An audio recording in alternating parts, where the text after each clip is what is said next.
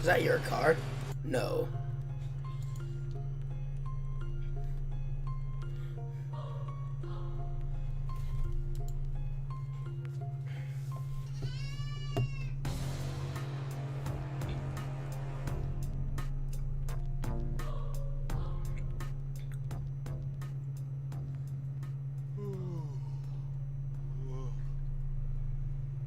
Man, what a short night. Hey guys, welcome back to another episode here from the Hermitcraft server with your goat doctor. What is it? Is it raining again? Man, you know, the old school guys understand this joke. The old school Minecraft guys. It's raining way too much on this server. So we're using the, our vanilla bed sleeping thing, right? So one player can skip the night. If you do that, still the weather reset is kind of broken and it constantly rains. So right now we're contemplating to going back, to the data pack, sleeping data pack, because the constant rain really gets annoying. I didn't feel much of the rain. I was sitting down here in the caves. Yes, indeed. And look at this, guys. Yeah. I've been doing some mining AFK off camera, So, yes, there is certain things a proper Minecrafter needs. And yeah, that thing is for sure slime balls, amongst many other things, but it is one of those things you really need to make more cool stuff. But building slime farms is not the most exciting thing. Pretty much what you do, you locate a slime chunk, you dig it out, and then you find some way to attract slimes, transport them somewhere and kill them. And that's pretty much what I was doing here. And by here, you wonder, where are we? Well, let's use the replay. I wanted to say Tweakaroo camera mod. A lot of people ask all the time in the comment section, what is he using for the free cam? It's a part of Tweakaroo. I'm gonna show you some more useful mods I use today. But look at that, do you recognize this? Yeah, the Gigacore pod that landed in Ren's last episode. And I was very excited when I saw, hey wow, Ren discovered a mushroom island. Problem is, it's 15,000 blocks out, and the way to get here is the biggest pain in the butt. You walk like for 15 minutes through the nether. So yeah, we need to change that. But Ren said, I have this huge island. Come, do things. It's massive. That's like, perfect. Because, well, this is the perfect spot for a slime farm that is highly efficient, but doesn't need to have a perimeter or anything along those lines. As you know, in 1.18, right, players now have their own mob cap, which is good. Let's go to our spawning spot back there, and then we talk about the mechanics in this farm and why you should do your slime farms like that. I promise it's definitely a huge difference. So here's my spawning spot, right? Let's use free cam again. You can see I'm standing inwards here, and if you look above me, it's Mushroom Island. That means, and now we're gonna use another tool that is really useful, Mini Hut, also provided by Massa. And with Mini Hut now, you can see this red globe around us, right? This is the area around me standing here where mobs could spawn, right? So look at it. The huge majority of the spawning cylinder, or sphere better say, is within the Mushroom Island. That means, I have a perfect perimeter here. No hostile mobs can spawn, which will make sure that in the areas that allow mob spawning, mobs will frequently spawn. You have your own mob cap now, 70 mobs for yourself. So with this setup here, we never really touch mob cap and always make sure lots of slime can spawn. Well, up here, yeah, there is part of the slime chunk. Those are 4 slime chunks, which is absolutely gnarly. I'll show you a way to detect those too. yeah, in a second. But yeah, let's first continue with the explanation here. Right, and you can see some of the caves here I went and lit up a bit to prevent general mob spawning, but not everything. You can see there's creeper spawning, but still, you get really, really excellent raids down here at the farm because, well, yeah, most of the spawnable area I'm producing with my player there is in a perimeter in the Mushroom Island. And therefore, this one layer farm here produces a lot of slime spawns. If you watch it for a while, we can see that, yeah, it's spawning quite frequently. So let's go to the configuration of, yeah, Mini Hut.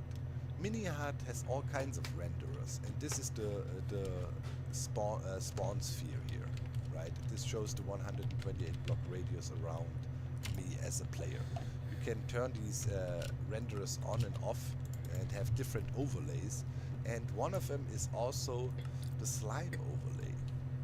Yeah, overlay slime chunks. Boom. And if you do that, you can see there's all kinds of slime chunks all around us, and here is a quadruple slime chunk. Yeah, absolutely amazeballs, and obviously a situation you should take advantage of. And as you can see, slime chunks are quite frequent, and it's pretty cool to see it kind of illustrated like that.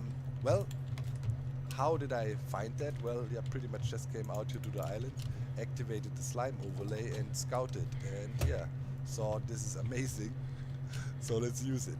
Absolutely cool.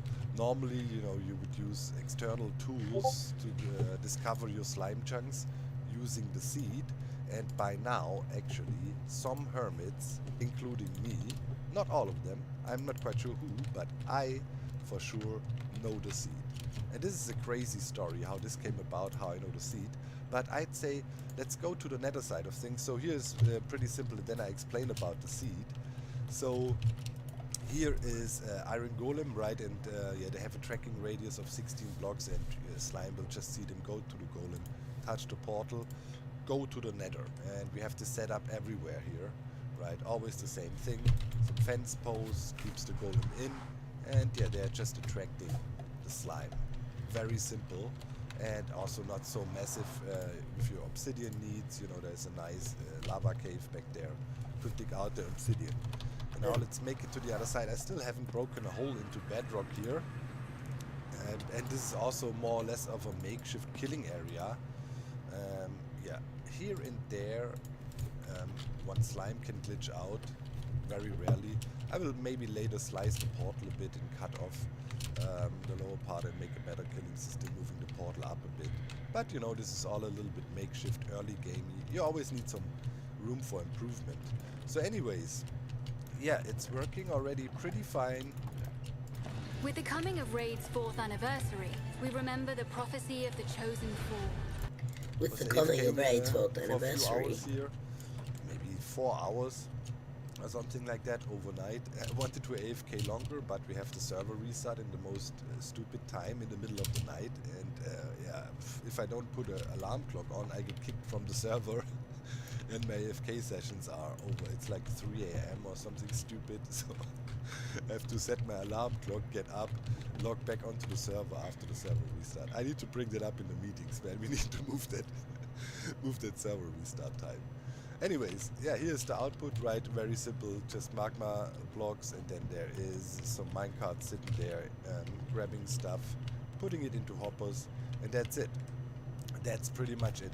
So how do I know the seed? And yeah, let's get out of here. On our way back, I will tell you, but first, no, I'll come back later. Yeah, we can walk back. So, yeah, it is a long way. I marked it out with torches. I will hook up a very fast transport system here, because yeah, it is literally 10-15 minutes to walk back to where things are happening at spawn and stuff. So, how was the seed discovered? How did the mad lads do it? So I chill in Psycraft Discord, hang out, all of a sudden get a DM, Cortex comes in, it's like, hey dog, we cracked the seed. What? Cortex is also part of the Reddit, Hermitcraft Reddit, right? He goes like, yeah, and I think you made it possible. like, what did I do? How did I screw up and leak the seed? And then I was thinking a little bit. And then it became clear. I was looking at the bedrock structure on the ceiling here, right? Bedrock is individual. And I was having my F3 screen up, looking at coordinate, explaining to you guys, we can also do a diagonal cut here, explaining to you guys that you know, you need to have height level 127 to glitch through the bedrock ceiling and so on. And from this small patch of bedrock exposed, those absolute mad lads managed to calculate the actual Hermitcraft seed. I didn't know the seed. So I go like, wow, that's pretty crazy. Can you send me the seed? Let me confirm. Only Zizuma knows that it's actually the real seed. Alright, so I sent the seed to Zizuma and go like, hey X, is this our seed? He looks it up and says, yeah, how do you know? It's like, don't ask me. Yeah, so the seed is known. And with the seed being known now, obviously I could use a command to put it into Minihat, and that made it possible to locate the slime chunks. So yeah, pretty crazy. I was just amazed within one episode, within half a day, by exposing the bedrock, the seed was cracked. And yeah, I'll make the long journey back to spawn. We have plenty of stuff to do. And hey, the wheeling and dealing is happening. Check it out. I made great deals. Hello. You're on. Ah. Hi, Doc. Hey, yo. What's up? I'm returning from the ocean. Oh. It's a lot of work out there. I know. It's a grind. I always hated to make a temple. You know what are they called? Monument farms. Mm-hmm. Yeah, I hate them. It's hard. Right, I'll go get your diamonds. Yeah, wait. Helping me out. Wait. We can make a deal. Listen, Jem. You want to make a deal? Yeah. Wait. Okay. So listen. The treehouse. I'm gonna need a lot of prismarine blocks this season too, for my big base and building projects there. So, you know, and everything, and also sea lanterns and stuff. Right. So I can offer you a deal.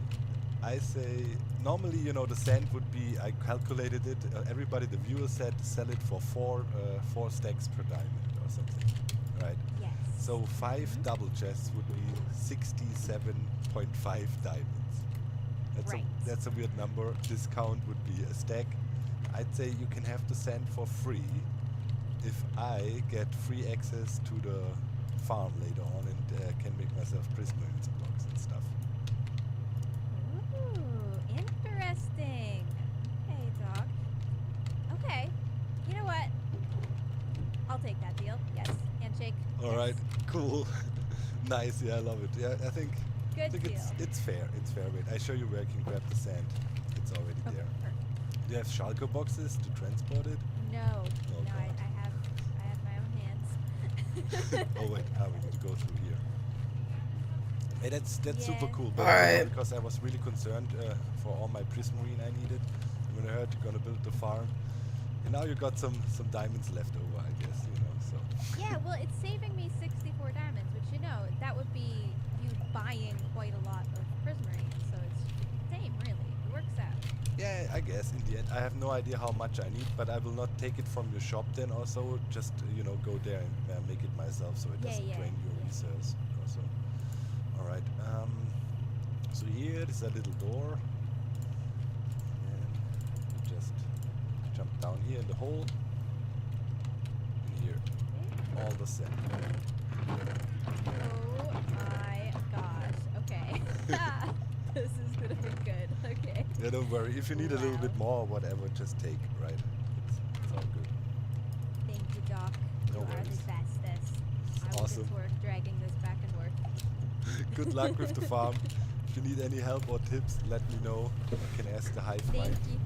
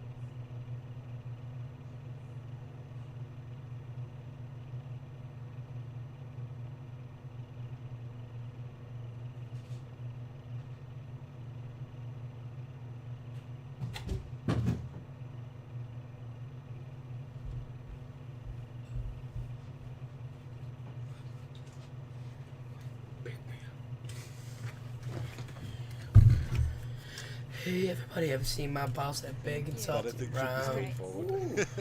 Yeah, it's just draining it. It's Yep. fine. All right. Have fun. Thank Thank you. you. Bye. Bye. What on earth has Scar been up to? Oh my god, this looks amazing. We need to do some terraforming. Look at this.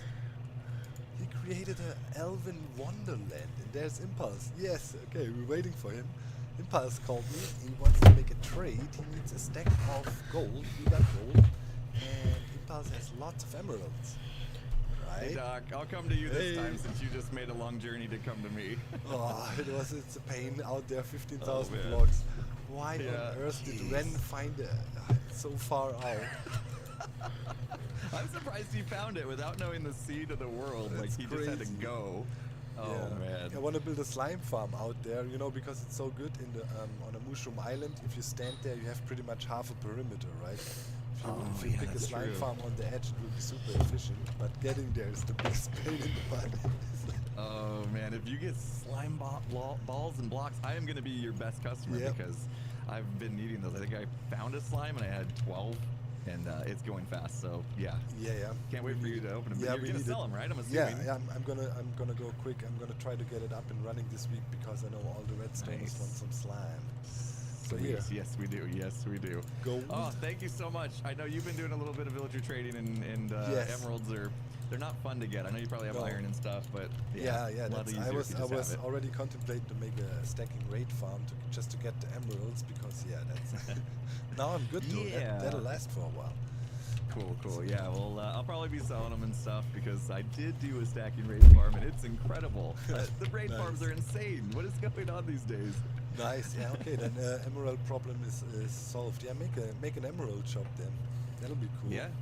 Yeah, I probably I really will. don't want to build another stacking raid farm. I mean, Yeah. you don't need two. I jumped on it, man. I'm doing the villager grind. I'm trying to get iTrade 2.0 open so I can sell all the books. Nice. So I'm looking that's forward my to goal. that. That's cool. Yeah, By so the this way, is gonna come in handy, man. I'm gonna make some golden apples. You know, I got to do the whole conversion thing. So I was. no worries. I If you needed the need more gold, let me know. I got tons. Okay. Sweet. Sure thing. All right. All right, man. Well, thanks for making the trip. I No appreciate worries. Back out 15,000 blocks now. it. Oh man.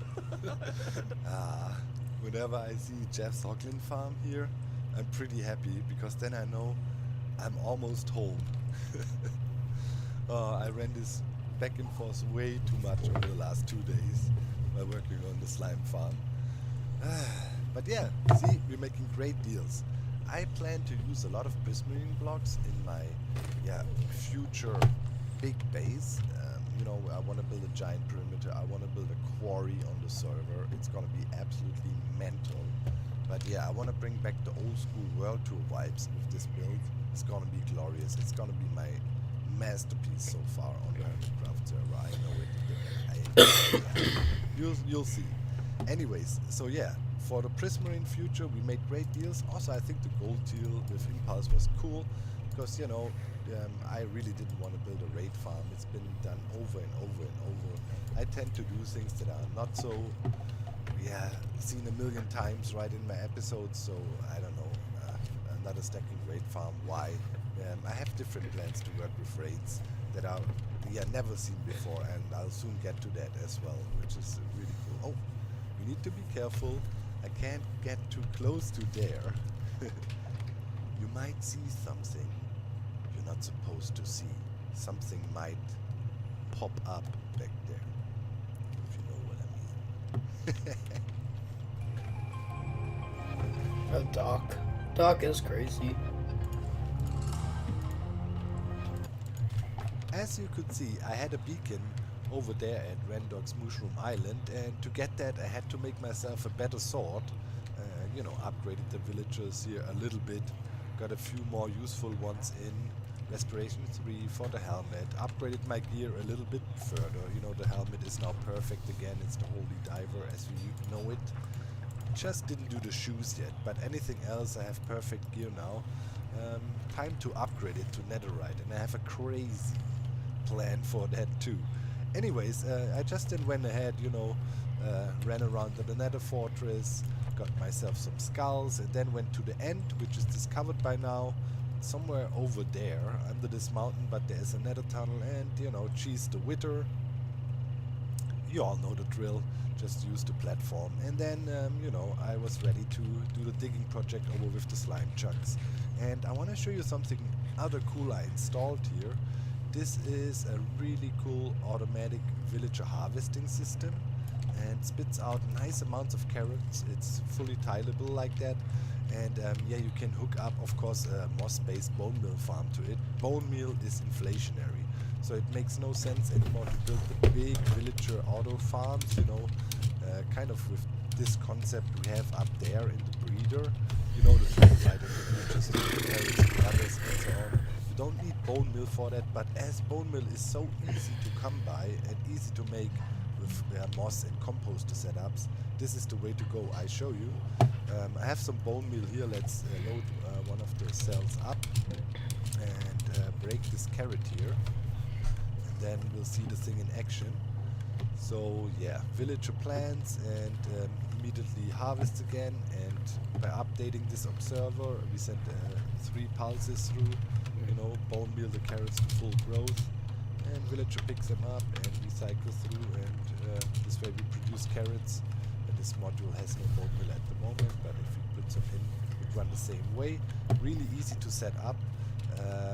I saw the SciCraft Patreon server guys using that one, and I thought this is a really cool design. They use it to feed their massive villager breeder.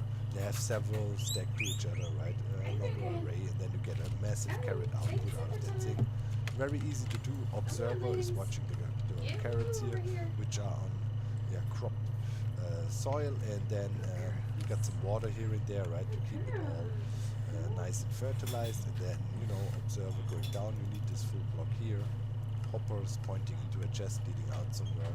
Transfer signal through the hopper. With this observer up into a dispenser that will only do bone meal, and there you can feed in, right, more bone meal if need be. I'll hook up a moss farm here eventually. It's a cool little side gimmicky project, and yeah, we'll have infinite carrots.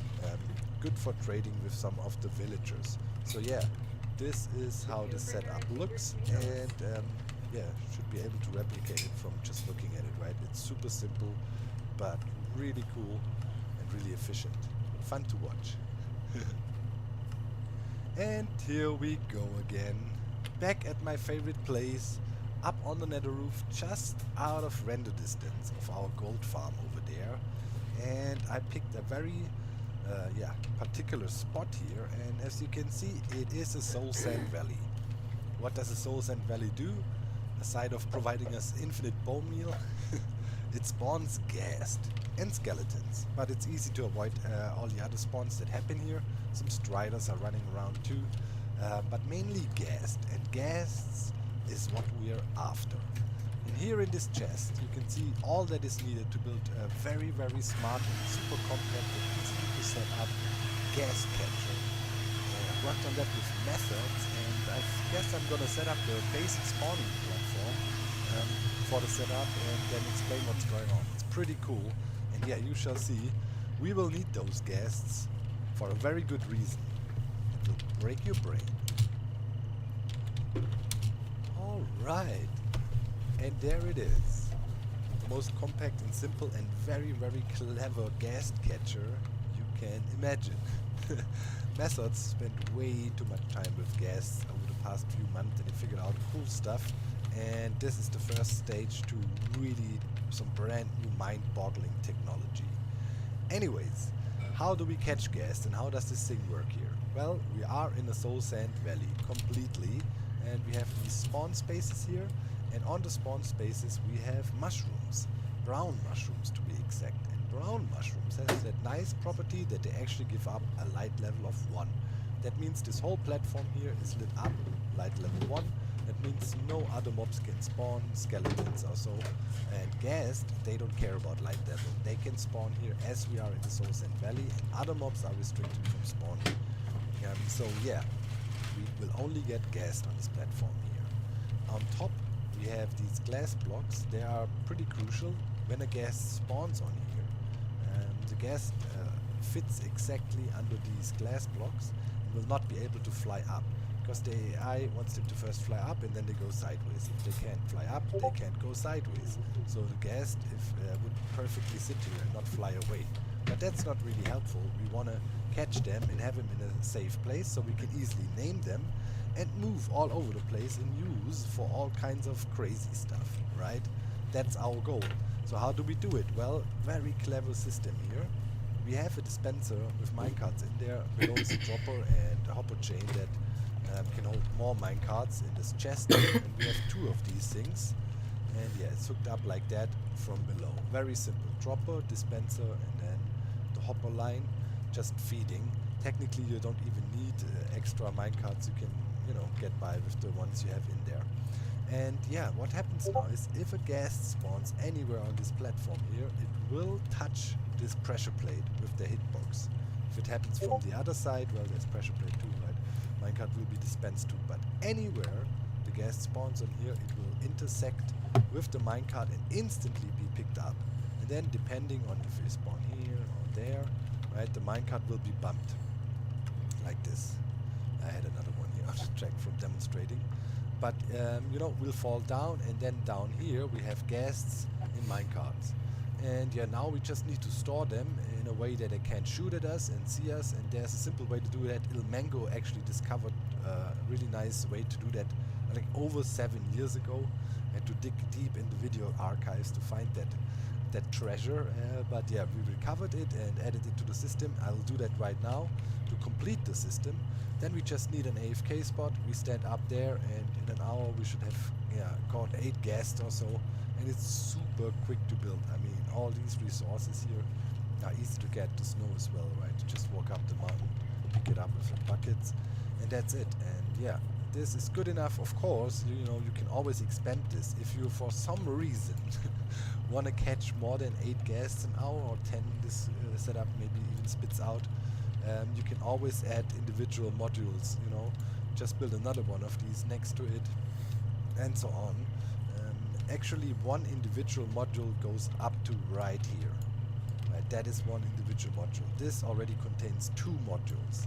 Each dispenser pressure plate combo stands for a module, so it's up to here, and this is the next module, right?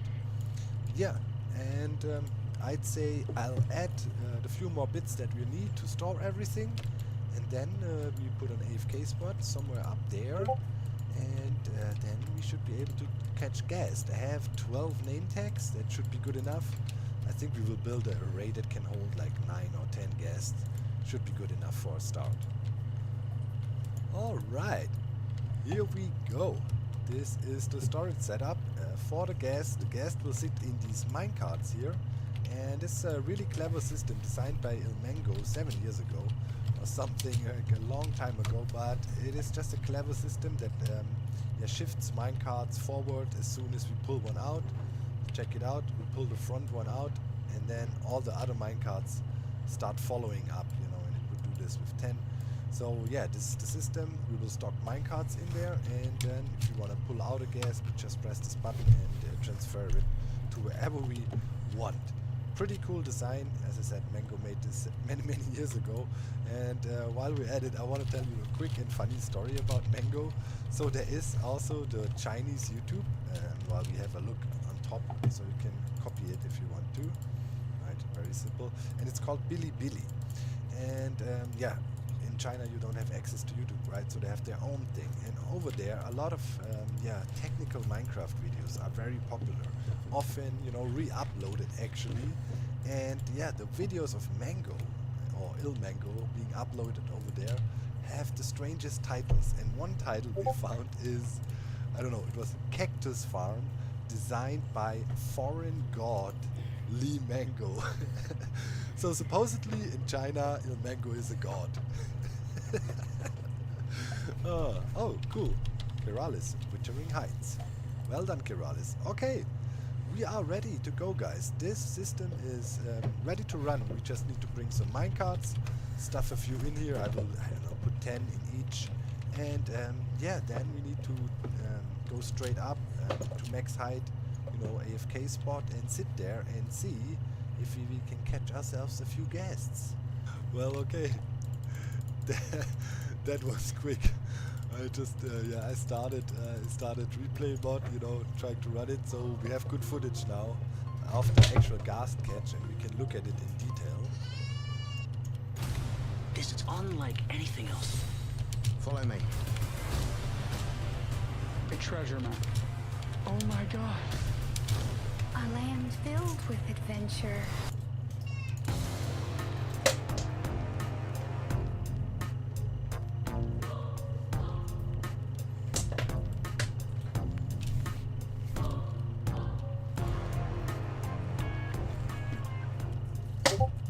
So yeah, you see. Minecart snatched him and yeah, stored him back there safely in the conga line. And yeah, now the next minecart can be dispensed and will be placed one slot afterwards and so on. And of course they will also not despawn as they are in minecarts, so we don't have to worry. Yeah, good stuff. Here's our guest. We can look at it and then later we can just walk inside and name it. They can't see us because the glass panes is in their eyes. Well, that worked like a charm. Okay, let's go back up and see if we can catch a few more. Nice. Very pleased. Very pleased. Whoa, whoa, whoa. That actually went quicker than I thought it would. I was maybe AFK for about 40 minutes now. Just came back to check and yeah, see the whole line is filled. Need to make sure to take out minecarts. At the moment we cannot even hold more. Oh my god, it's gonna be so loud down there. I need to name tag them all soon. I got a bunch of name tags and will silence them then.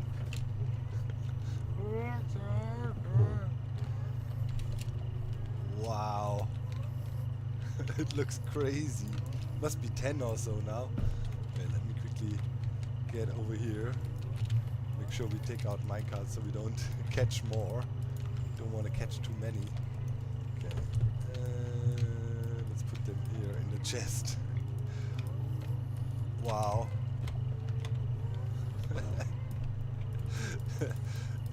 Need to make sure later when I edit the video to turn down the sounds of the second audio lane.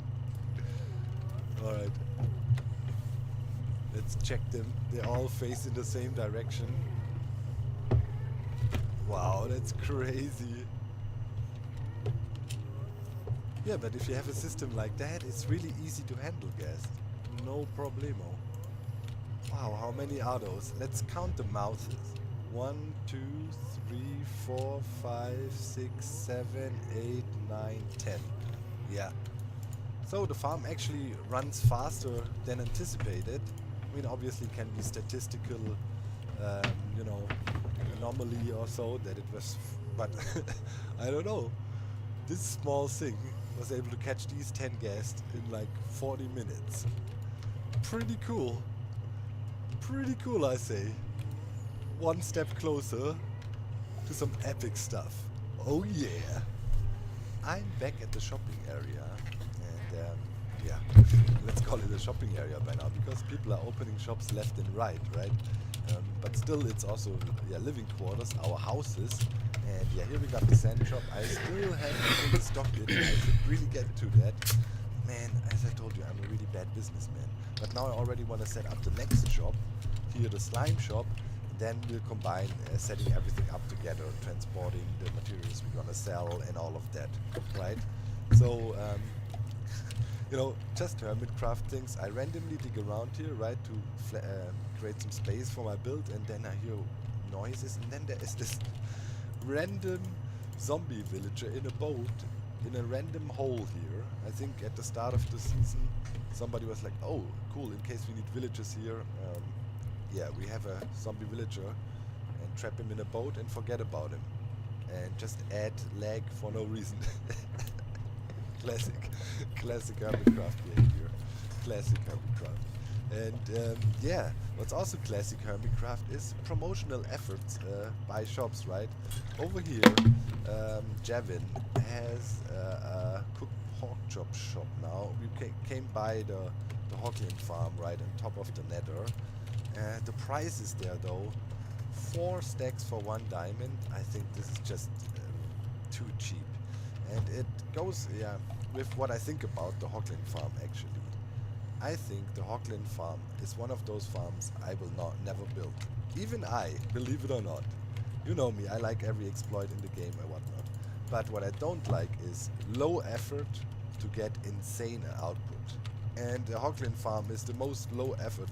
It's like the stupid Enderman farm everybody has built a million times, where I showed a tutorial for 10 years ago, and since that it's been the meta. I'm so sick of these. So yeah, not gonna happen. I'm not gonna eat pork chop. I mean, nothing against Jeff here, of course. I mean, you know, business is business, right? But this farm... Oh, a bee! Yes! Oh, I'm so happy. You're alive. Where did you come from? At least one is here. Go back to... Yes. Okay. So yeah, I'm not gonna eat this pork chop this season. Generally, I just think this farm is overpowered and I don't really like it. So I will eat giga pies or something else. This is a Ren dropped that by. 2 diamonds. I think I told him when I was grinding somewhere, if you need book, go get it, and told him price is 2 diamonds, and yeah, he left it here. I think he got a Silk Touch book or something, and yeah, that's the reward.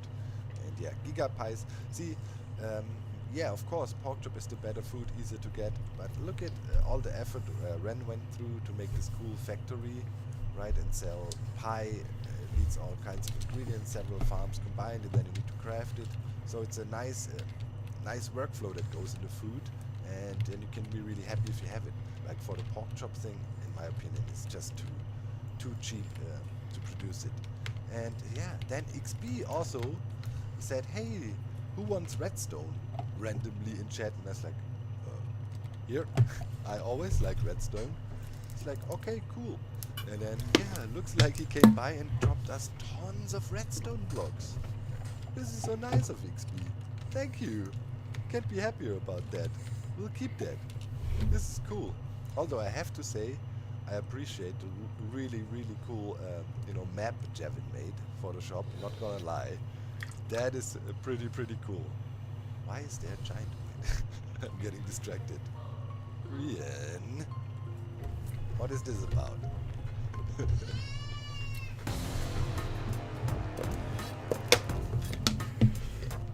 And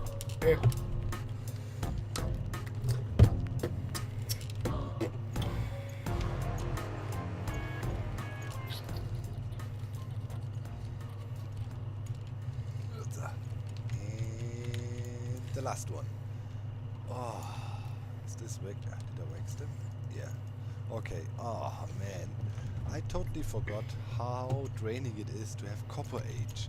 And what I don't like is to put, you know, unaged copper on my builds and then wait until it reaches the appropriate stage I want to have. I always want to have the copper in advance and be able to assemble everything the way I imagined it. And yeah, here we go. Oh yeah, how you guys named it, Eco Steampunk, which is, did you guys make that up? I saw in the comment section, or is it really a thing? To me, it's just evolution of the old gold sandstone build style, you know, modernized and more cool.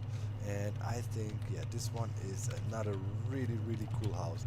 Go to Shopify.com and easily create a powerful online store, fully loaded with all the e-commerce features. This ankle here is really nice. Worked on it last night again with Jeromus on my creative server. Stitched this bad boy together, and I love it. It is just a cool, warm, cozy, dense building with a lot of interesting shapes, and you know, flows well with our existing build. Right, we have the sand shop. This will be the slime shop, of course. As you can see on top, we got slime, and it just stands there and flows in nicely. And you know, now it's about time to do some terraforming around here. We're gonna have a K-wall going along, and then you know, we need to do some. Oh, perfect stage.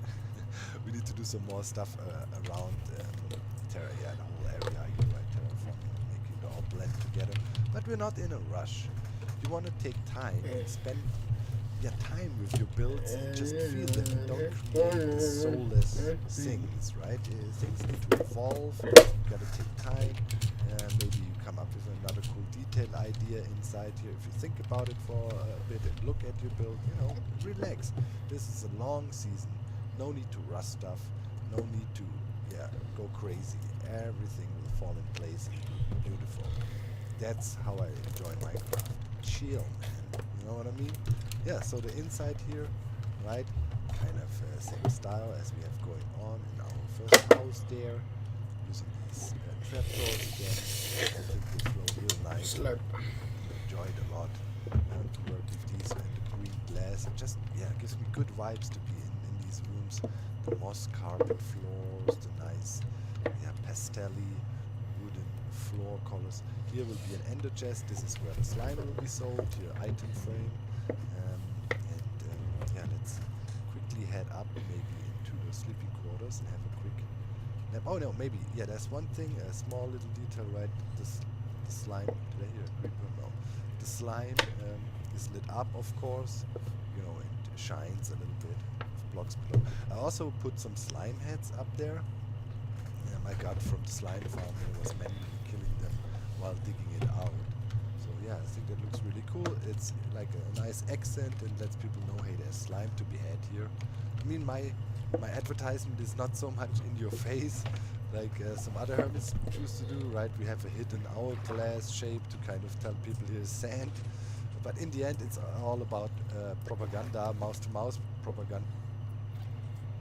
I have another ice block up there and break my elevator. This is a flaw with the shoes. I need to get rid of these stupid ice shoes. Who uses ice shoes anyways? It was just to stunt on the others a bit. Alright, let's quickly get up there. Yeah, of course I did. Alright, let's break the hand so it turns back into water. Take off the shoes. You need house shoes. I need house shoes for my home here. Not allowed to come in with your street shoes. So this is a view from on top. You can see we have some more solar panels, integrated growth going on with the azalea stuff and those bushes that meander around the building. And I think it's important. Every angle you look from, kind of a cool, interesting shape. This looks cool.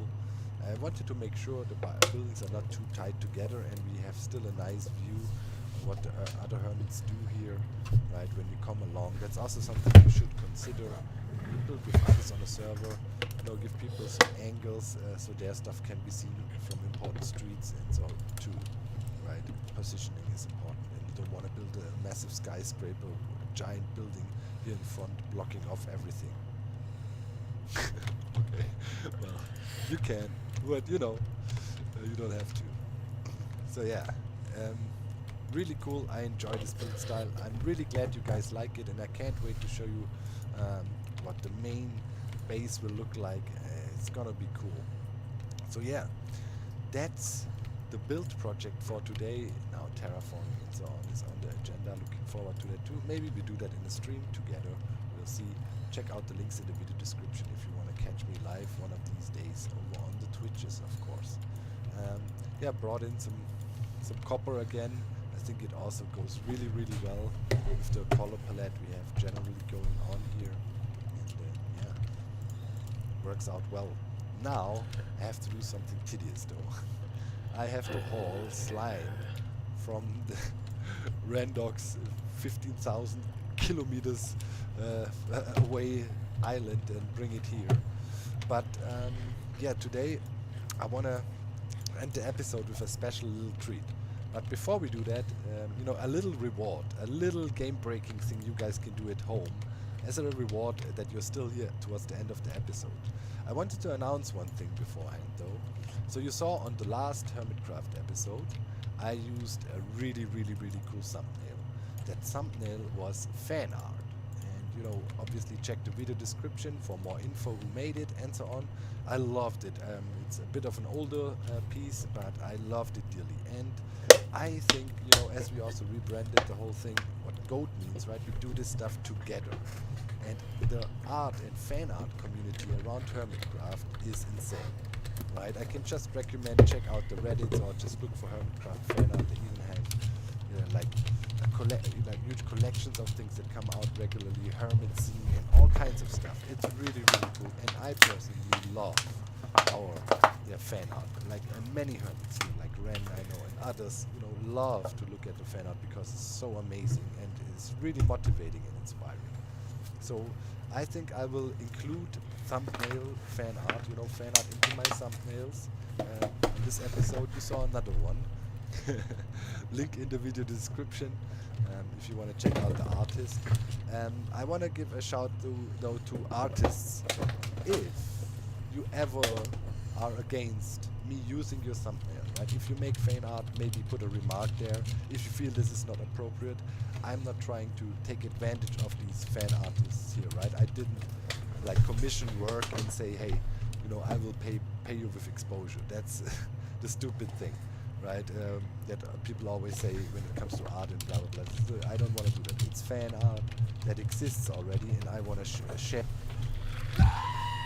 Every 4 years, 4 fallen champions reborn in Share it and feature it. But if you as a fan artist have something against that, or if I ever use a thumbnail with your art and you don't want that, please just contact me.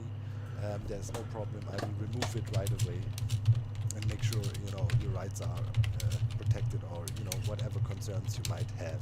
But generally, I just want to share this amazing fan art because I personally love it. I have actually an E-frame hanging here right next to me, where I store all the fan art. There's dozens and dozens of fan art rotating there, and I look on it every day, and I'm motivated to see the amazing artwork people did for me. And maybe I should make a little time-lapse video of that and share it over on Twitter also, so you can check it out. It's really cool. I enjoyed a lot. So yeah, as I said, shout out to all you artists out there. And if I ever, want you to make thumbnail art or any art piece for me, of course I would do it as a normal commission and ask you. But if you have some fan art out there already, I think it would be a shame if not more people get to see it. So that's that. And now, after addressing the artists, now comes your little reward, and you will be quite astonished. So, Friendly reminder that mercury is in the microwave. The good old conundrum. Every additional block of inventory space we could get would be a huge, huge bonus, wouldn't it? I mean, it would be just nice. I mean, imagine, let's say, if you had 3 or 4 more slots. Alone that, if you think about Schalke boxes, how much more material you could transport would be pretty amazing. Oh, there's XP Crafted swimming by. Hi, buddy. Hey, just doing my outro. Oh, it's so fun to live close together. You see a hermit all the time. Okay. I'm not okay. Here we go. I'm telling you. Do this. Go to your options. Go to your controls. Go to your mouse settings, and this is, another trick out of the deep pocket of the tech Minecraft community. Been used here quite some time. Turn touchscreen mode on. All right. That's all you have to do. You can do that. There's no mods or anything. Press E or whatever key you have assigned to open your inventory and drag. That means you hold and drag your items into your crafting grid, right? Just like that. You can just normally drag them in there. So now what you normally do is press escape to close your GUI here, but with touchscreen mode you can just tab right here with your mouse by tabbing. You just click here. And now open your inventory and you can see you gained 4 additional inventory spots. It's legit. Like, you can walk around, you can relog, it will stay there. You can transport stuff around. If you open your inventory and press escape, those items will be just pushed back into your hotbar. But this is a legit way, and no hacks. It's, in the game right now. You can try it. Try it with your own Minecraft. 4 more inventory slots to be had. Yep. Just make sure you never tap out. One more time, dragging it in there. Then you just do this. Click here, and yeah. And that trick I will use now to haul all the slime and whatever else we need to haul here to make the shops up and running. And yeah, that's it for today. Stay tuned next time. I think I'm ready to show you something game breaking that you probably cannot imagine would ever work. we got the prep for it done. See you next time. Thank you so much for watching. Bye bye. Enjoy your additional inventory slots.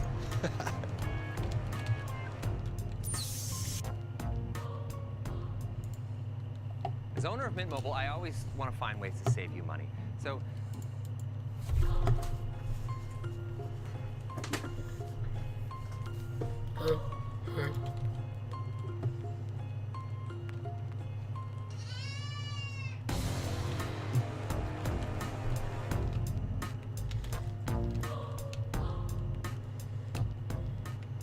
Alright, guys, welcome back to another episode here from the Hermitcraft server. And yeah, today we get a rare look at spawn during nighttime. Ain't that nice? Man, you know, it's so cool to live close together like that, because yeah, there's an ever-evolving, constantly changing environment around you, and it's so much fun. Look at that. All of a sudden, this cool Mississippi cruiser, right, showed up all of a sudden, like a Mississippi steamboat. It's just really, really, really cool. And yeah, we're sitting out here on my balcony, and man, I'm just saying, prime real estate. Look at that view. You know, some crazy rich people actually pay for having ruins built in their backyard so they have a romantic view. And I have the epic Tower of the White Sorcerer beat-ups and Cleo's epic ruins. And I was watching beat-ups episodes, they're kind of blending this together. Really cool. And I can see the wooden balustrades. Beat-ups added. Really, really cool touch. Really good stuff. Anyways, before we get into today's episode, quickly want to knock out one thing that is really cool, and I'm super stoked about it. So last episode, right, I also asked for feedback how we should do it with the fan art, thumbnails and whatnot. Got really, really good feedback in the comment section, and I perfected the process now. So this is how we're gonna do it, and this is also how it happened with the thumbnail of today's episode. So if I see cool fan art, be it on the Reddit or Twitter, you know, I'll just contact the original poster directly and ask for their permission. And this time, Saridonia, either on Instagram or Twitter, gave me the okay to use their amazing art. It's called Sandman as the thumbnail. So thank you so much, Saridonia. Much appreciated. And yeah, make sure to check out the links in the video description, and we're gonna do that every day or every time now in an episode. We're gonna properly shout out the artist, and make sure you people check out the links, right? Go there, maybe, you know, you can commission some amazing art by them or whatever, or just have some joy by looking at their amazing artwork. That's what I do. And yeah, that's, I think, the perfect solution. So we also have a public record that I asked for permission. We got the permission, and it's all cool and transparent and fine. Why am I burning so long? Alright, here we go. By the way, I want to tell you a super funny story, guys. Here, right, this hole in the ground. You can see my path, you know, I was laying out the path here a little bit, right, over to here. And I was thinking, was that some random mine going on here still? You know, and I covered it all up with dirt, and then I log on next day and it's uncovered again. I was like, who that? Who be trolling? You know, I thought it was an early game branch mine, but lo and behold, no. The original hermit himself, the real hermit, TFC, actually lives down there. That's the entrance to TFC's base. And I just closed it up. Sorry, TFC. We'll find a better way where we get the passes through. Maybe just along here then, or whatever. But it was so funny. It was like, hey, was there a creeper explosion? Why is there a hole again? And it's like, huh?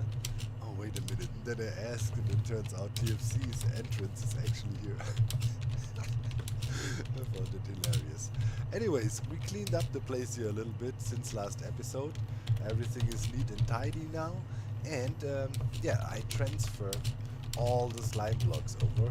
And for that, of course, you know, I used poppy technology. Alright, that works like a charm.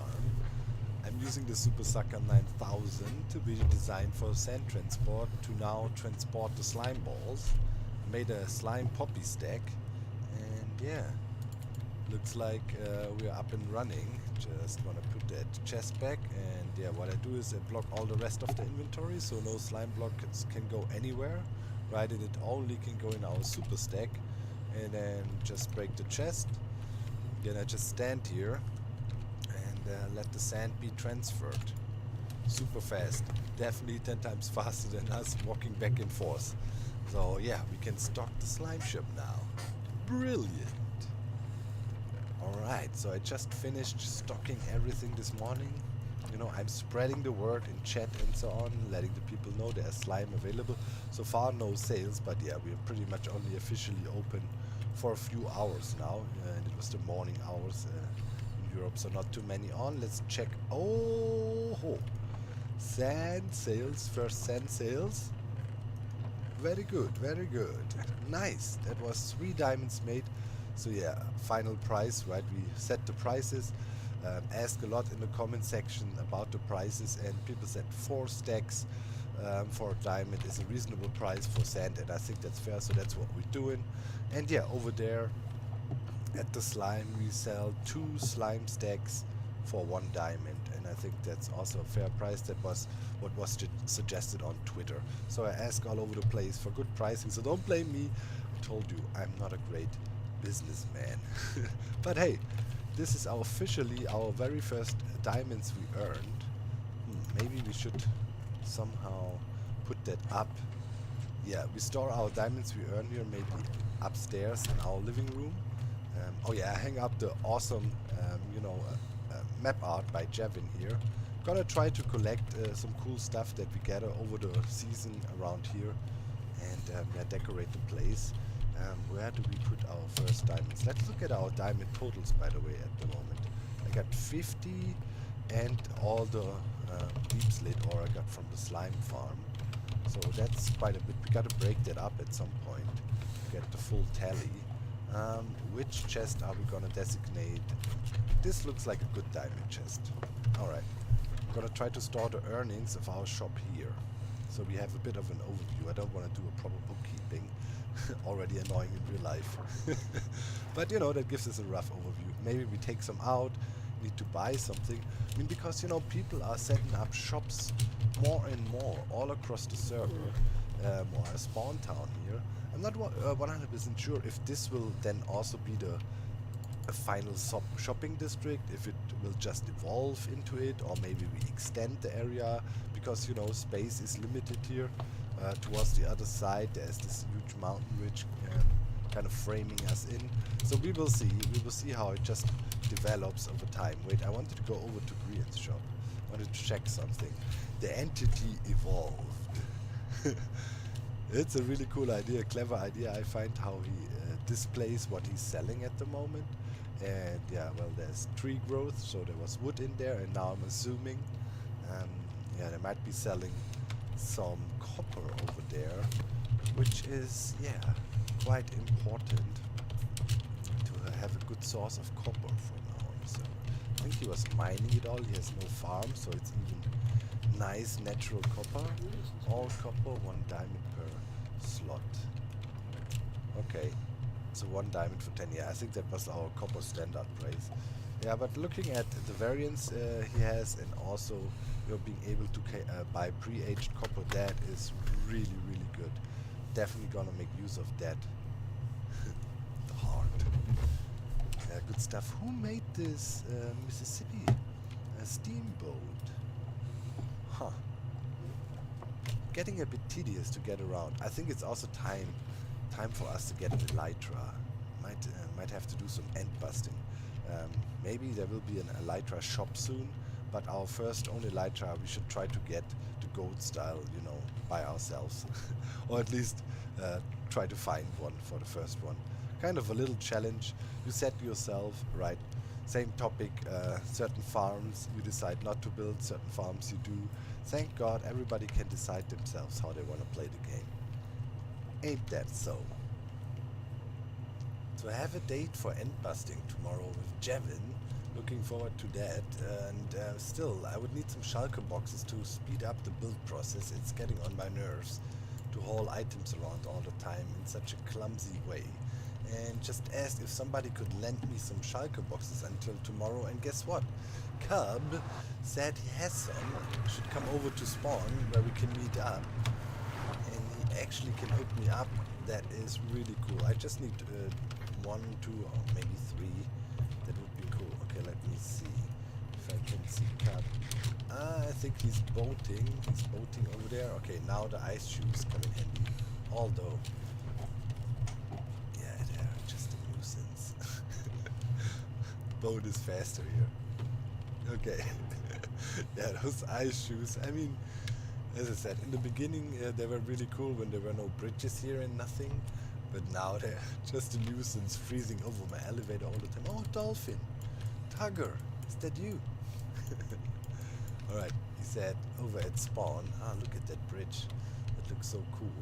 I think Carp is also the guy that is responsible. Hey, wait, is this one of my bees? Ow. Hello? Hello. Hey, what's up, Doc? Stuck in a boat. Nothing special. Oh man, look at that. Is that one of my bees? I have a bee problem, man. My bees just vanish. Ooh, yeah. Looks like yeah, there's a lot of them. I've seen a couple around in boats around here. Maybe gather those up. Yeah. Yeah. So I was thinking they're despawning or something, but maybe it's just again stuck in boats and hermits ride away with them.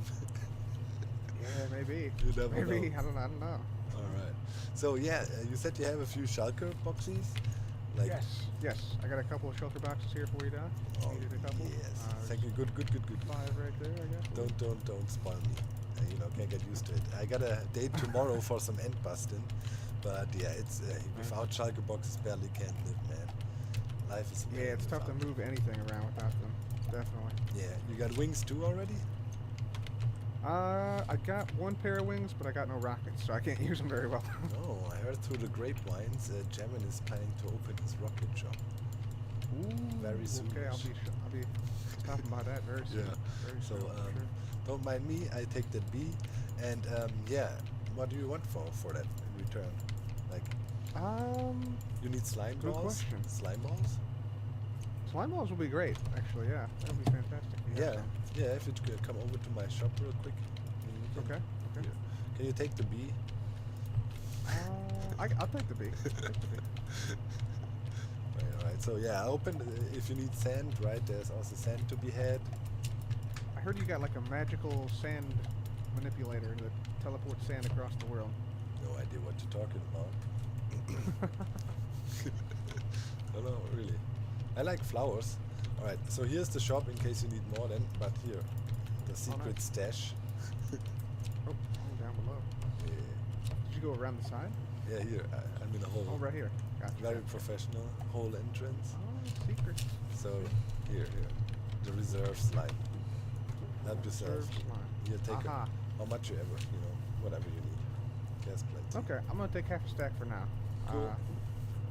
So yeah. Cheers, man. That's what you call advertising, but thank you. I'll return the shulker boxes by tomorrow or so when I get my own. Oh, okay, that's perfect, man. Yeah, whenever you need them, feel free to return them anytime. Yep. Cool. Thanks.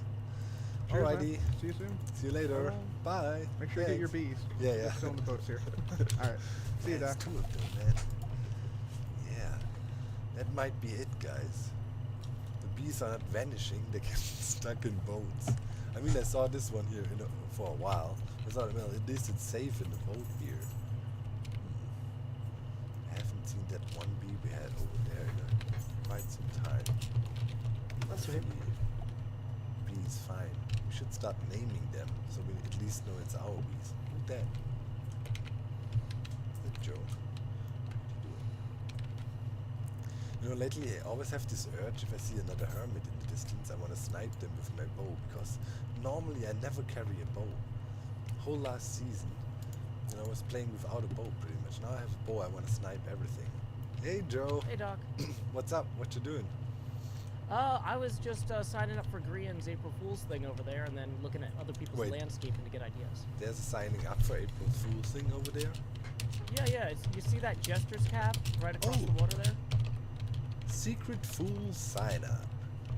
This works just like Secret Santa. You sign up by placing a piece of paper in the chest in the head with your username on it, and after 26, alright, the button will become available to push.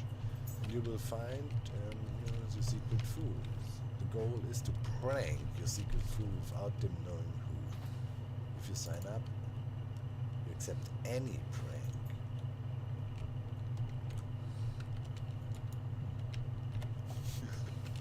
Oh man. Sign up is open. Chest is at the back. Okay. There's lots of signs here. Place paper with your name in this chest. Okay. I guess here, yeah. We're in. We're in. Oh man. Thank God we had some levels that was ridiculous now. Okay, okay, there's the hopper sucking stuff up. Okay, and then I guess there's a dispenser or dropper. Then it will be a simple dropper randomizer. I see. Very good. Very, very good. Alright, we're back on the nether ceiling and approaching our gas, which just made me super concerned. Oh no, they despawned. But yeah, entities only render in after a certain distance, and there you can see them popping up. Yeah, got the name tags with me. Silence me. We still have this data pack where I can name a mob to silence them. And yeah, we definitely gotta do that with these ghasts if we want to keep on working with them. It already gets annoying. Alright, so let's see if we can silence them. Hello, good sir. Silenced. Silenced.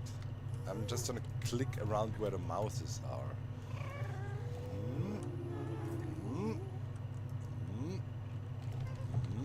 Already considerably more chill here.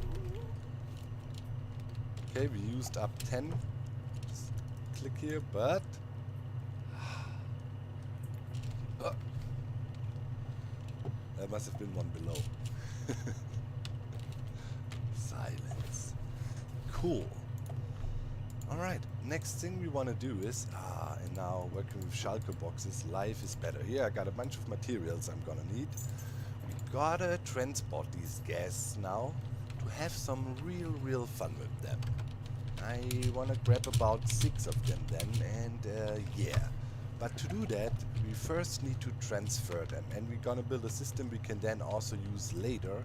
So we're not gonna makeshift it and drop them down somewhere in the nether. We're gonna transfer them via portals with a steady setup.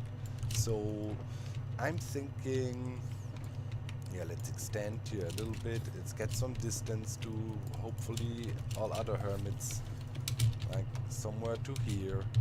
I'm just guessing, and then I'm gonna build a portal there, and yeah, we go through and see where we end up on the overworld, and then we need to link up a bunch of portals to do things properly. So let me get the portal going, and we see where we are. Alright, it is several hours later now. Oh my god, what a lot of fiddle farting went down, man. So, problem was the world border. I didn't check beforehand, but on one side of the world we have a world border at 3000, and yeah, those coordinates here matched perfectly to move my portals all over the place, and it took forever to align them perfectly. But now our ghast transportation system is perfected. So we have a little drop here right behind the machine. Also, as you can see, we lost a few ghasts from testing, but yeah, now the system works. So I guess we just follow the ghast. First things first, we press this button and the ghast gets sent forward through the portal. And all the other ghasts are, you know, moving in the way we wanted it with the conga line design, by the way, here. Quite a funny bug. That's no hackeroni doing by dog game breaking or anything. This is just, we have the connected textures overlay with lithium. It's no longer Optifine, and yeah, it's kind of weird if you look through glass, like portals don't render properly, and also slime blocks look weird. Anyways, now I need to be ready to bounce real quick, so we go through, we're in the thing with the gas now. Walk! Get out! Okay, halfway. Well, it blew partially blew up the back wall there. Yeah, that definitely needs some improvement. Every time I escape, gas breaks here, so hopefully not take damage from the obsidian here, but it should hopefully be fine. I just don't want to blow up the thing all the time. Alright, welcome to the world border. It's right there. And yeah, the portal here ended up being pushed all the way over here into this cave. And now I have the gas in the overworld, but I want to send it back to the nether. Better say all the way down to bedrock in the nether, close to where we started actually. And yeah, that is the system here. So now we need to consider, I need to take this shulker box here with me anyways. Now we need to consider when a guest or any entity goes through a portal and sits inside a portal, it has a 15-second cooldown to be able to teleport it again. So right now this portal here is active, so the guest is sitting in there and waiting, right?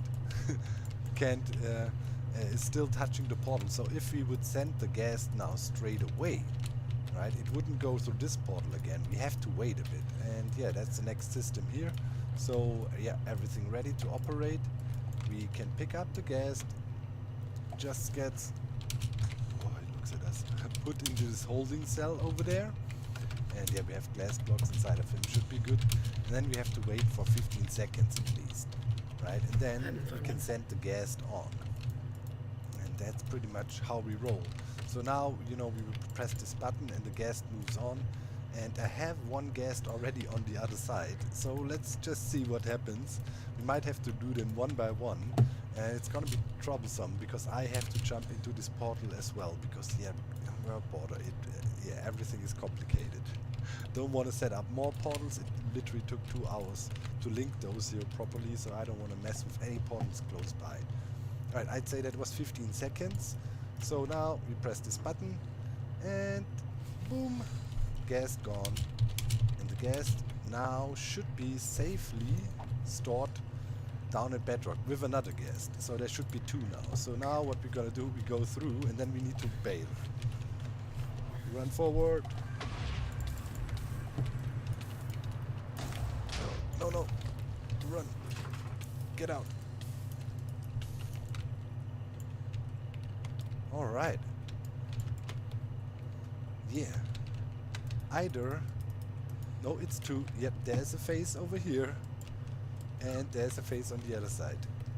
Yep, it's 2 in there now. So now we transported them over down to bedrock here in the nether. Phase 2 completed. So now I need to dig out here a little bit and put a little setup down so we can actually make good use of these guests down here. You shall see. It's gonna be amazing. In total we want to use 6 guests. And yeah, where we at? We are here. Let's quickly go up. That's the Soul Sand Valley we know from the beginning of the season, where I got all the bone blocks. It's just across from our portal here, not too far. But I cannot tell you how often I ran this pass in the last 3 hours. Unbelievable. I cannot wait to get my wings. I'm so done with running. I think I proved that I can run and use horses. Now I want to have my elytra, man. Like for real, it is so annoying. Like we could just swoop over there and be done with it. But no, now we have to do this annoying climb here and then constantly guests spawn on us and all other badness. Oh. Alright, I'm just out here in the sand desert, mining away. And I was just, dang, I forgot the bed. Hopefully somebody can sleep. It's nighttime. I check who's on. Tango. Wait a minute. So I look around me and I realize something. Do you see it too? Yeah, it's nighttime.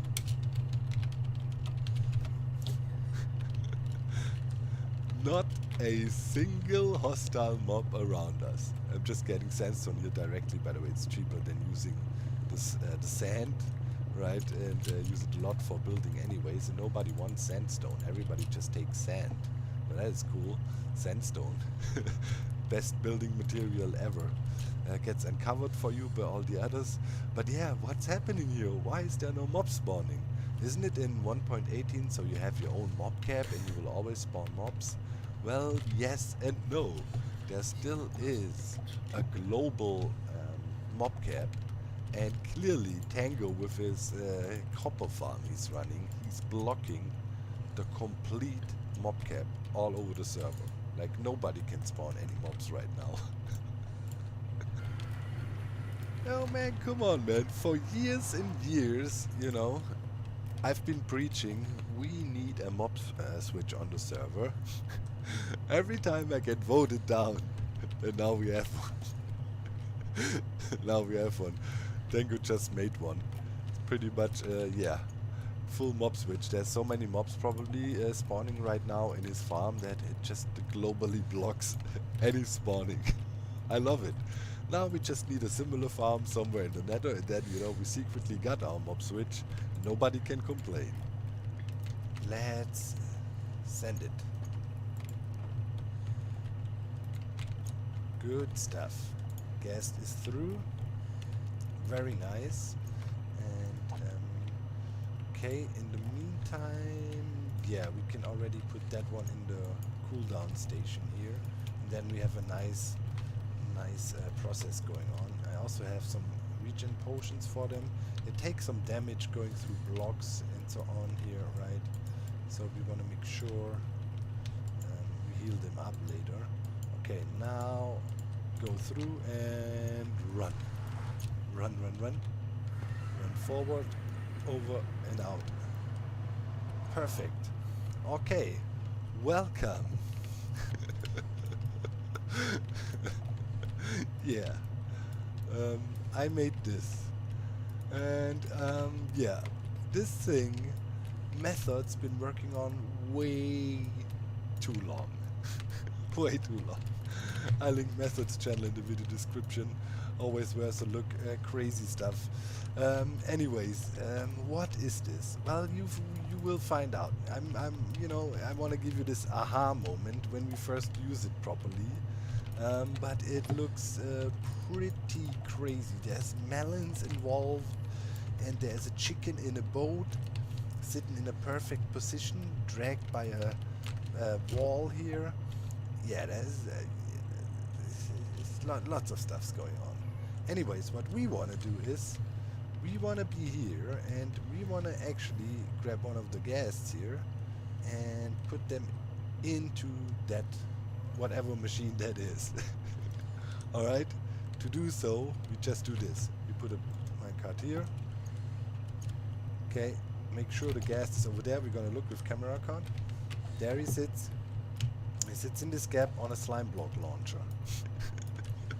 Alright, we press this button, and the gas gets launched up, and then there's another pulse coming and pushing the gas in position. Alright, now it is safe to approach the thing. Gas won't do anything. Full control. Right, now we only need to do one thing to make sure that our gas is perfectly aligned. You know, it's safe now to walk up to it. We do F3B, get the hitboxes of the thing, and then bump into it here in this corner real nicely. Like that. Yep. And now we see the hitbox is nicely inside this stair pattern here. Like it's fully in. It's right in the corner there. There, we're definitely gonna bump later again, and here it's also perfectly lined up. So this is holding the gas perfectly in place. On top, we have the boat chicken sitting on this trapdoor, also perfectly aligned with the ghast hitbox, holding it in place as well. That's the first ghast of 6 in total in there now. Just gonna bump this corner one more time, just to be 100% sure. Yeah, that really looks solid. Okay, it's in there. And now we just repeat this process 5 more times. Number 2.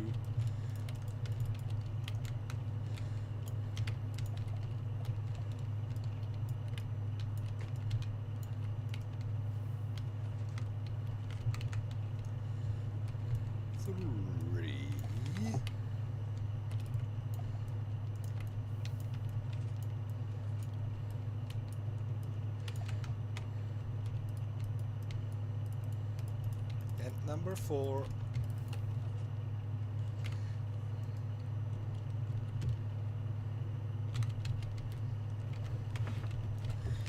5.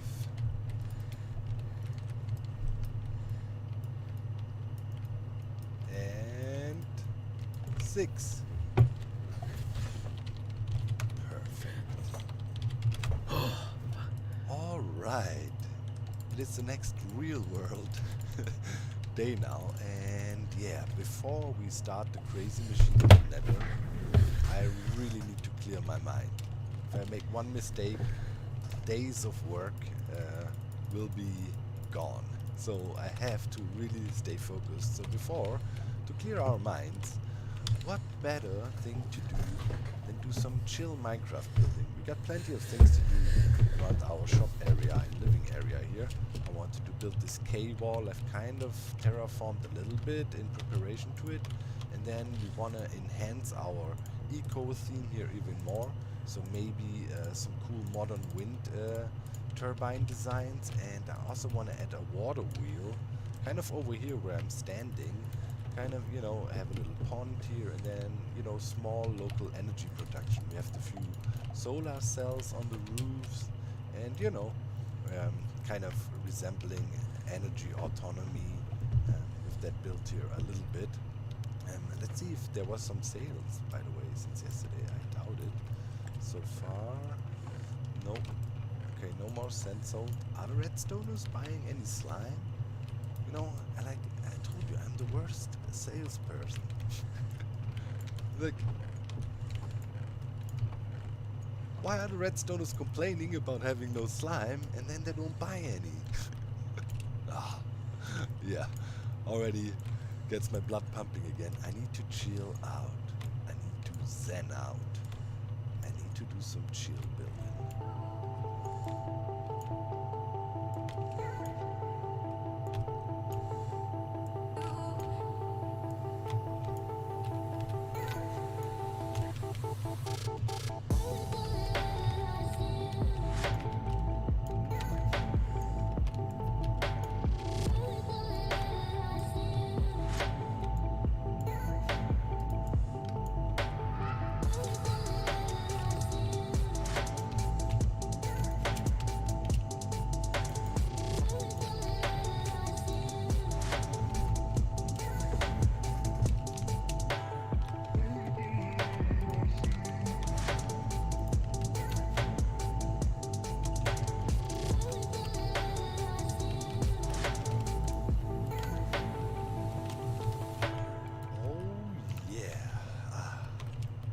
Now I feel totally relaxed and totally zen.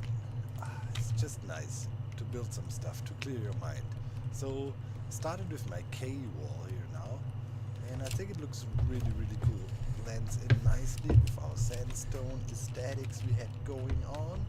And then I also added a water wheel here, and as you can see, there's one block missing here in the middle.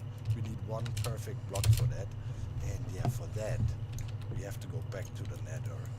Yeah, here is gonna be a little bit of a pond, and it's spring fed, so there's some bubbles going on, you know. And then also on top here we have one of these modern wind turbines, the vertical wind turbines.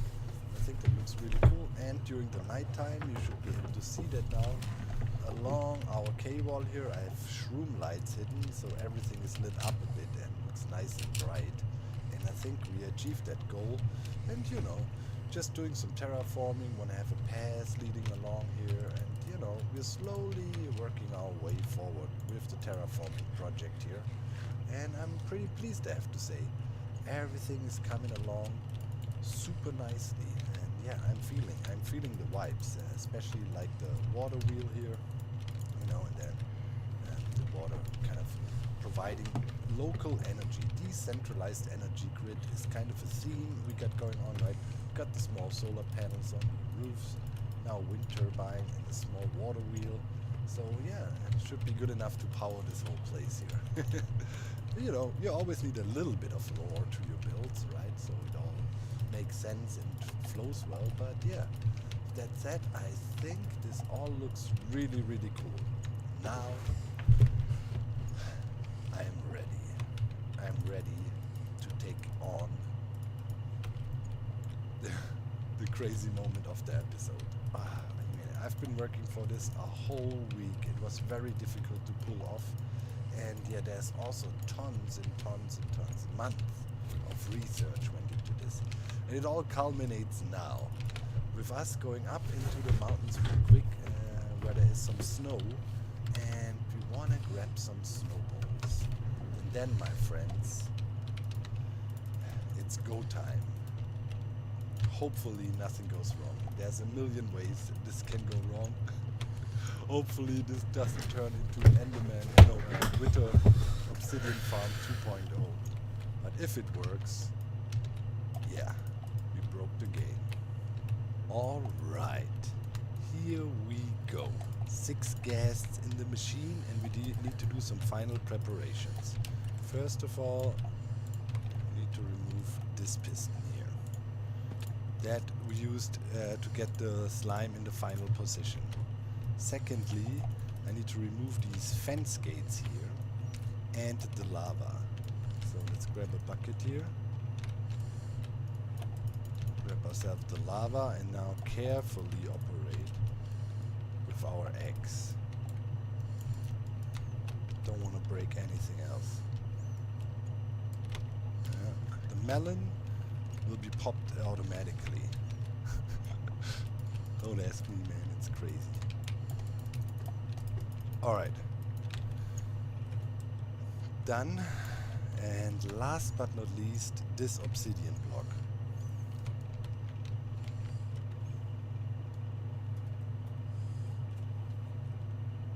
Okay.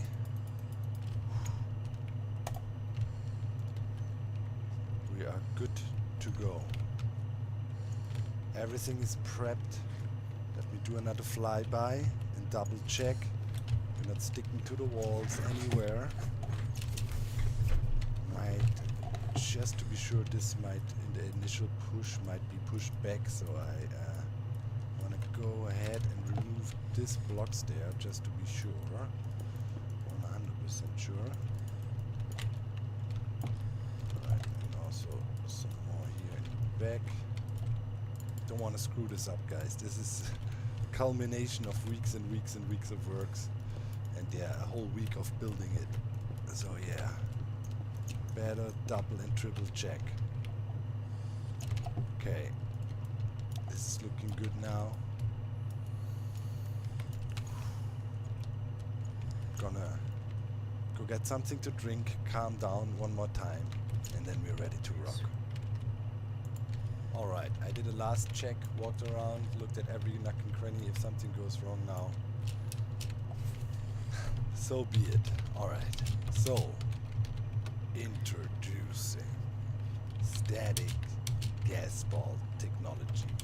We gotta hop into this minecart, and that will place us perfectly on this honey block. And after that, we cannot touch our WASD keys anymore. We can just look around. We need to stay positioned perfectly. So click, and immediately we're up here. From now on out, I'm not gonna touch my WASD. So the crazy technology that is going on here, and now let's just activate it and hope it works. Yes! Yes! I'm too powerful! You can't see anything right now, right? Okay, F5. Maybe we can see it like that. Yep.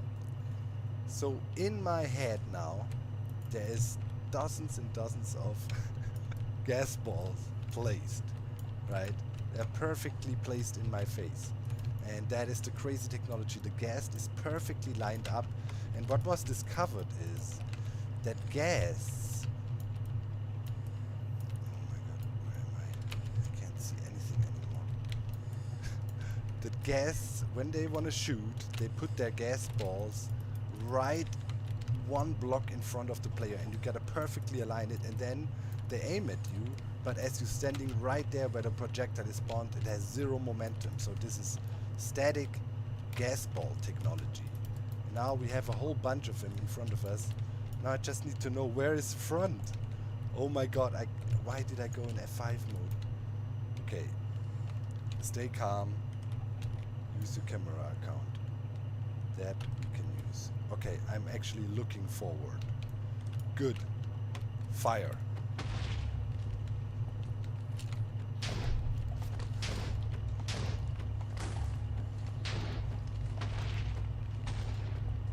There's too many. We need to get rid of a bunch.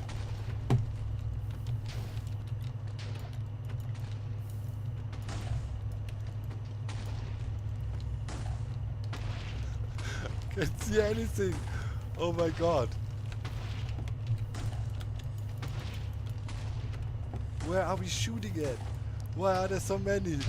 Oh god. Oh god. This looks like a catastrophe. Okay, let's just keep on shooting. Absolutely crazy. I'm recording with replay mode so we can hopefully see what's going on. You just cannot shoot backwards. Oh my god. What the heck is happening? Help! Help! What did we create? Oh my god, I can't move. I can't move by no means, otherwise everything blows up. How many gas was... Are we trapped here forever now? Oh my god. Okay, I'm just gonna click like an absolute madman. We're unleashing an infinite row of destruction. What the... There's lava pouring up around us.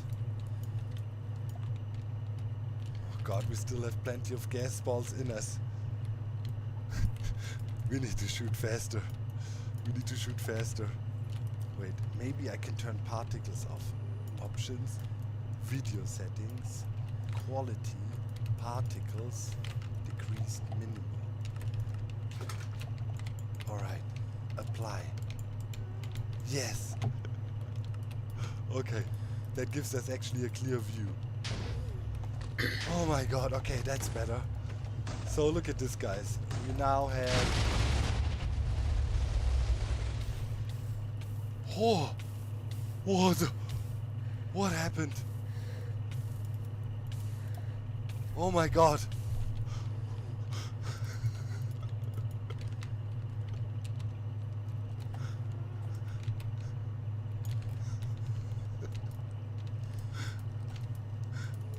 Absolute insanity broke out.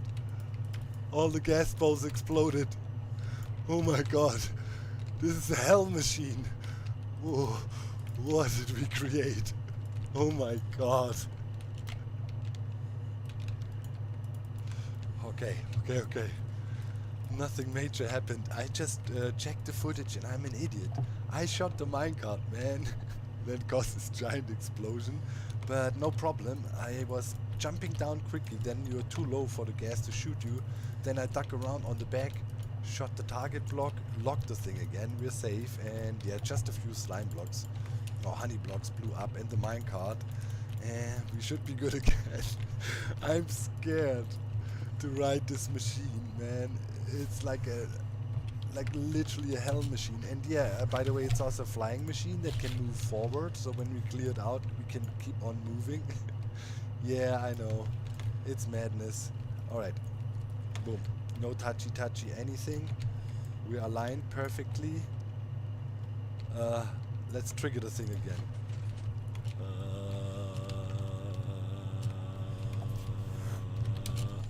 Okay, I think we have gas balls in our face.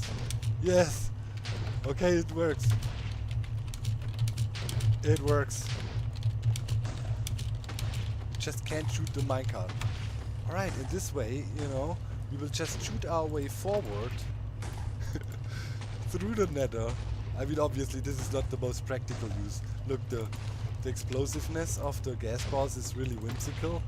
As you can see, it cannot even blow up, you know, the stone over there. But, you know, we can blow up netherrack, and of course, you know, this would be a terrific PvP. PvP machine.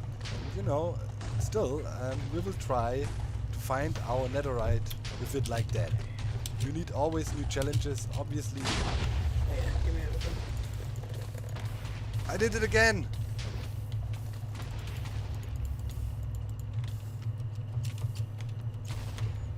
No! Stop shooting! No!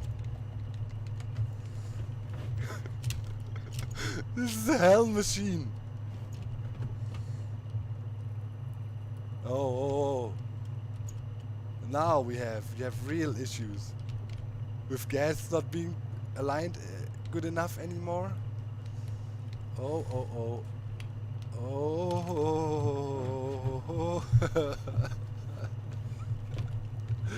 Yeah.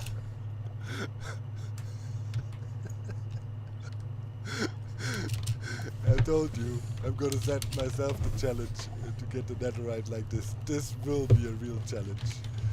Man, I'm so stupid. Why did I shoot the minecart again? Maybe I should break the minecart when I'm aligned in there. What did happen? What did happen? Unsure. We might have to retransport the gas over here and load the thing again. One surely is not perfectly in position anymore. The rest...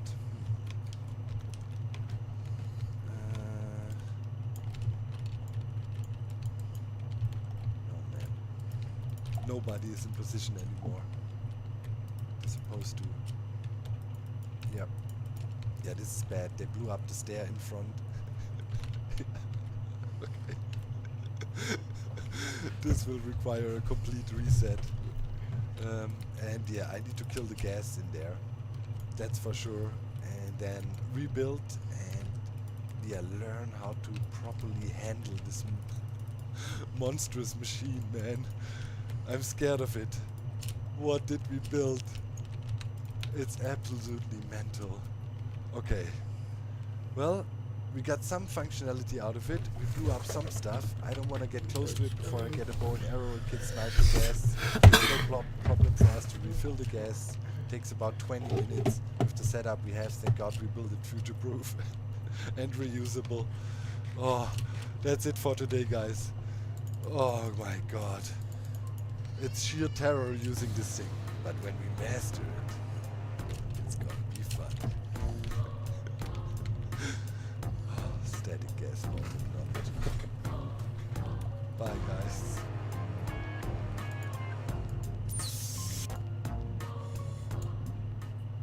Doing something for me for a change was getting my education.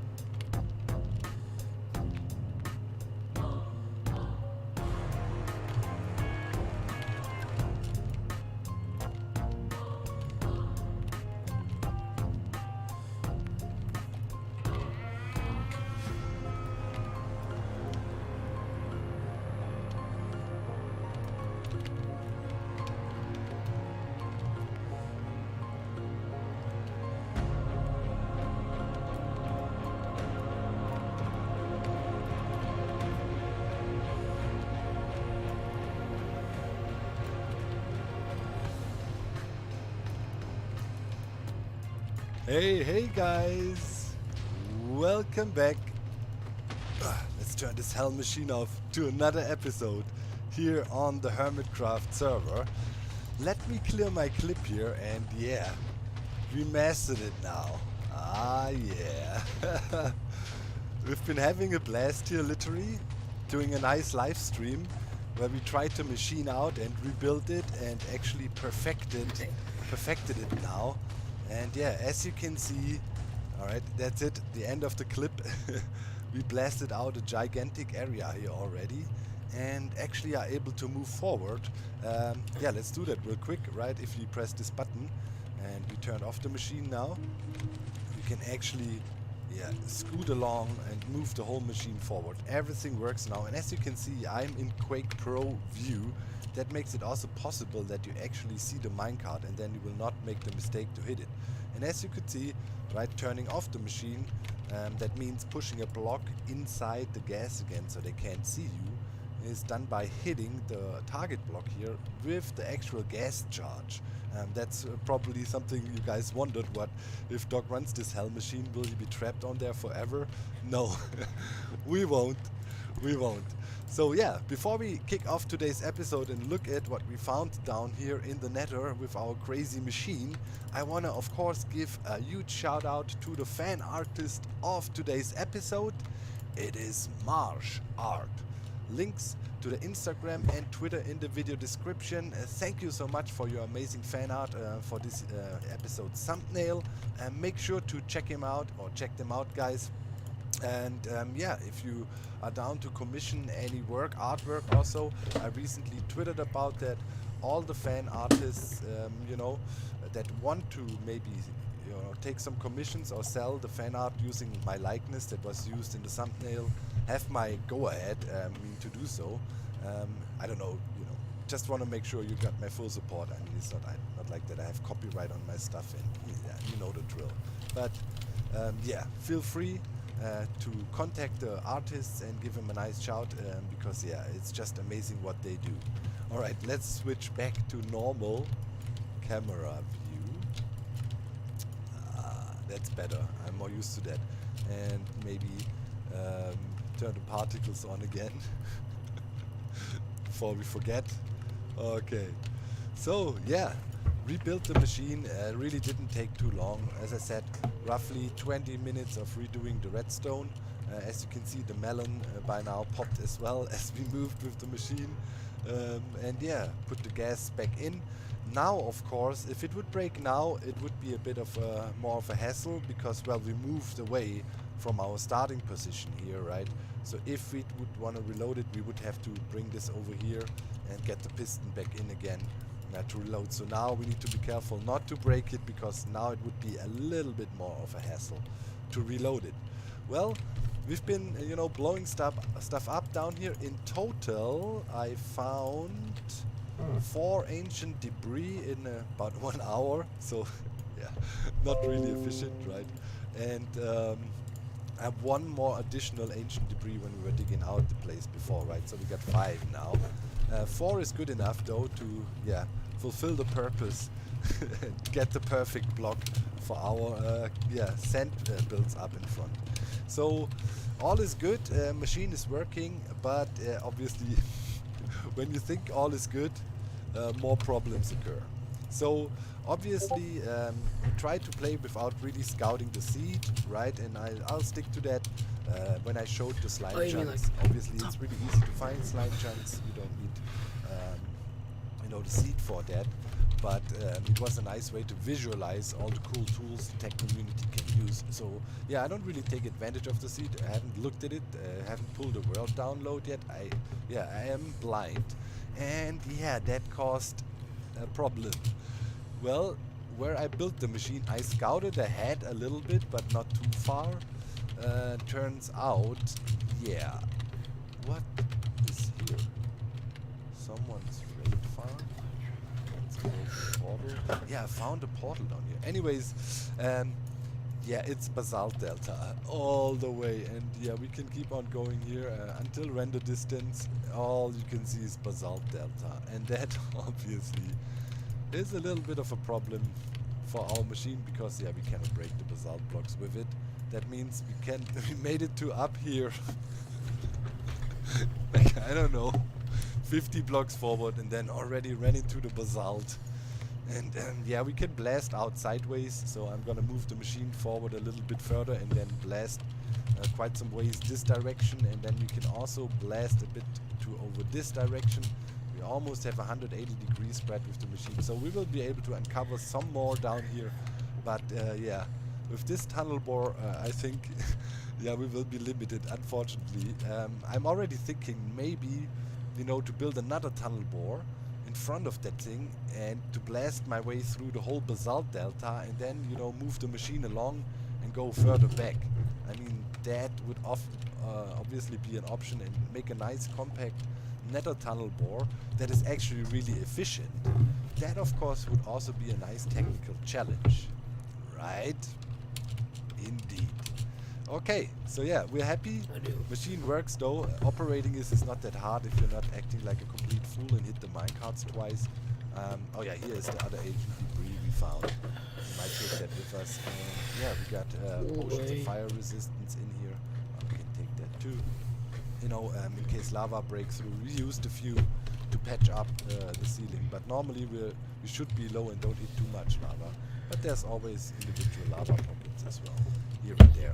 So yeah, I guess that is one of the projects we can definitely try. You know, build a small but efficient tunneler that makes a big enough hole for this machine to fit through, and then we just fly to the promised land somewhere back there.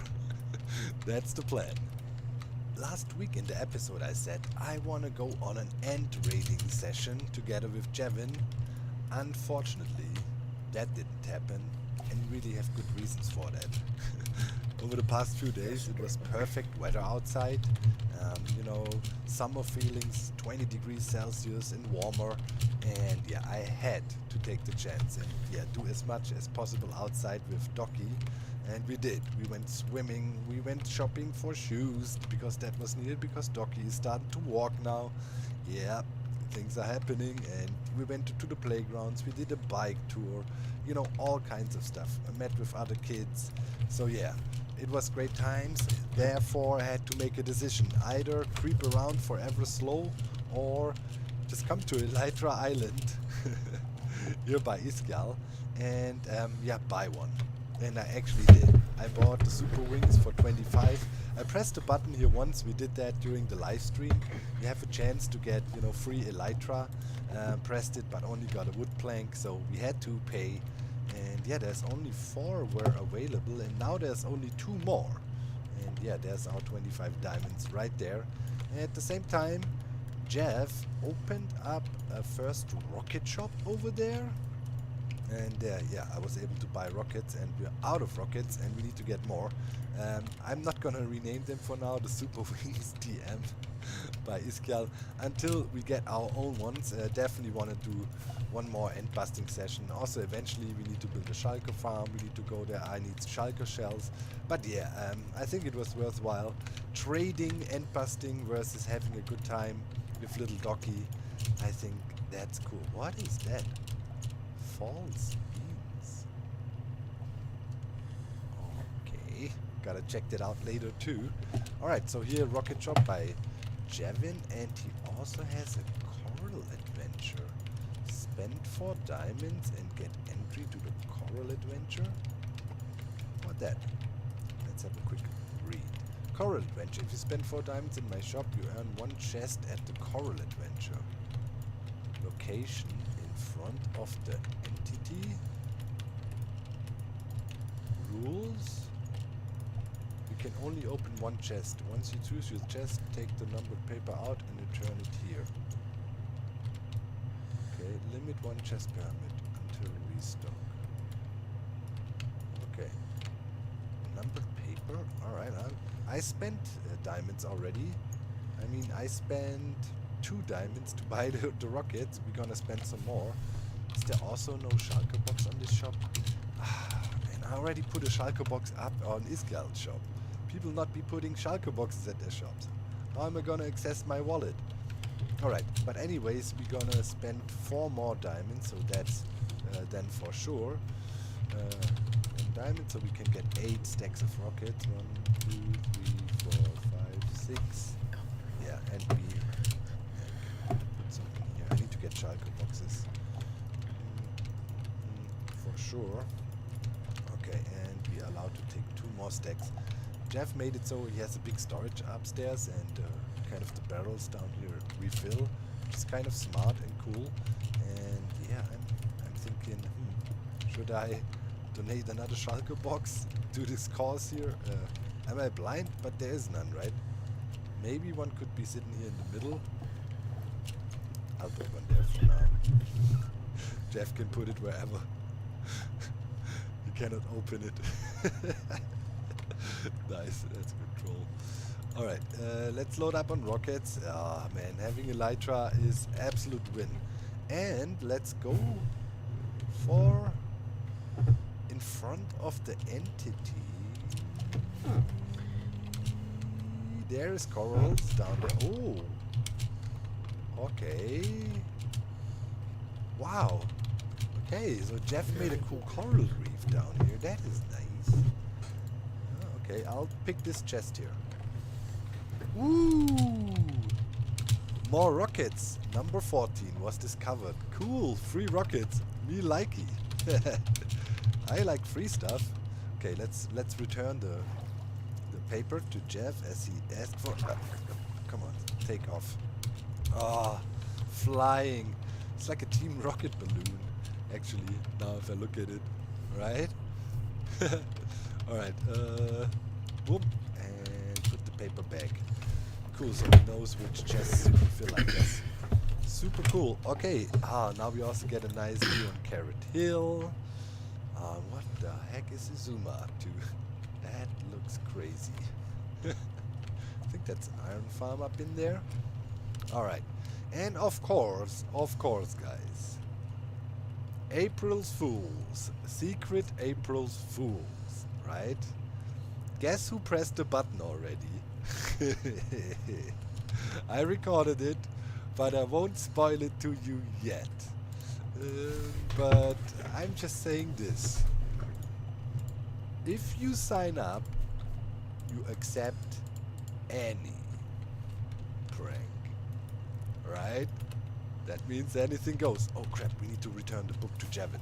Alright, I'm in the preparation for the prank. That is gonna be our main focus for today. It's gonna be glorious. And it's gonna be scary. Well, we're back over in the nether here, and yeah, we're doing the preparations for our prank.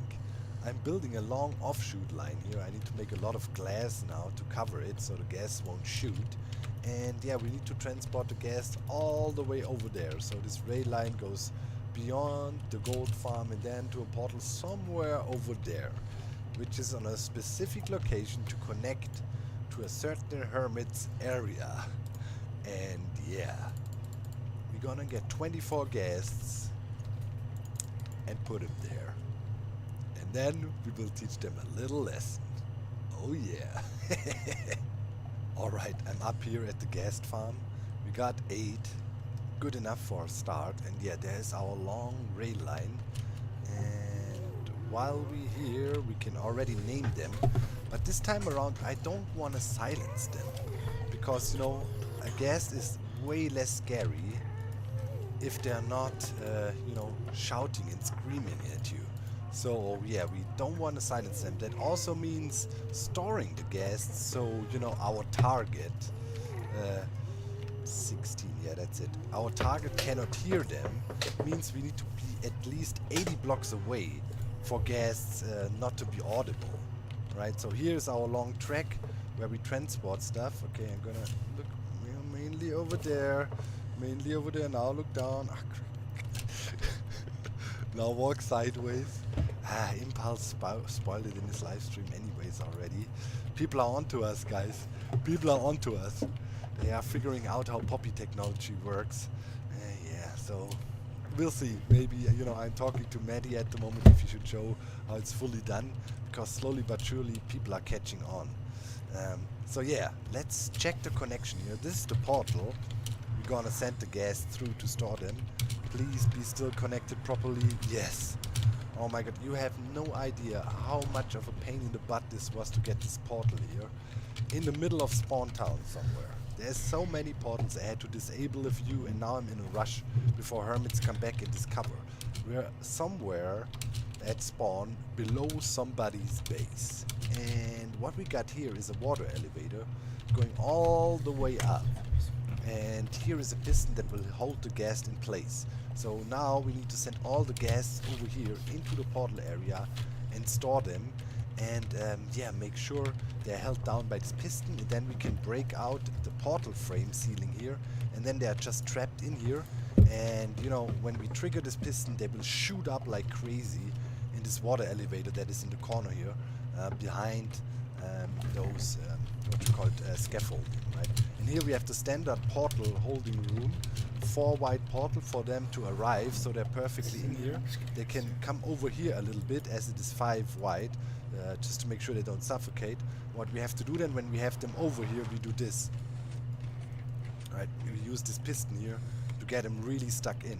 But now I really need to make sure close everything off here, and you know, so the gas cannot see us at all, because when they shoot and yeah, potentially hit this. This would be a problem, right? Our water column, and then we have to kill the gas and start over, so we can't screw up. Gotta retract this bad boy. Alright, and now this gas chamber should be cool. I need to get out of here again. I need to dig another tunnel to get down here into the area without any gas seeing me. So I think I'll go up and dig down another quick drop chute here. Yeah. Alright, let's send our first gas on its journey. Okay, we need to send the gas to over there. Okay, let's go behind our... inside the gas, the protective shield. And then the gas should make a right turn there. Let's try. Send one. Stay here. Yes. Oh. Crap. No, no, no, no,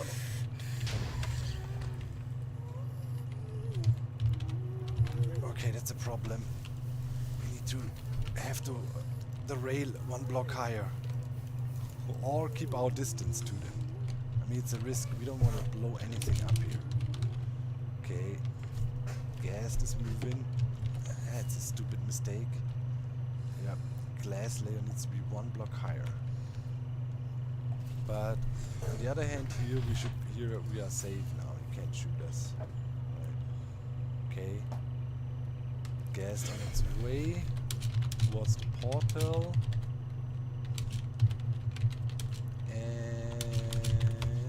In. Yes. Oh no, not in yet. We're still going. Yep. Went through. Cool. Okay. Now I'm gonna go back to the overworld and check if the gas actually are sitting in place. Perfect.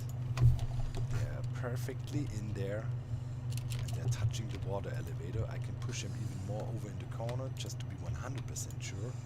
And they're held in place by the piston. Yep. Everything is going according to plan. So that's one gassed in. Only 24 more to go. Alright, and there we go. Number 24, the last one. Can't do more because, well, you know, over 24 entity cramming will start, so that's the max. Otherwise you would have to make a second holding chamber, and as it was already a pain in the butt to link all the portals, yeah, I'm not gonna do that. Anyways, breaking that connection here now, so that's done. Where did the netherite go? And now we need to make sure to relink all the portals we broke and fix everything, but we have the gas in place. Alright, I'm digging down to the gas. Oh! Okay, we got in reach. Yeah, above us, so we're deep enough you can't hear a thing from the surface, but if you go lower...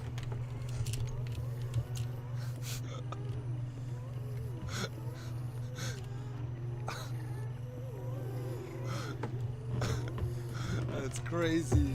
Okay, let's see.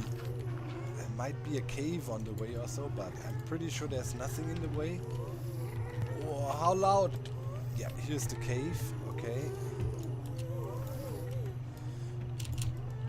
Okay, we need to completely cap that off. This shaft we will later use to trigger the whole thing, but it will also be our access way now. Okay, let's keep on digging. Yep. Alright. Holy moly. Okay, in there we got 24 gas now.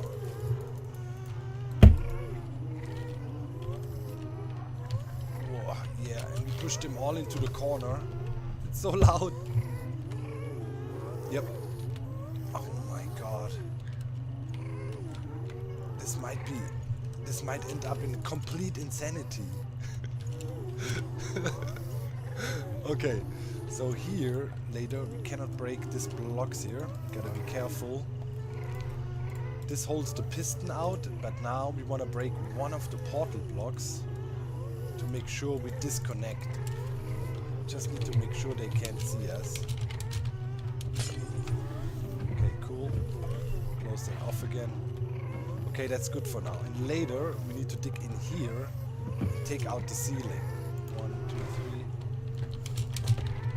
3. It should be here, right? Let's have a quick peek. Gotta be careful so they don't see us. Yeah. We gotta hammer out the complete ceiling there without them seeing us. Hopefully that works. But we got him in. That was the most tricky part. Now I need to get out of here again. Well, I guess I cannot hide it anymore. Yeah. Guess who we picked? Here, check it out. And you know, pay notice to the very calm and totally not excited reaction afterwards.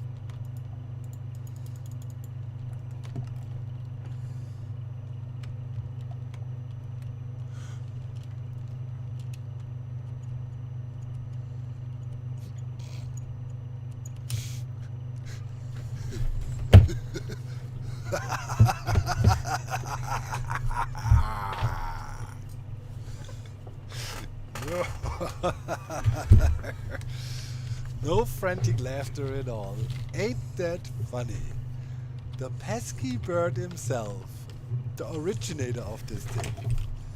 So yeah, somewhere around here, there's a gas system in, and this is the trigger. We all know Grian, right? He can never resist, you know, to press a button, ever. It's impossible. And this one here, this will tempt him so much that he will never be able to refuse to press it. When Grian presses this button, all hell breaks loose. Up. So we shall see. And hopefully this will teach him a lesson. Not to press random buttons everywhere. Ain't that right, pesky bird? Oh man. Can't wait. I can't wait. Oh. Hello, dog. Oh my god, I've been waiting all day.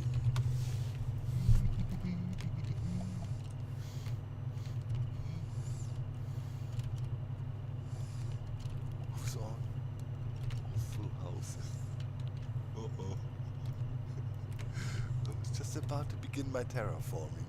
I have all the resources now. Oh my god. There he is. He's looking at his stuff. What is he doing? Oh my god. Just act unsuspicious. Hello.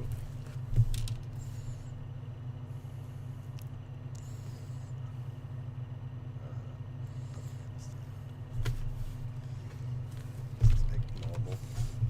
We should have a groove. There's the button. It's right there.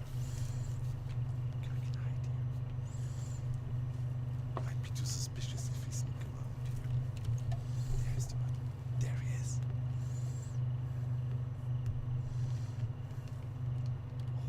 I so wanna hear what he says now.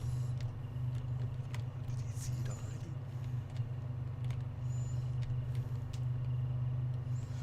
Fly. Somebody flew by. Oh, the totem of a dying. Okay, the button is still untouched. What is he doing?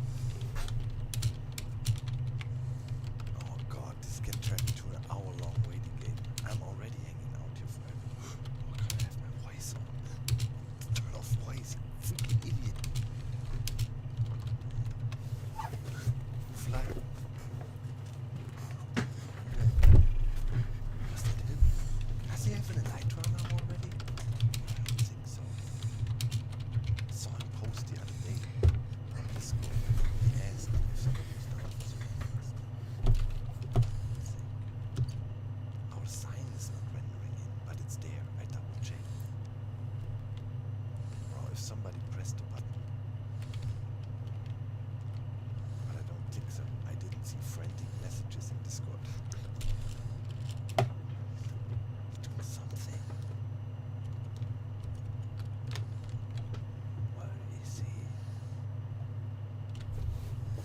don't let it be the day where you think you need to take down.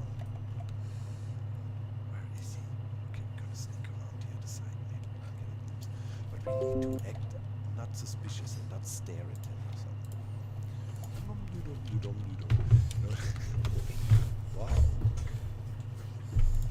Oh, that's it. Can't get distracted. That's actually a good design.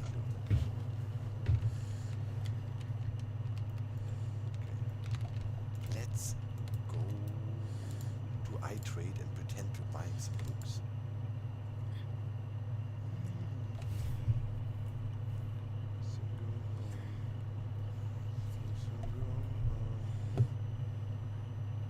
I'm not looking over. Oh yeah, here is iTrade. Yeah, we need to do some shopping. Oh yeah. Firebooks. He's looking straight at us.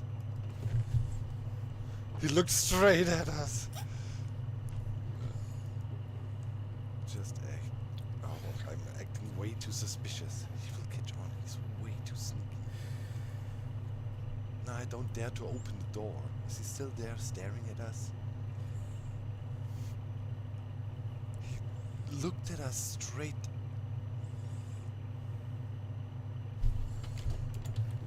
Okay, I'm done with my shopping. Let's just walk out. Okay, he's gone. Oh my god. Why? Why did he just look at us like this? Okay, I'm just gonna pretend.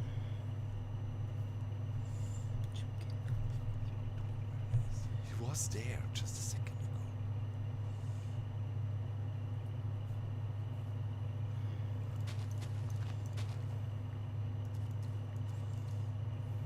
Let's just unsuspiciously build here. My terraforming and planning. I'm not doing anything out of the ordinary.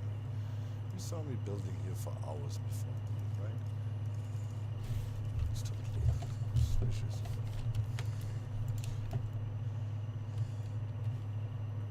Over here, looking at things.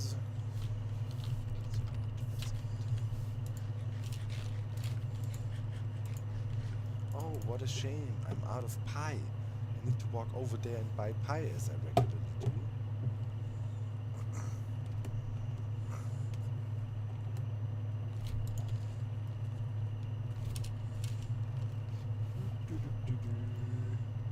Oh, what's over there? There's a ship.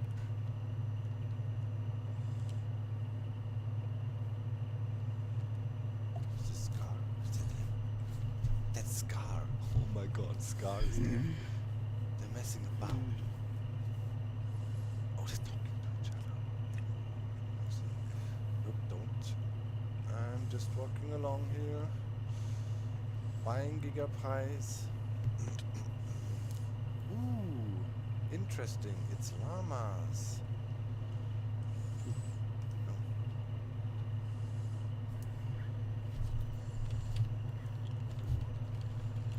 Oh, a new shop to explore.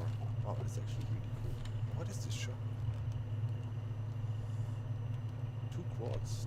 It's Carp's shop. Oh. Wait, what? No, it's a storage. Not everything is a shop, dog. Oh my god, I'm not. He's right next to it. He's right next to it. I saw it. He's right next to it, guys. He's looking at it. He's looking at it. He's looking at it. I saw it. Oh my god. Oh, he's right next to it. Oh my god. No. What is this keybind stuff that also constantly comes up?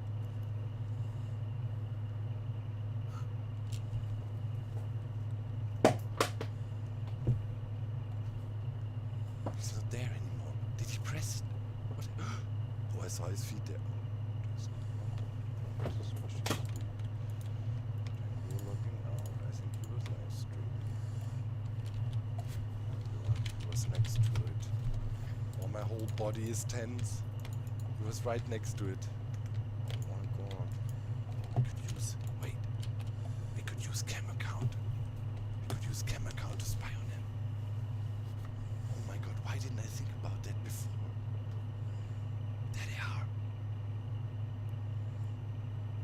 Is Scar hiding behind him? Oh.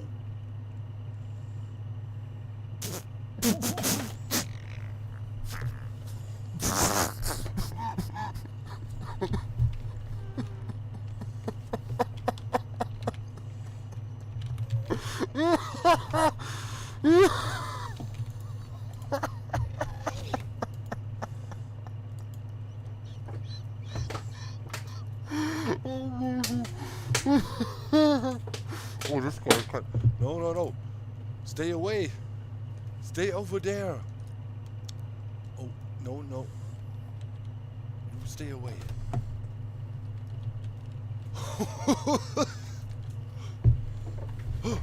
What? Is he shooting at me? No, don't.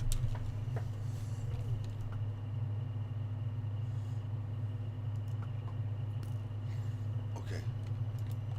Oh my god, they're everywhere. Everything's on fire.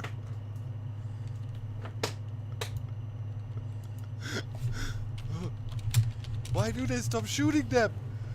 Kill them! We cannot have gas loose.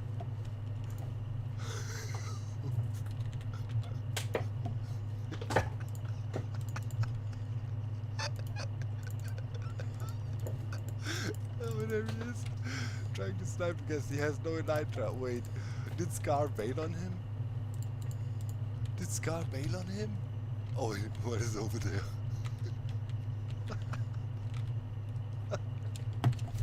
Oh, a bunch of them are out of render distance. Oh, that's... Oh my god, there's Scar running around frantically. Oh yes, okay, I think the damage was not so bad. God, there's lots of fires though over there.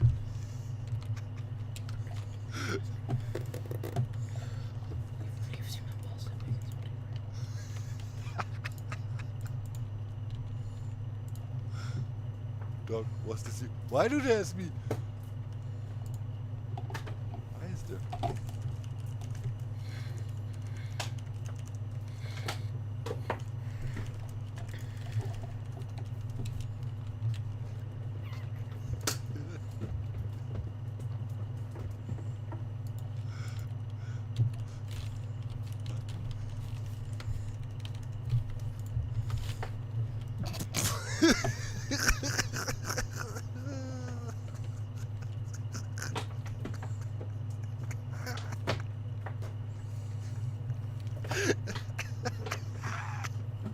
Yes.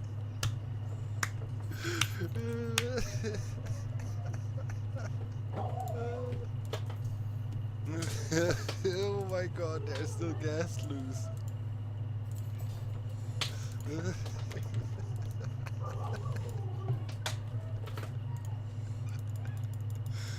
Oh my god, some escaped. We got gas loose on the server now.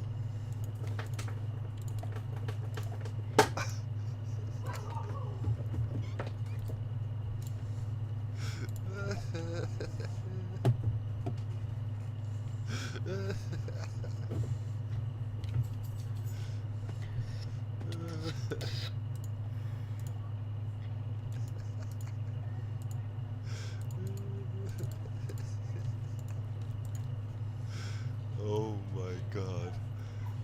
That was so glorious. I loved every second of this. God, was this you? Was this you? It was 100% dog. What? I had my gas storage down there. Did you press the button? No, no. You knew I'd press the button. You know I'm weak. I'm sorry. Is there much damage? That was amazing. No, just my dignity. That was amazing. How did you even do that? How do you make gas do anything? Yeah, it was a bit of a pain in the butt. Hey, silent elf. Is Scar muted? Oh no, no, I'm just cleaning up the damage, Doc. Just cleaning the neighborhood up, you know. It was a nice neighborhood we had. It was clean, it was nice. I'm sorry. What's the... We're leaving a couple floating around just because like they're not a problem. Oh wow, yes. Okay. So that's Fred and that's Stan, Doc. Yeah, and, they're just hanging out. They're our friends. Okay. I mean, I can't see this being a problem. nah. Was one of the greatest things I've ever seen in Minecraft. I've never seen. I'm so glad I got on when I did. But well, actually, I was AFK. I came out of being AFK and saw. Hands down, the best thing I've ever seen in Minecraft. Because I've never seen one fly in the overworld ever. So it's. I should have guessed who it was when I said this is cursed. I was like, this is so cursed for seeing all these gas flying around. Wait, but you all got achievements, right? Unholy. Yeah, what did we get? Uneasy Alliance. Killing Rescue a guest. gas from the nether, bring it safely to the overworld, and then kill it. That's a real thing? Yeah, see, well, you're welcome. Free enchantments. Thank you, Doc. Yeah, no worries. I've never seen that before. Oh, right, but yeah, I was thinking there might be more devastation. I was really scared because, you know, Scar's giant tree right next to it's fine. Maybe I should have just sat in Scar's tree for a while. Thank God fire tick is off on the server. I know, that's what I thought too. But honestly, just seeing them explode was worth it. I'm always here for a good explosion. Oh, it was glorious. Did everything work? Did you get the messages? Like the pieces of paper? Yeah. Okay. Yeah. Nice. You were warned, enjoy the show. You really pressed it. I thought there was just a piece of paper. I didn't realize. Wait, where did they come from? Well, I might have made... Are we allowed to... Is it behind here? Are we allowed to reveal the curtain? I might have taken advantage of Mambo being away. Oh, the copper curtain. Yeah, wait, we can dig back here? Yeah, we can dig into here. There you can look down. Like here I had the gas down there all the way 90 blocks down, so you cannot hear them. You know. And then the bubble elevator shot them up. Yeah. Oh, wow. How many were there? 24. Oh my goodness. Yeah. How do you wrangle a ghast? Well, watch my episode to find out. Hey, there we go. That's the right answer. All right. I can't. Sorry.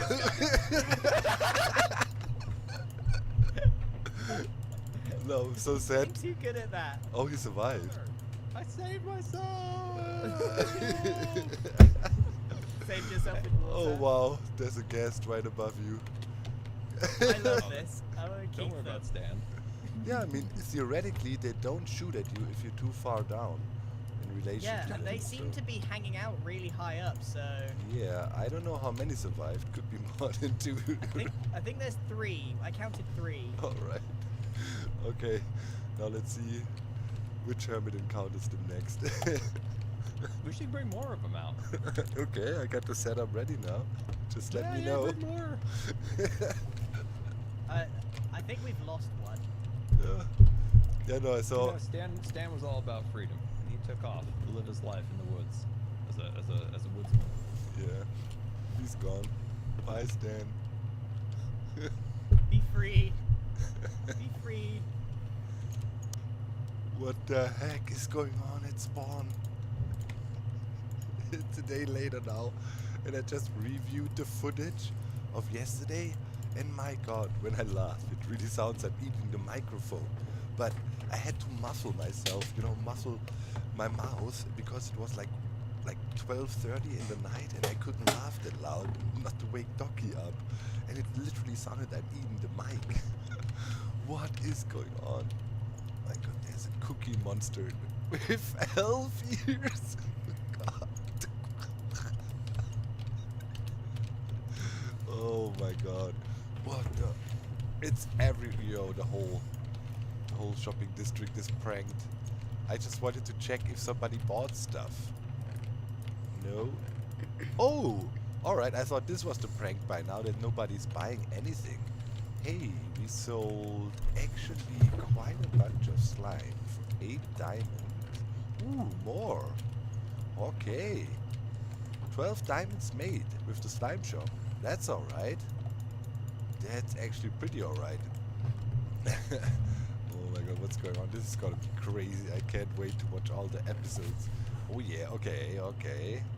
So 22, 23 and more here. Oh, it's starting to catch on. Oh baby! A whole chest was sold. Oh man, I have to go poppy shoveling. Hello. Oh my god, what they did to Kerales' house. Okay, we made 45 diamonds from our shops. Wait, didn't we have a chest upstairs where we said we want to put all our shop profits in or something? So we keep an overview. Where did I put that? Ah, yeah, exactly. Okay, so first we had these 3 diamonds, now 45. Ain't too shabby if you ask me. What is also not shabby? Oh god, look at Kira. Here, I want to show you. I found some of our stray guests when I was flying over to my village. Here over the mountain. Wait, somewhere around here. Another one. What is this? Wait, what? Oh my god, goat mother! Is this you? What are you doing here? Oh, wow. Somebody's worshipping the goat. Whoa. What is it down there? Wait. Uh-oh. Oh no. Is this my prank? Gary the goat? What? I mean, my village is just right there. Oh man, maybe they were unsure where to put it. I was waiting for it. Alright, let's check it. Gary the goat. This must be for me, right? I mean, my village is right there. Yeah, who else would...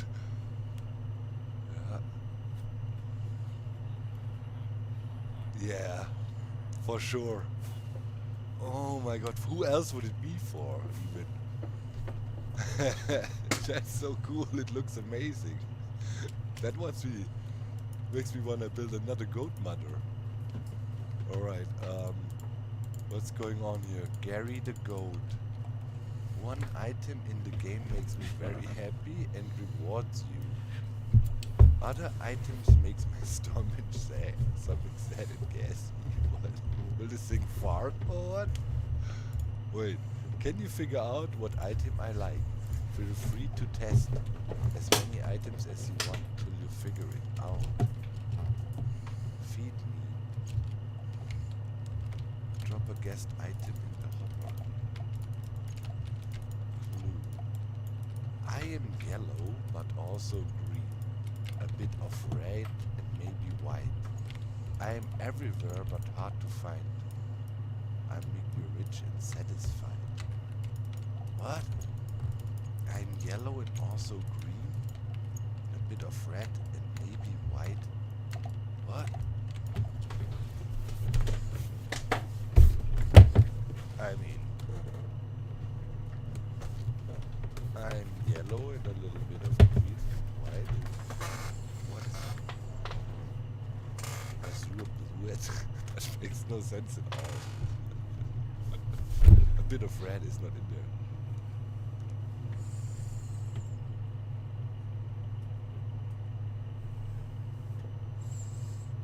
Huh? Oh!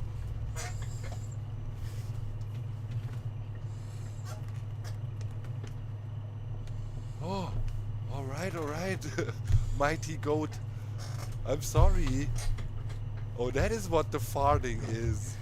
It'll drop TNT? Oh my god. Oh yeah. Oh god. Oh. I'm sorry, mighty goat. What can this be? I'm so bad with riddles. I'm yellow but also green. A bit of red and maybe white.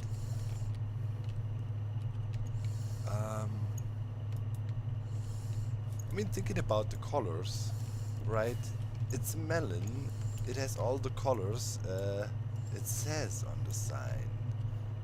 And magma cream maybe, but I'm kind of thrown off by it makes you rich and satisfied. I'm yellow, yeah. But also green, yeah. bit of red and white. I mean, okay, let's throw this bad boy in. Oh. How about actually throwing it in? I mean, that makes no sense at all, but it has the colors. Hmm? Yeah. Melon is everywhere, but kind of hard to find, I guess, sometimes.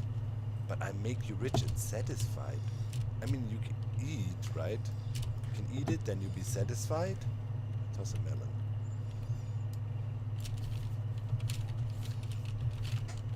No. I make you rich and satisfied. Is it glistering melon?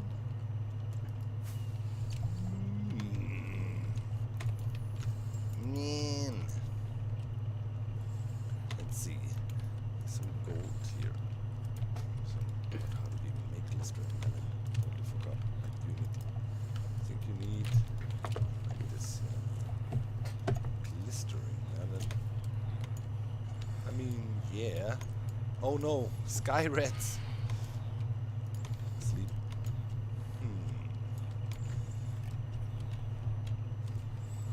Glistering, I mean, but why? It doesn't make you rich. Gold makes you rich. Is it a wordplay? Millionaire? Oh man. Huh? You eat golden melons? Glistering melons? No.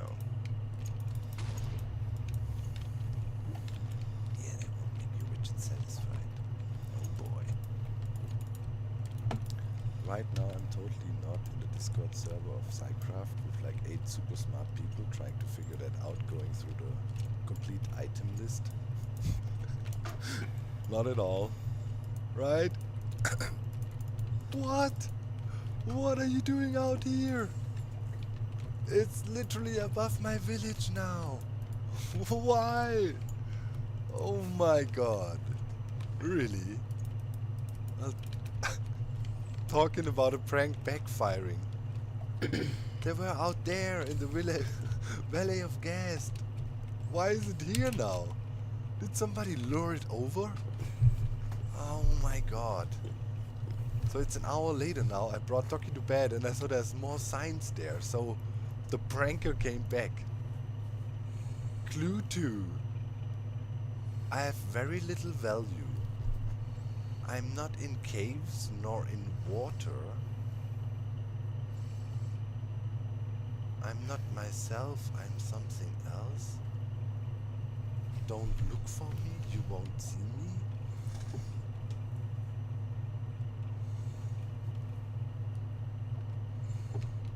What? Now I'm even more confused. What? I have very little value? I'm not myself, I'm something else. Don't look for me, you won't see me.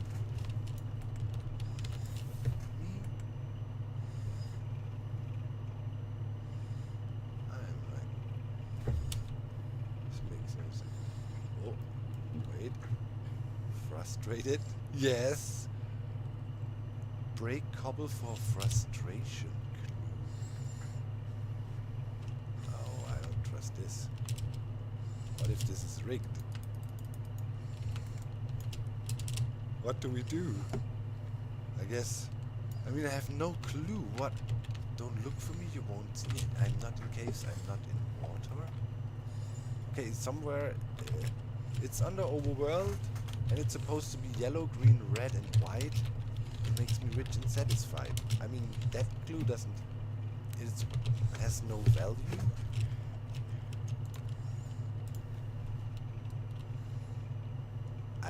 Okay.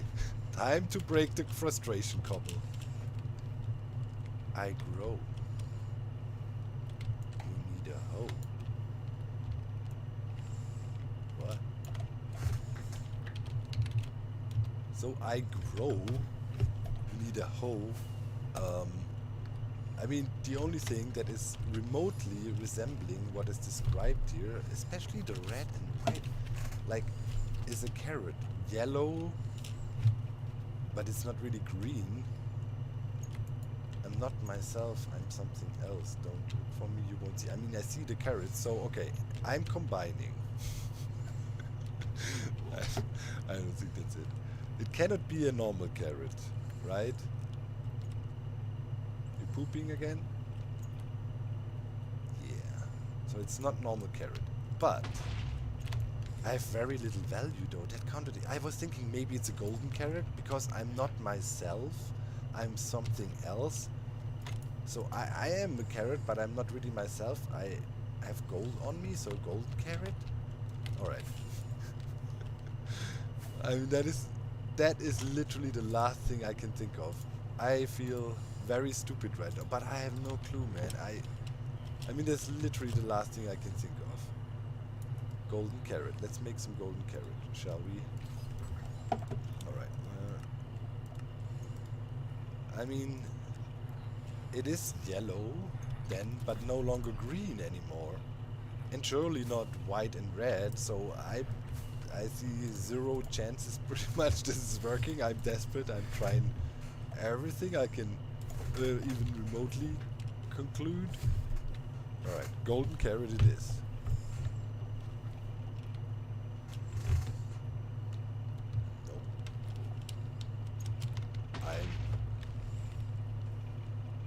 Yeah, I have no idea. I mean, I looked through all the plans and guys, I'm sorry. I can't figure it out. You gotta help me out here. I have no clue. I mean, maybe I'm just, but you know, I even asked the hive mind. They couldn't figure it out. Maybe I'm overthinking it. But I'm stuck. Well, I guess I'm gonna breathe over this the whole. Man, you gotta help me, guys. In the comment section, please relieve my pain. I will let you know on Twitter then if it worked. All right. Whoever did this to me. Why? Ugh. See you next time. Bye. A mighty new Pokemon has arrived. With it in...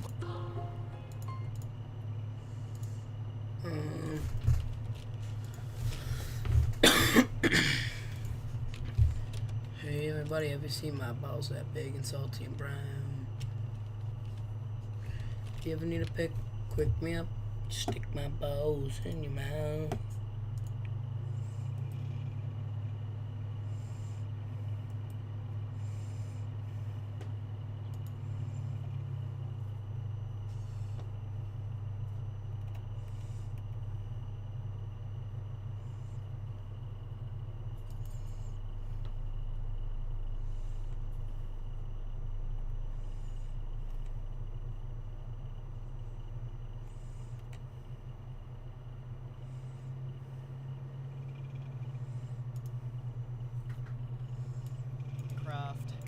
Is officially coming to an end. And as you have probably already seen, it's quite a long video.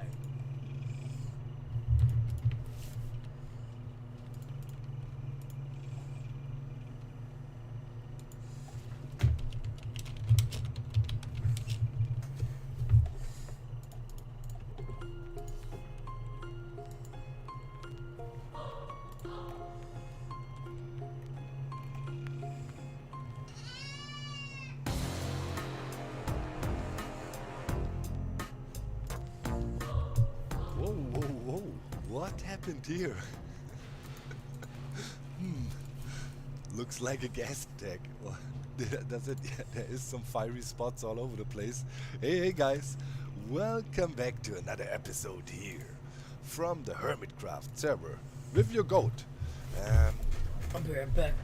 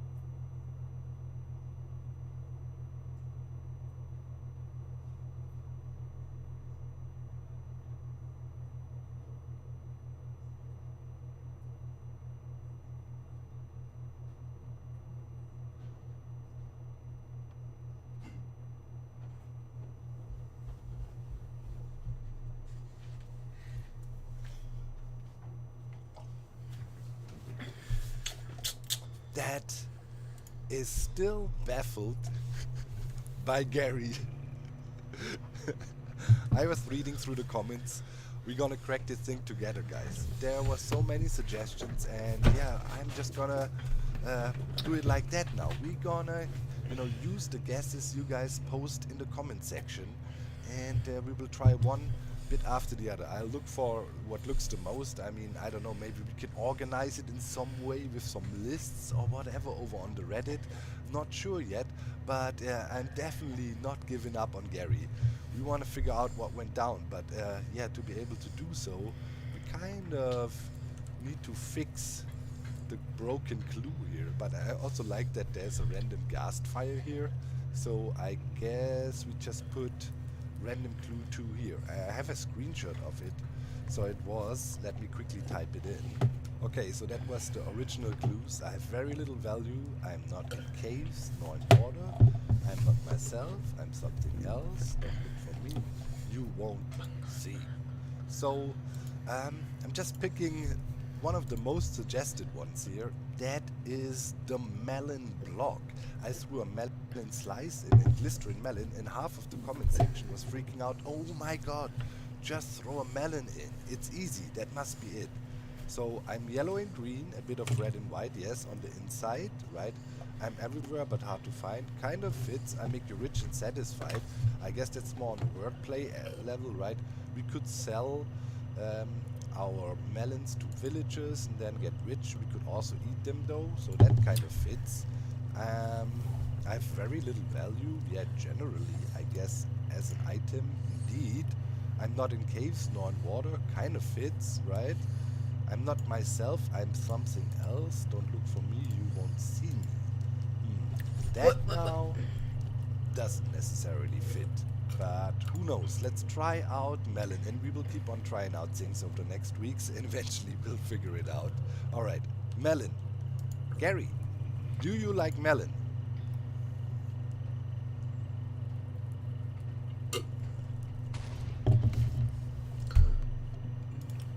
Is getting deeper. Oh man. Well, I'll guess there will be more trying. Keep on suggesting things, guys. Or we maybe get a list on Reddit. Oh yeah, before I forget, talking about Reddit, of course, today's amazing thumbnail fan art is provided by Ren Sounds Like Ben from Reddit, and I have linked their Instagram in the video description. Feel free to holler at them, say hi, maybe they're willing to commission some work for you, who knows? Check out our amazing fan artist community and support them. With the coming of Raid's 4th anniversary, we remember the prophecy of the chosen four. Still some remains of the pranks going on over here. I think pretty much Green went in and removed everything that was visible inside of Mambo's stuff from the gas prank. And by the way, thank you guys. Lots of positive feedback for the gas prank.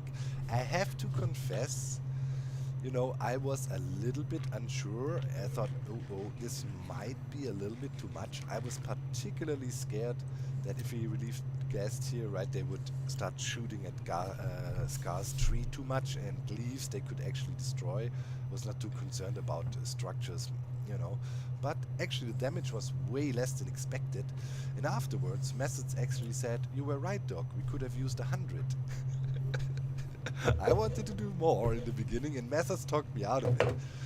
But I think in the end it was the perfect amount. Not too much damage done, and yeah, nice surprise for Green. Just reading through all the comments, and also on Green's video, people liked it a lot. Oh yeah. You know what a funny thing is though, talking about that, while we look a little bit on the new additions to our scent area, oh yeah, look at that. What could this be here? What could this be here? Yes, tomatoes, finally. The people that follow me for a while know I'm a passionate hobby gardener, and I have a bunch of tomatoes every year, and I really, really enjoy that. And to me, this is my little tomato garden. As I always say, Minecraft runs on the most powerful graphics chip in the world. Imagination. very powerful. So, this is my graphics chip. I want to say this is my tomato gun. I have a little water barrel here, right, and then a little channel flowing into my little plantations, and I imagine here I got my different tomato species and little, you know, breeds I have and so on. Really cool. A lot of old tomato seeds and so on. It's cool stuff. It's enjoyable. I enjoyed a lot.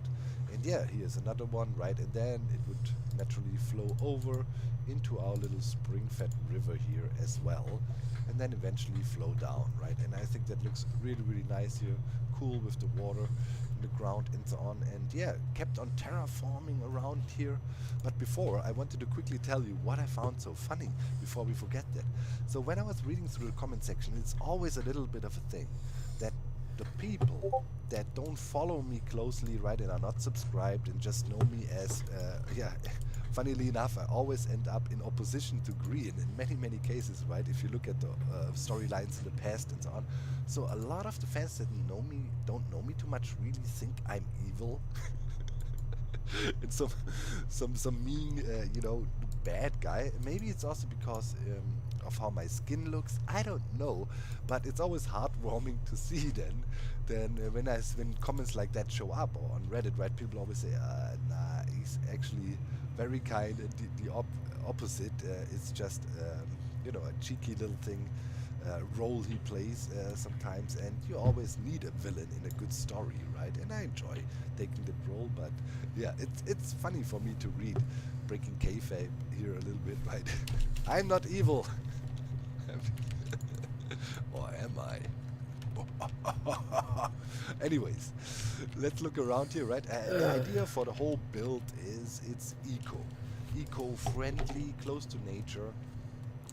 And yeah, the idea then is also was with the passing here, right? I don't want to have like cobble passing or any really, man-made roads like those. I want natural roads that just occur because people walk down here, and then it would look like this, a little bit trampled out, maybe some parts a bit mossed up, and yeah, a little bit indented, as you can see.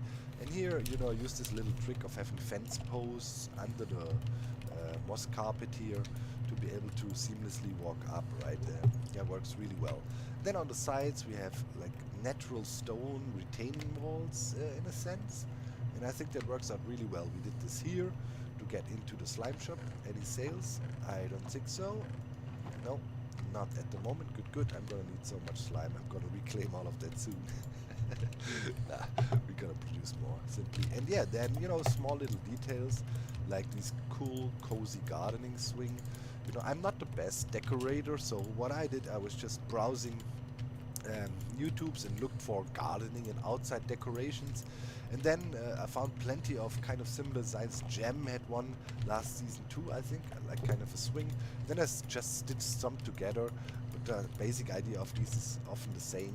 We have kind of campfires on top, right, to create this roof, and then maybe some leaves. Let me think. Small little decorative thing when I build a lot of these technical things most of the time. And yeah, turned out really cool. Was hanging out with Jeromos again, as usual when I built, and it was good times. Here, you know, is another plant pot. You know, probably I'm trying to grow another tree here to plant somewhere soon. You know, kind of this eco vibe, and I really enjoyed that. Yeah, here same kind of trampled path leading into the sandstorm, right? And I think turned out great. Didn't want to do too much terraforming. I mean, sure, we have moss and some more stone retaining walls everywhere and so on and so forth, but didn't want to overdo it. Initially I thought maybe it would be cool if you have like a boardwalk going along here all the way, so there is kind of a path, but it's still a natural path. I didn't want to do too much. And let's see, maybe I can convince Jevin we continue it to here also, and then we would have this continuing boardwalk from this bridge all the way over to here, and then, you know, come through here, and then eventually up here I would like to build a bridge over to Green. where the entity is at the moment, and then we would have kind of a full nice circle we could walk here. Go through here, you know, back over the bridge. Hey everybody, have you seen my balls? They're big, this so would be one of the brown. longer-term terraforming small projects we do here there to just perfect things in a way. Yeah, and that is how everything looks here. I also found some azalea, you know, went caving, what is this, spore blossom stuff, you know, hung that up here a little bit. Yeah, I went caving for once. I needed, you know, what's it called, rooted dirt, and that's easiest found under a azalea tree, and you just keep digging, and eventually was in a lush cave that led to finding some useful plant matter and stuff down there, you know, like the small leaves here, you know, spring leaves or whatever they are called. You know, got some of those, and a few big ones too. So those are only able to be found in caves and traded for the small ones. So I got a bunch of them now. Still haven't placed the specific block here, but we could today. Actually, we have enough netherite. So maybe we'll do that later on. Okay, so that is where we at. And now comes the question, where are we going? Today is also a very, very glorious day here for me on the Hermitcraft server. Yeah, it was not easy. Oh, lots of copper down there. But after searching far and wide and really stretching the limits, yeah, literally, I found the location of our future base and insane project. Something that's never been pulled off on the Hermitcraft server. I think something that has never been pulled off outside any technical server alone. With a group, you know, it's different, and the whole server coordinated and trying to do it, but I'm gonna attempt it alone. And here we are.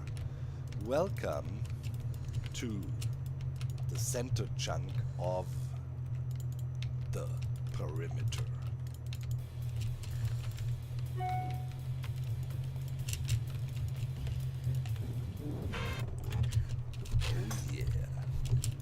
Let's fly up here with Camera Studio so you can have a little bit of a look. What is so special about this area? Well, I will step by step reveal what we will actually build in here farm-wise, but you know, that's a little bit of a concern for later. What we are concerned about right now is, if you look at this beautiful kind of roundish shape that forms up around me, we need to remove all of it. All the way down to bedrock. Every single block that is here. In a 16 chunk radius. Yes, indeed. Here on the Hermitcraft we have a 16 chunk rendering distance. That makes it extra challenging. That means from this center chunk, if we want to create a perfect chunk that has perfect spawning conditions, you know, if we are inside these chunks around us, we will have perfect spawning conditions. We will need to go 16 chunks in each direction to make sure we have that. So it's gonna be a huge perimeter, over 500 blocks. Yeah, it's gonna be huge. Turns out, when I was looking for this area, because I really wanted this huge river biome right here, right there, you can look at the S3 screen, right going through this mansion here. And I think this is the mansion that was raided by the guys at the beginning of the episode. There was the world border. It was right here.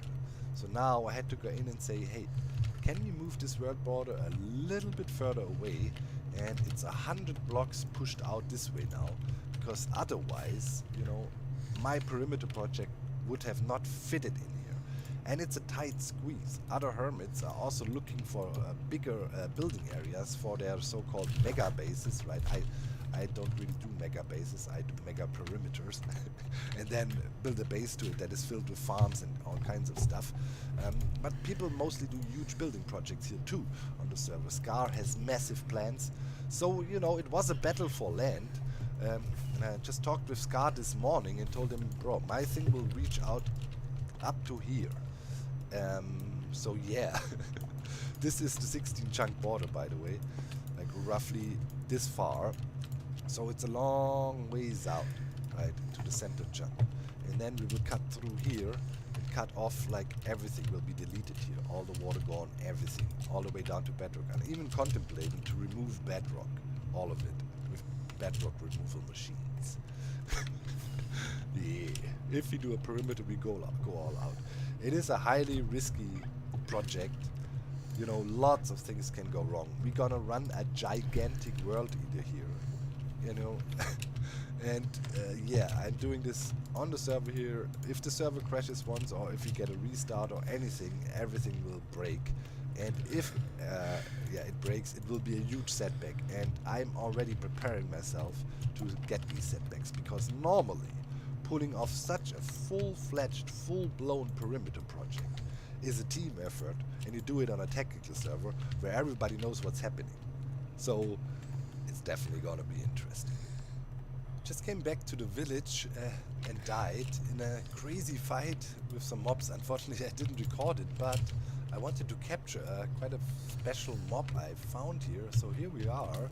This is Skelly, and it's in... Whoa, stop shooting. It's in full diamond gear. Wait, we can actually... could stand a little bit further back, but they don't shoot us. Yeah. Also, legs fully diamond. I mean, you know, those were more common in the past.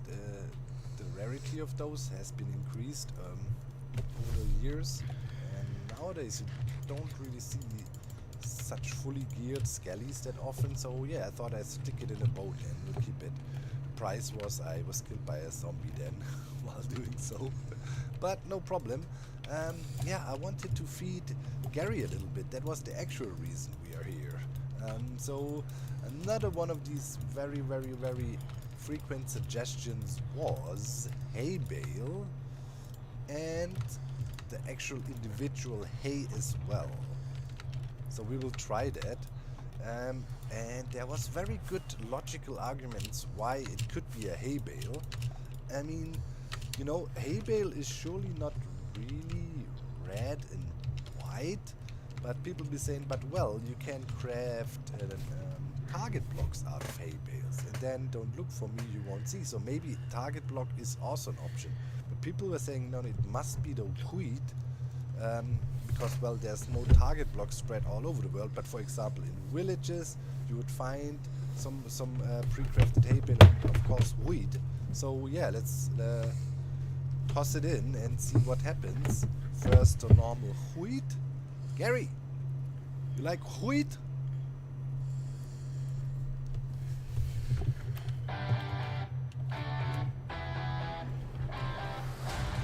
There's one. Nope. Alright, now comes the zinger. Right? Everybody was like, it must be hay bale. This is, I think, hay bale was the most suggested one by far. So, if we crack this now, kudos to you. And Gary, you like hay bale? What? Well, crap. That actually was my joker. I was banking on that. Back to the comment section. Alright. I introduce the list. Man, this took way longer to assemble than I like to admit. But I was hanging out a bit with the hive mind, and we were going through the individual steps and concluded technically there's roughly about 3 phases of running a world. We do phase 1, 2, and of course 3. And we need to do all kinds of different things in these phases. So phase 1 is mainly a huge preparation phase. We need to have all kinds of stuff. For example, extra gear. That means we want to have at least 10 more armor sets for us, fully enchanted and ready to go. Extra tools, yeah, dozens of pickaxes to dig, so we don't have to constantly go back and forth, otherwise you don't really make progress. And we need a bunch of more elytras. Partially I went to spawn and went again to Iskial's island and bought a second one, but yeah, we have to go to the end. Fire potions, because there will be lots of lava and so on, and you need an infinite supply of those. You will need a lot. Sand, lots of sand. And we definitely will use poppy technology to help us with some of the jobs we have to do here. You know, sand is crucial. Sand will be needed to fill in lava pockets and to get rid of certain areas to prevent as much as possible obsidian to be forming. Right, that is your biggest enemy in a real world eater. The world eater technology is not just you carpet bomb the area pretty much, right, and then get rid of everything. It is also has a water destroyer that will come in through later and remove layers of water and lava and so on. But there are certain things you cannot pretty much break, and that is obsidian down there. So that is our biggest enemy. There will be lots of obsidian mining. Therefore, we will also need lots of beacons to speed that up. So sand and sponges. Sponges is not 100% needed. I'll have a look. You know, it's pretty tedious to get sponges. I might go around and ask hermits to lend me their sponges for the project, maybe. We'll see, but yeah, sponges is a bit of a troublesome thing. So rather work with lots of buckets and sand, right? But if you can get sponges, also not bad. Then we need finally a decent stock of shulker boxes. I'm not talking infinite amounts like shulker farms, you know, scenarios here, but I'm talking a few more, at least a good dozen or so we can haul stuff around better. We need food, lots of food, so I'm gonna pretty much invest a lot into gigapies. So Ren will be happy when he comes back. Lots of diamonds, and then of course beacons. Best, yeah, more than one. So that is another job we need to take care of. Get lots of beacons. And then we pretty much, after we prepared all this, maybe we add some more stuff over time. We need to enter phase 2. We will maybe get to do some testing today with a small trencher, but we need to build a small and a big trencher, 2 of them. What are the trenchers? Well, to build a world eater, you first need to build other tunnel bore machines to create some space along the outskirts of the perimeter. I went ahead and marked it out here a little bit. So here we can see one corner, right, and then all these lengths here, and where you can see the scaffolding, that is the center. And then we go out here, and here I left sandstone, a clear line, so Scar can clearly see up to where he can build. As far as I can tell, yeah, he picked this huge area here for building. It's also going to be a massive project, not going to spoil anything there, but you know, I know Scar's going to be my direct neighbor here. And then, you know, we go along here. So we have this Mambo's slime farm. It's outside the perimeter, don't you worry. Barely, but yeah, it won't be touched. So yeah, we have to create about 15 to 16 block wide trenches on one side of the setup, and on these sides here, on the long sides, or it's the same length, but on the axis, wait, this is south, so west-east axis, or east-west axis, we will have the 15 wide ones, and on the north-south axis on the corners we will have roughly about, I don't know, 6 or something block wide trenches, and in those trenches will then be components of the World Eater installed, which is, if you don't know what a World Eater is, one of the most amazing feats of technical Minecraft, right? A fully automated machine that will help you dig out a gigantic area. And I estimate, if everything goes super perfect, the World Eater will for sure non-stop run 14 hours or something. But I assume there will be problems, and it will be a massive endeavor. It will be epic when we run it, man. Can't wait. It's gonna be, yeah. To build the big World Eater, after we're done with the trenches, those are relatively small machines, just small flying machines with double TNT dupers that make these trenches, and they are quick to build, and we will have to build them 2 or 3 times to be able to fully dig out the side trenches, the small side trenches, because you know, world height is pretty big, and you know, TNT has a certain explosion time when it drops, and you cannot drop it too deep, otherwise it will explode in mid-air. Also, it will take forever for the TNT to drop. You want to have your trenches relatively close to the actual area you want to break out, so we have to move them down and rebuild them.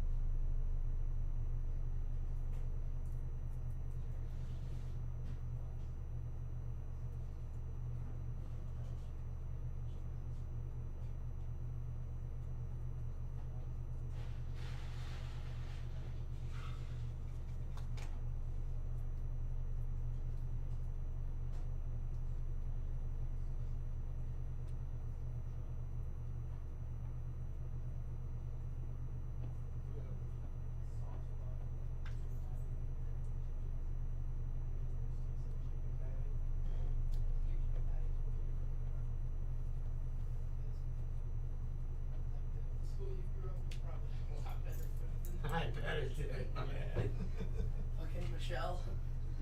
Goddamn. Yeah, fucking granny. You can't talk about me like that. I can say whatever I want, bitch. I do what I want. I do what I want. I know what I want. 2 or 3 times, but that's fine. Afterwards, and while we're running this already, constantly pretty much, we need to grind.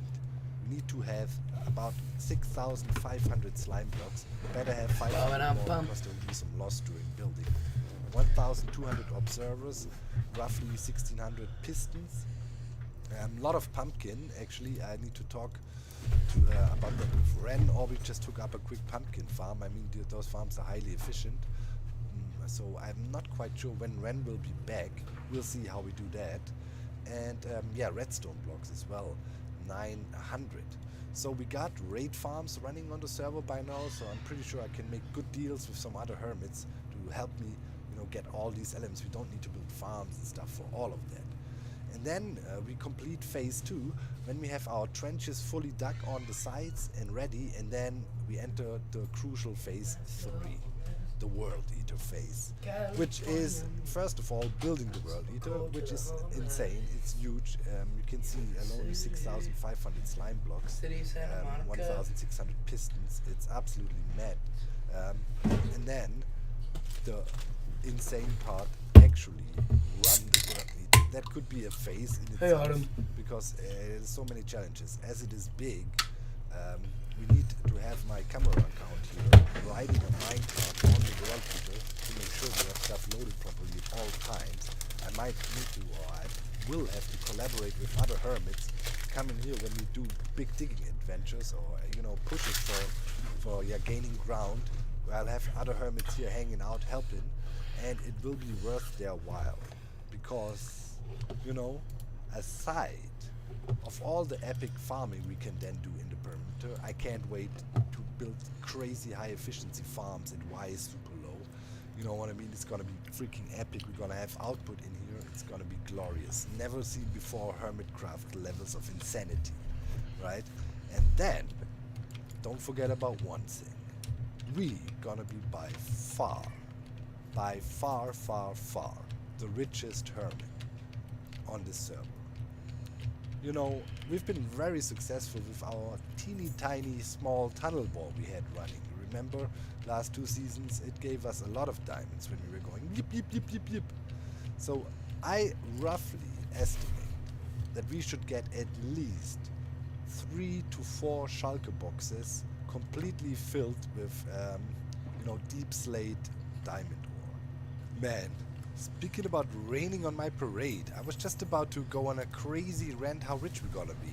But in essence, we're gonna be so rich that we can probably build a full-scale goat mother right out of diamond blocks. So yeah. Oh yeah, I also have a little nether portal here. And that is connected to our area, yeah, on the nether ceiling. You know, over there. Setup we don't speak about, and gold farm, and here's the gas setup, right? So yeah, that's very crucial, so we can go back and forth quickly. And I'd say now I should tackle one of the first things on the list, and that is we have to do a bit of end busting. So I'll go and keep you updated, and yeah, see you in a bit. Raid Shadow Legends is celebrating its 4th birthday, but you're getting all the gifts. If you still haven't played Raid, well, now's the perfect time to join. Every new... Alright, I'm back at spawn, and I'm grabbing all the diamonds I have. And how many is that? 90. 98. Yeah. Huh. Too short.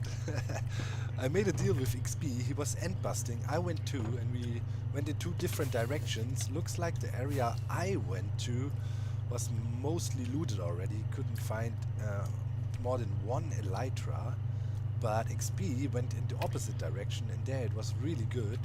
He told me he got 4 out of it, and I told him I'll take him off him for 25 each. So maybe we can negotiate a little bit and drop the price. Oh, there he is. Hey. Hello. Hello. How you doing? Hey, Doc. Have you met Doc? Yeah, it's epic. Kiralis did that to you, right? Yeah. I named him Doc because, you know, Doc Ock. Yeah. Sounds like a plan. You gonna keep it? Oh, yeah, he's fair. Yeah, it's too epic to not keep. I mean, it's just glorious. So I heard that you're in the market for some elytras. Yeah, I need to dig perimeter, and I'm expecting to burn to my death a lot of times and lose my gear. So the more elytras I have, the better. I found one. I guess you went in the opposite direction. There was better hunting grounds for elytras, I heard. Yeah, I went east. So. Yeah. Don't go Well, I was west. thinking about it. Right. You were offering 25 per elytra. Yeah. Right. I've been thinking about it. Okay. All right. I got a killer deal for you. Oh, okay? I'm looking for deals because I might be short So on diamonds. somebody helped me out when I needed some iron. Yes. Right. So Oh, yeah, what true. I'm gonna do is I will give you this one, and then for the remaining 3, 1 diamond block each. Wow. That is an insane deal. Wait, that is amazing. So you get 3 times 9 pretty much. Wait. 27. Yeah. No, I'm not counting. How many you got by now? That's 18.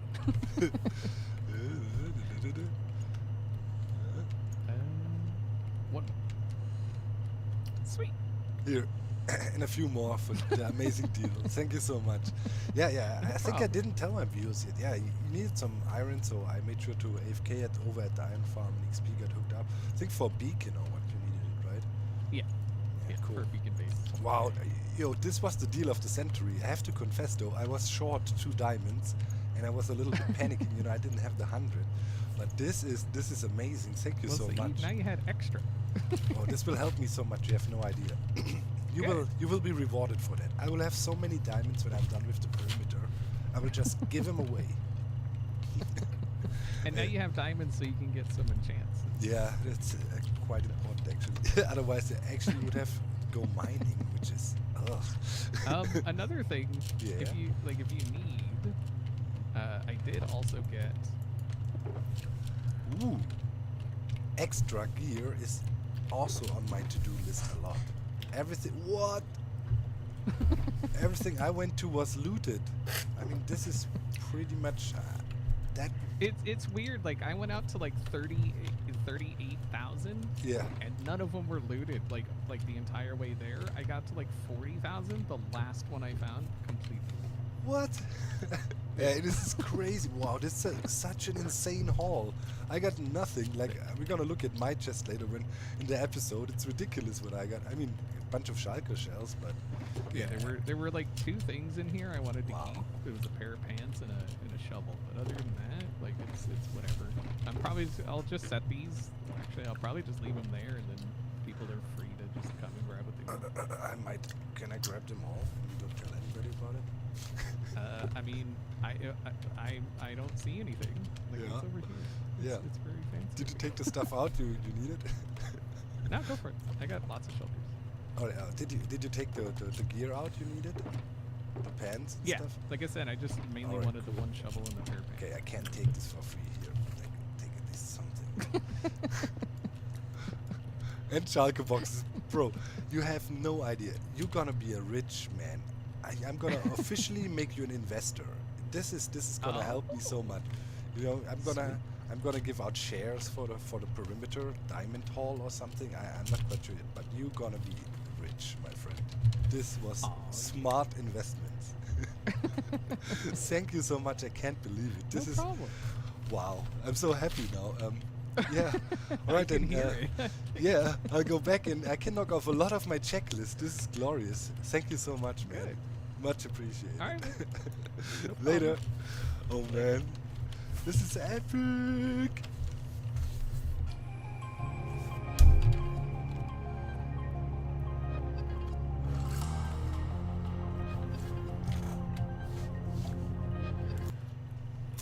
Wow, guys. I mean, what can you say? XP must be the nicest person in the world. This is amazing. I mean, he's been gifting us redstone at the beginning of the season, you know, and I thought, yeah, I'll pay him back. You know, he needed a bit of iron. It was not that much. And I had farmed it quickly for him. And now he comes back like that.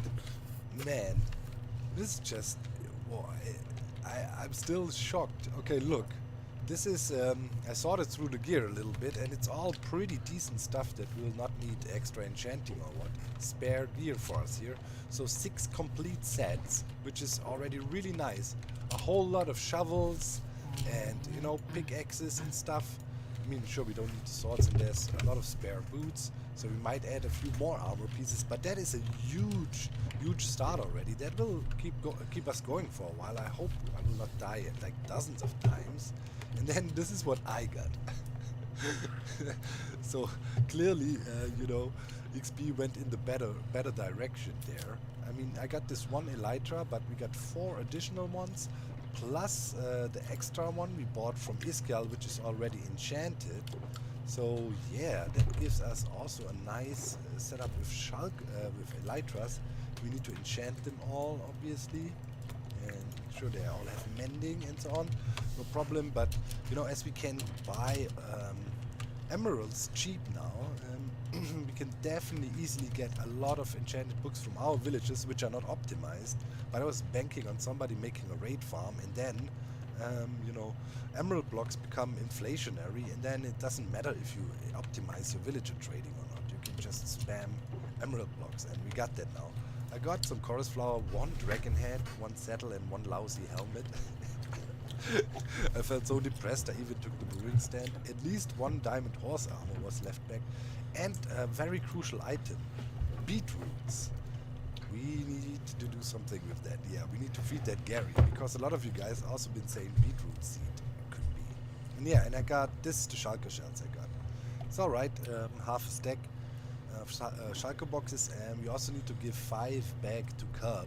We cannot forget about that. He lended us some 2 weeks ago. Alright, but that is a pretty decent start. I mean, we can check off some things of our list. Oh yeah, sand we can check off too. I'll show you in a second what I did for that. So sand is done. Then Schalke boxes, done. Extra gear, best netherite. I don't think we checked that off fully yet. I might try to get more gear. I can easily trade for some more with my villagers, right? And then extra tools. How many pickaxes do we have here? Can that count as extra tools already? I mean, it's quite a bunch for a start. Elytra and rockets. Well, we can check off elytra, but not really rockets. So let's leave it open yet. We need to maybe find a good bulk deal with Javin or so. Or we just buy. We shall see. But I think extra tools for now is checked off the list. Fire potions, no. Sponges, food, rocket, buckets, and beacons. Kind of extra gear here is kind of checked off too, I have to say. I mean, you know, that's a start here. Hopefully we'll see how it goes. So that's already pretty good here, I have to say. Technically elytra and rockets we could check off the list for now too. Nah, let's do that when I have them fully enchanted. So we have a nice process going on here. Oh, wait, I need some more firework rockets. Yeah, I don't have many. So we definitely need to talk to Jeff and maybe get a good deal, a bulk deal. Alright, let's go back to spawn and I'll show you what I did for our sand system. Obviously, we want to use poppy technology, right? And yeah, therefore we need a sand pushing system. And I installed that now at the sand shop in a strategic position. And also you see roughly how far it is to spawn from here, right? Flying like that gives you a good idea. But yeah, this should work. So we installed an item pusher, poppy technology item pusher, and that should feed us sand, so we can, you know, dry the waters there, so we can get our first trencher running. There's a bit of a lake we need to clear. But what I installed now down here is a standard poppy technology item pusher. It is hooked up to our sand storage above, and it's emptying it out. We fill in this dropper here with double hopper speed, And then, you know, in here we will have our shadow block item, the sand stack. I was shadow now. Poppy now. Lead too. And then we should be fine. Yeah, but first we need to get more sand. So, yeah, still Poppy technology will be in action now. I just fixed all the shovels, and I have one in offhand too. And now it's time to do some sand shoveling to fill up our storage here a little bit, so we can start working filling in water. Alright, it's the next day now, real life, and I've been on an insane grind overnight. Didn't get much sleep, but yeah, we made huge progress. Check it out. Over here, oh, down there better say, in the sand storage, I was going through in total 9 sets of, you know, shovels. Fixed my 3 shovels 3 times, and that led to a huge amount of sand so far. God, that's no best over line. 2 hours of sand shoveling easily. Like all these double chests are filled, you know, above here. Slowly but surely, and then we have, I think that should be it, yeah. So we have several double chests of sand now, and yeah, as we know, we have an item pusher, a Poppy stack item pusher here now. Right, and all that is left to do, I have a Poppy stack in my inventory here, is we gotta put that bad boy in here, and now if you flick this lever, and as we also, you hear the clicking, right, the chunk loader here is running, so this will be accessible from everywhere on the server, and in theory now, we should have an infinite stack of sand now, well, as infinite as our storage pockets are deep. Yes indeed. Good. There, Neptune. Get the sand refilled. Let's test it again, just to be sure. This is my comeback. Start yours at purdueglobal.edu. That guy definitely rapes kids.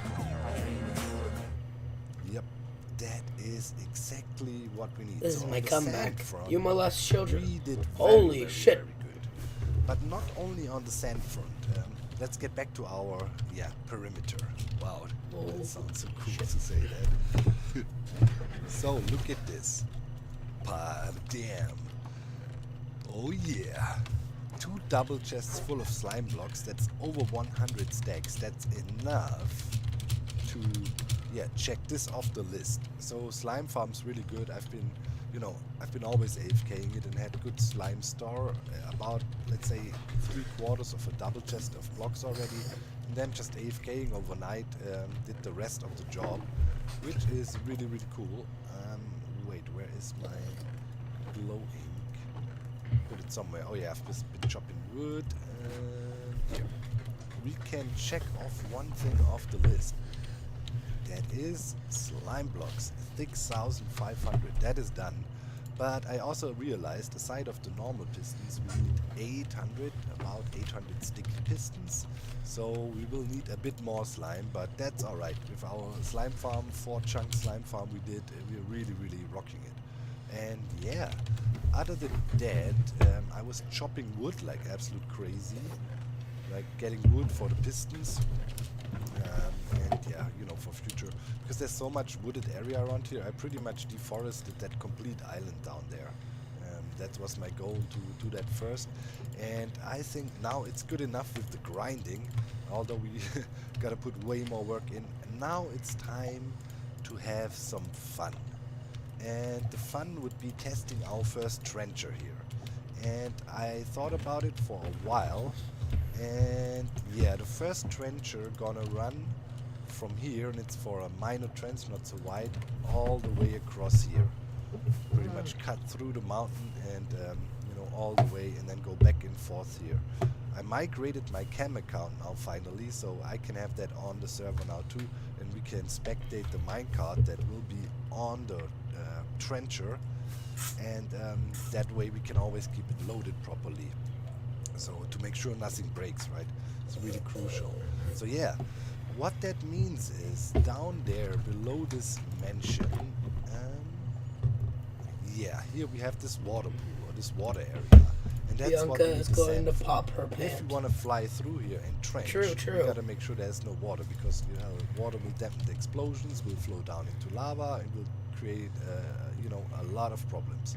So what we're gonna do is gonna go ahead with our infinite sand stack here, and we're gonna start filling in roughly in that line where we will have the trencher. It's gonna come through roughly about here, and then obviously it needs to be very wide. So let's get our super stack back. It needs to be very wide or relatively wide, because TNT has a blast radius, right? And yeah, now I'm just gonna hang out here and drop sand into the holes, and then wait for, hey, what happened? Ah, okay, it was just a glitch, visual glitch. I thought the poppy could actually Carrot. but by just simply clicking we updated Power it again. work is never Okay, but yeah, I'm over. gonna use the sand now to really fill in the Power area work nicely. is never over. It's pretty nice. Excuse me, everybody. And that's Mexican. Power work is never over. He looks pretty fine. It's looking dapper.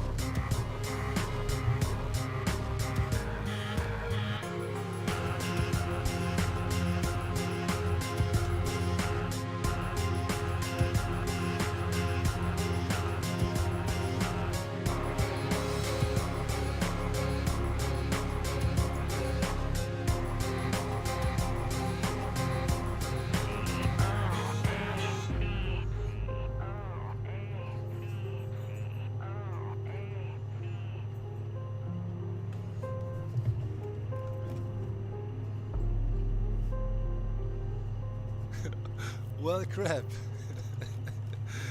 Yeah, I saw it coming. Should have built it a little bit higher. Oh my god. Yeah, what happened is TNT, the distance between the what we call it mountain here, right, and the TNT was a little bit too less, and then TNT got randomly shot up and exploded right behind the trencher. So that's good, you know. It's all learning by doing, testing some things out. I removed Alright, the I know what I'm trees gonna on do. top here, I'm but gonna make something that was stupid not good and enough. It cool. was, very unlucky as well. We could have gone through here, and if we made it through once, then probably we would be fine. But now, yeah, we have to rebuild. No problem. Those trenches are cheap, and we could definitely give it another whirl. But whoa, it is causing a very, very, very, very, very nice trench. Exactly what it's supposed to do. Oh man. Alright, this was the first taste of glory. And yeah, talking about glory, I hope you like the new sound. A new banger made by Jono, the Goat Tapes, the second track for that. Putting them together is gonna be epic.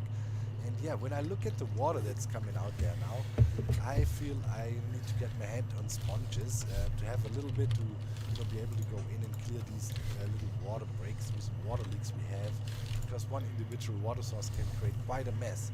And you know what? Once again, the X to the B to the C came for the rescue and says, hey, yeah, I got some sponges too you can lend. I put them at your shop, so yeah, we should be able to grab a few sponges there too and be fine. But first, let me quickly grab the remains of the flying machine. Just a few pistons and slime blew up. Not a biggie. I don't think it would survive down here on the floor. But while we're here, I should actually go through and just soak up some cobble, because I'm really running low on cobble, and if I need a lot of pistons, I think this is the way to do it. Don't neglect the cobble collection while we're here. It's actually pretty smart. Man, there's emeralds here. Yeah, I'm gonna go through and rebuild and then refly again, and then I show you the design in detail before it blows up.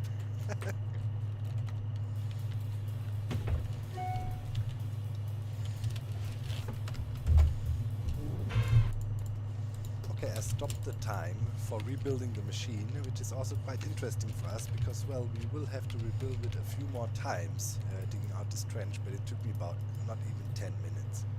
Like, it's really fast to build. Here, have a look. You need all these blocks. It's a self-returning flying machine, two-way. It will go back and forth. And yeah, here, via those obsidian blocks to stop it, and you need these dirt blocks here too. To really power the machine flying back. You see the observers. This one is facing Guess this that way works. too. Right, and one tip for building: place this iron trapdoor before you place this observer. Otherwise, you can trigger this piston and then set the whole machine off. So that's make sure to always place this first. Right, so just build up this slime pillar here, then get the trapdoor in, and then observer. All right, and yeah, that's the machine. The front part here. Just two fences on top of each other. Coral, you need this solid block here. This is important for update order. And yeah, let's give it a whirl, guys. Let's give it a whirl and see if everything works fine. Get in there. By the way, a small little tip for you. In my other minecart, it could also be in the minecart like where I am, my camera account is riding. Okay, it's working. My camera account is riding with us. That means even when I exit the machine here, we'll make sure, the machine always stays loaded.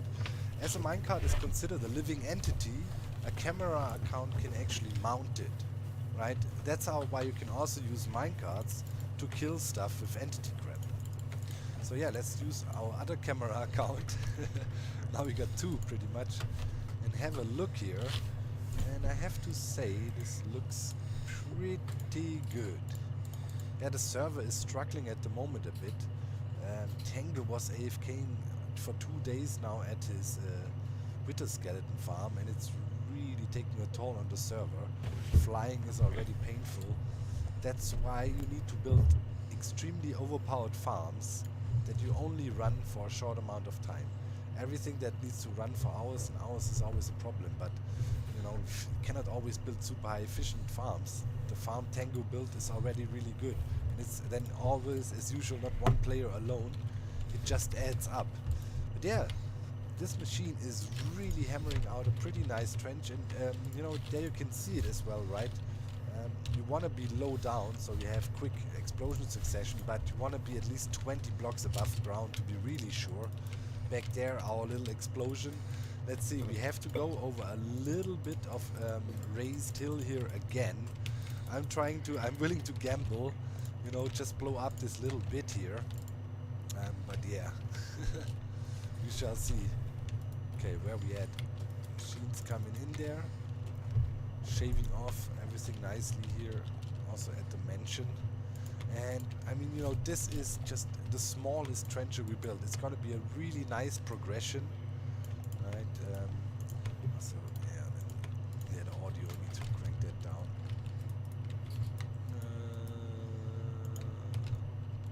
Block sounds off for now, quick. Otherwise, it gets really annoying. Wow. Okay, yeah, trencher works good. Now we're entering the dangerous area. So far so good. A few water puddles here and there, as you can see. Always normally worse to get out of the trencher right away now and clear this one. But we just want to go back and forth. Lord. I'm Lord. And want to test if our return station works properly. Return station is pretty much just 2 obsidian blocks there. Okay, now we're getting a bit into the danger zone. As you can see, right, TNT lies around a little bit elevated, and then detonates at different times. Yeah, see, this one got launched So yeah, now here is where we blew up last time. Let's hope we can make it through, please. It was really unlucky that one really freakishly flew up right behind our machine here. Oh, oh, oh. Some are getting launched. Okay, this is really dangerous here now. We're really low. Let's see if it's even viable. Oh, oh, oh, oh. TNTs get launched. Please, please. Don't launch up too far. Yes. Okay, I think we made it through. That's the most dangerous bit here. These trees be not my demise. Ooh, that was bad. Alright, alright, alright. Good, good, good. We made it through the most dangerous area. Okay, now we will see if we can actually make a return. This is super satisfying to run a trencher like that. Imagine how satisfying it's gonna be when you run the whole world return. Oh my goodness. It's gonna be amazing. Can't wait. Even the 3 wide trenches will be pretty cool. But yeah, this is going fine now, but you know, the further down we get, the more water, the more lava, the more complications. But for now, we should be able to eat through the world here really quickly with this bad boy. Such a satisfying scar in the world. Look at that. Alright, we are approaching the return stations. You can see also the positioning of those. The machine is coming in like that. But yeah. Boom. Up there. Stops and we're going back. Perfect. I'm really happy.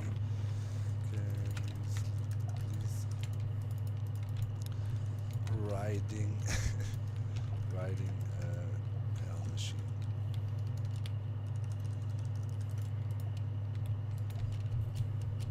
Not bad anymore. Okay, works good.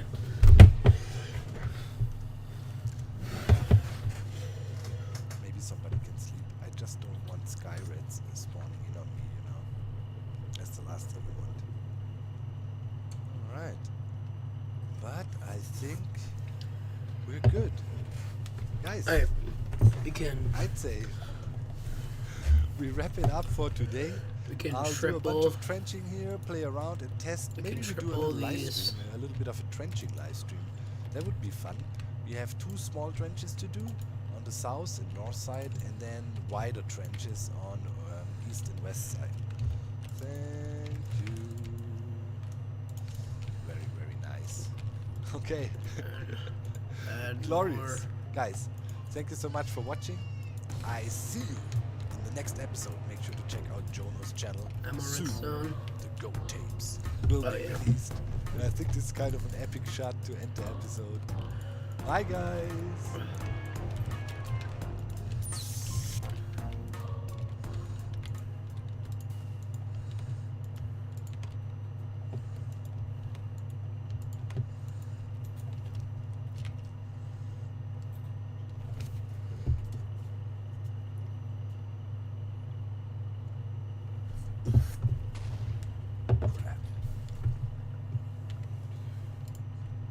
The mighty new Pokemon has arrived. Lulu, I'm serving ice cream. Lulu, you'll eat it too.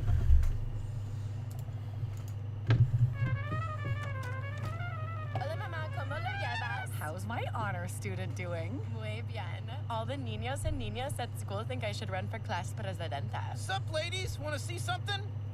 Summer, you want to drop this bowling ball on my abs? Hell yeah, I'm only human. Watch this. Sup, ladies? Ready, Morty? The stream's about to go live. Where are you two going? Morty and I started a podcast we call Fabsolutely Abulous. It's an ab-centric hour of fun. Hoping to get Nancy Pelosi on the show next week. Want to drop her on her abs? Haha, yeah. Guess who has a new pen pal? No takers? It's me. Pen pal? Night Jerry and I write letters to each other. It's super fun. I also like Tori Amos. Hope you like our new pajamas. What is the sun? Jerry, this isn't how you're supposed to use a night person. You two are being a couple of Debbie Down-Theres. Wait until Night Jerry reads about this. Who wants cake?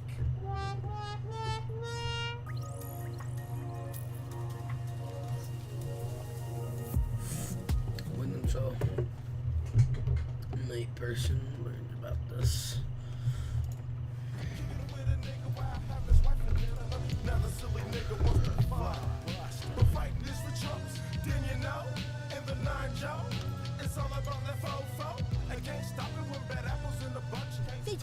Did you notice that all the crippled people in that club are Negroes? Hey, hey. That's an amazing coincidence. I mean, there's not one crippled colored person in South Park. Hey, you kids. Just gonna flood the redstone. Hello, officers. What the hell do you think you're doing? We're going to pop some punk ass for blood.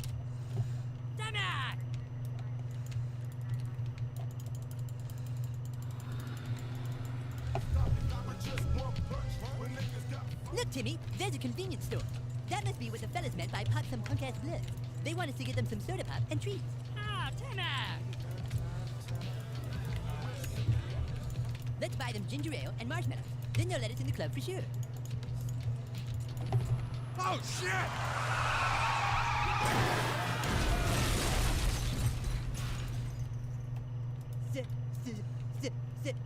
Sunday driver.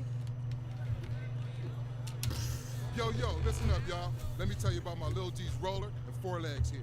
They just smoked 13 bloods in one night. One night? Yeah, it ain't one night. That ain't never been done before. And they got us marshmallows and ginger ale. That's right. So does that mean we can join the club? You're not just in, you're the baddest mofo Crips in town. C-Pop, turn up the beat so we can celebrate our new G's 5-point style. All right. Wow, these guys really are crippled. Timmy, I have a feeling this is the start of something. Okay, so. Wonderful.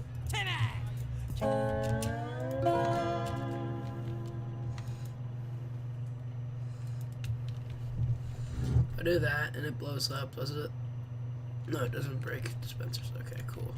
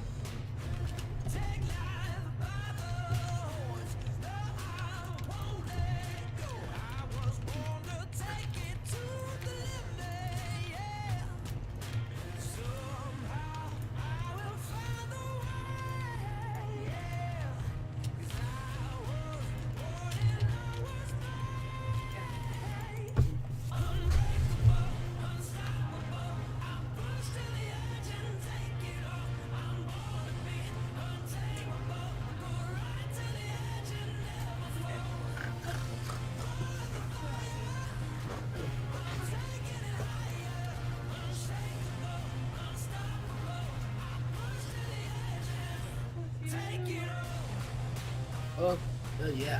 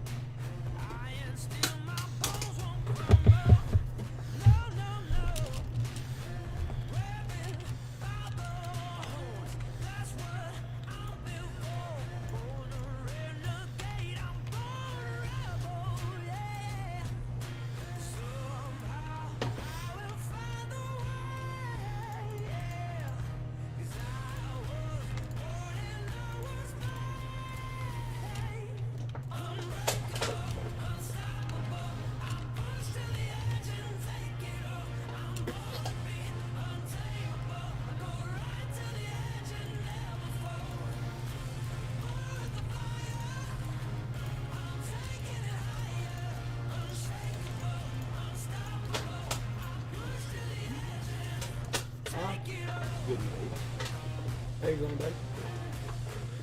Wait, hold on first. Watch this. I hope this works how I want it to.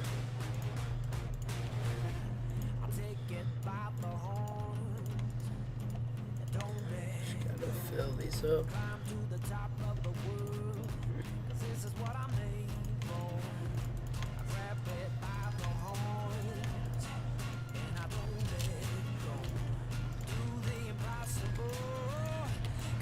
Shit, I do this every time, don't I? It's gonna be worth it. Just gotta put TNT in all the dispensers.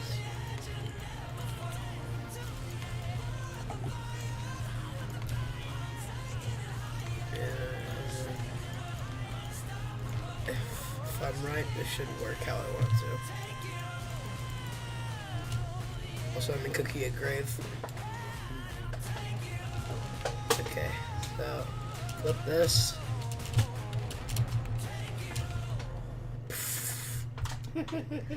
That works perfectly. Oh my god.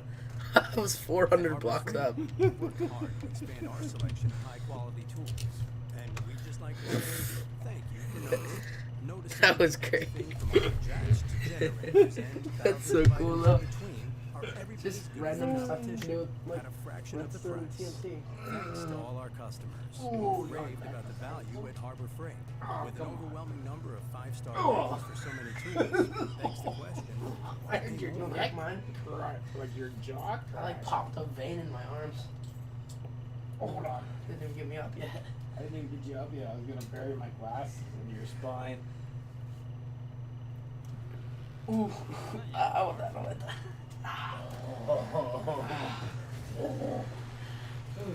I'm mad. Yeah. You cracked up pretty good there. Okay, we gotta do that again. Again. Come on. That'll be.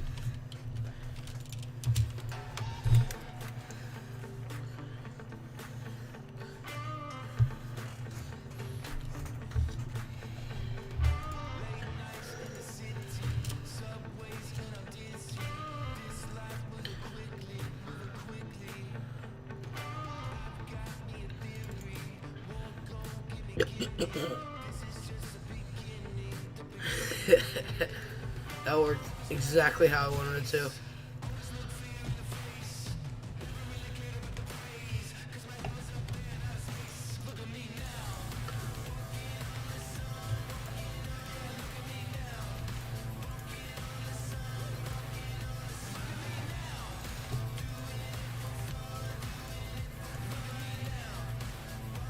Damn it.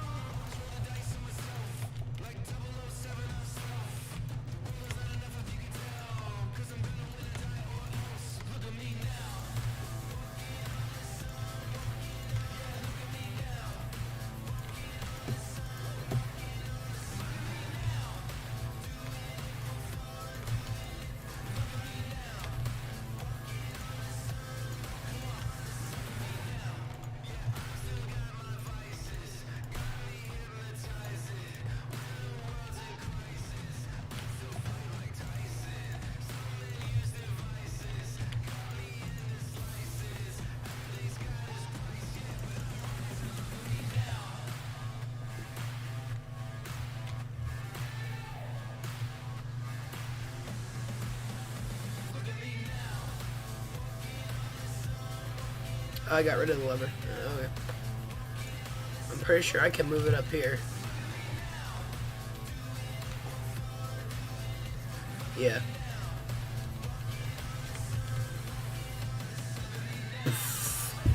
Getting on the sun. Everything looks so tiny from up here. That's the giant prime bottle. It's so small.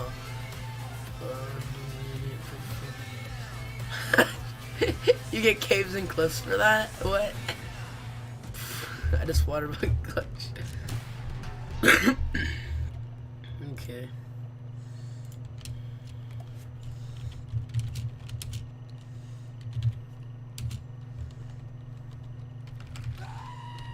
Every 4 years, 4 fallen champions reborn in legendary form.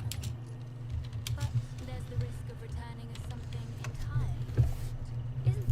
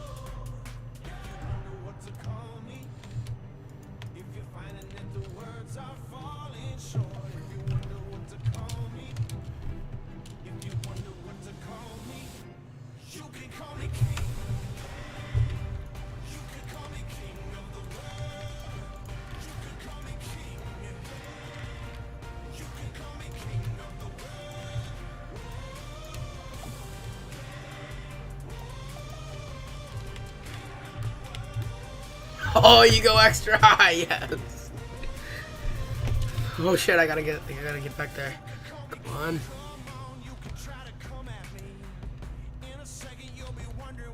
It worked. Oh, this is amazing. I love this machine.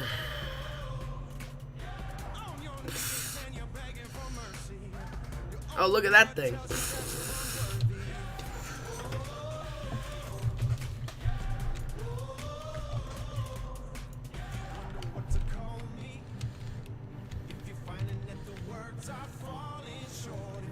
I love this.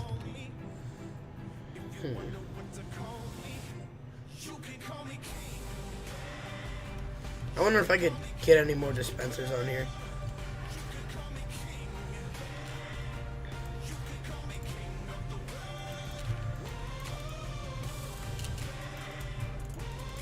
Could I like get some to face down?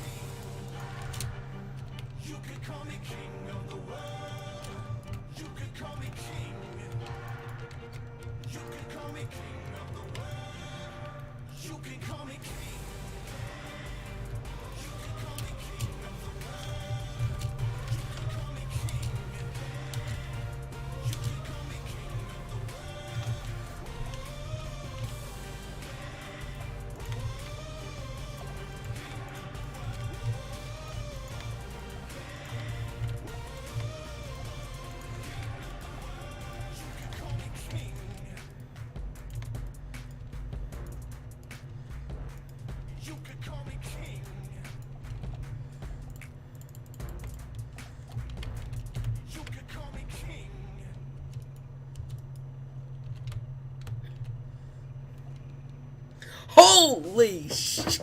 I just screamed. Oh no. Jesus Christ. Of course, if you're on a normal world, there's nowhere to land, but good lord, that was...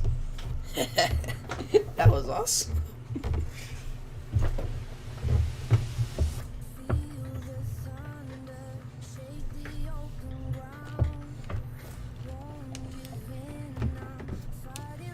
Surely.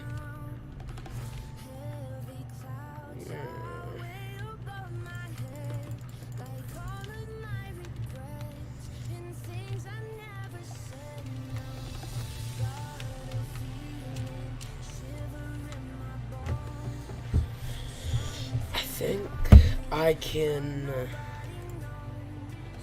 yeah.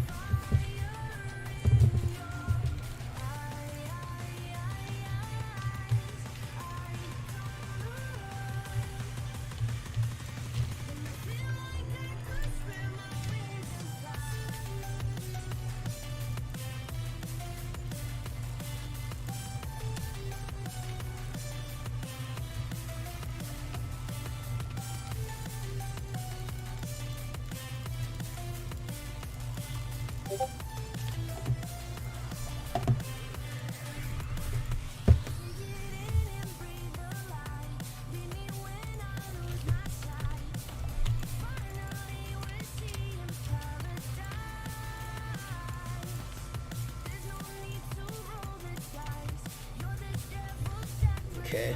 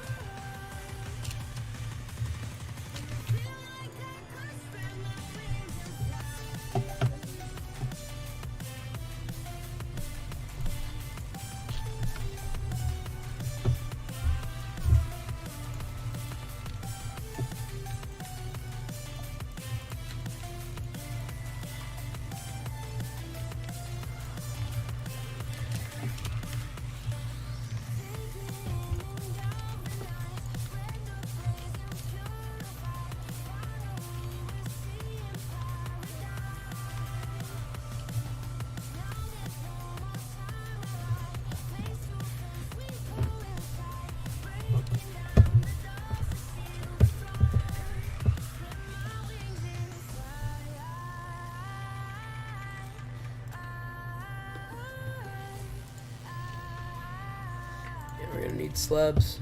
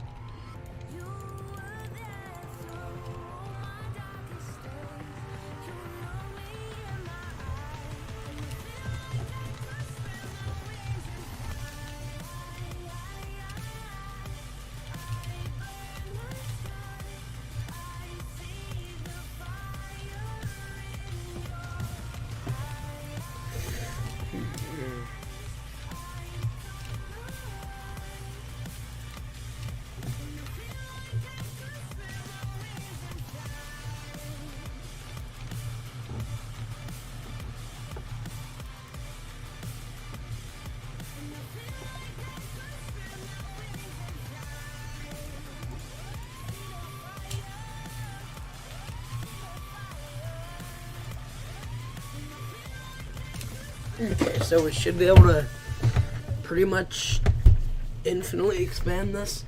Actually, no, we can only expand it until the TNT explodes before it gets down.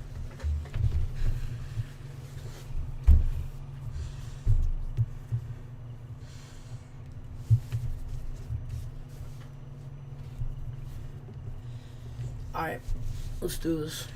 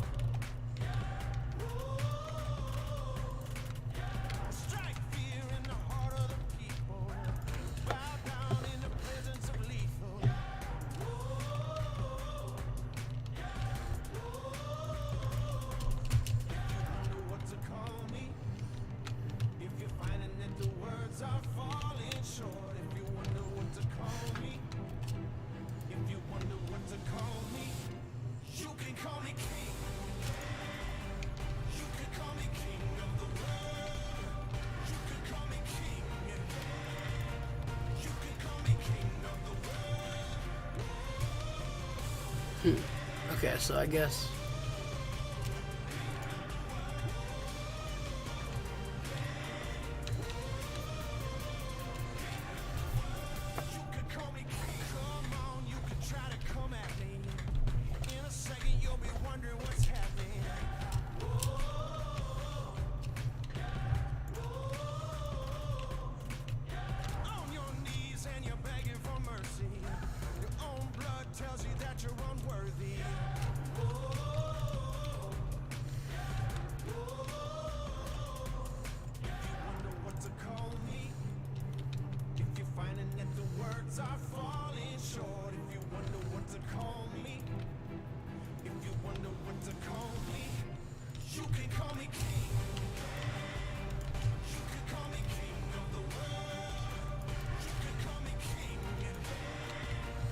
okay, so that's being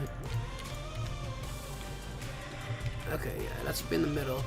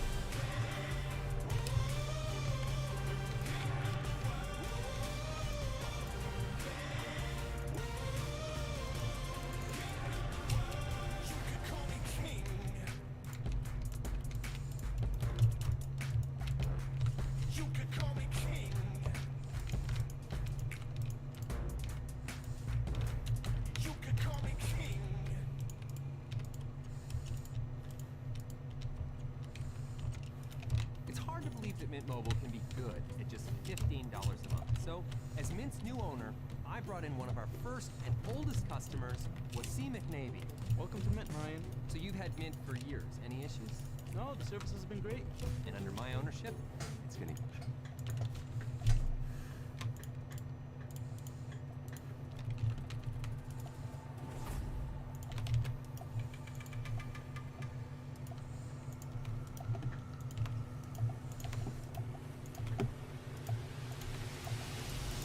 Feel the thunder shake the open ground. Won't give in, I'm fighting for the crown.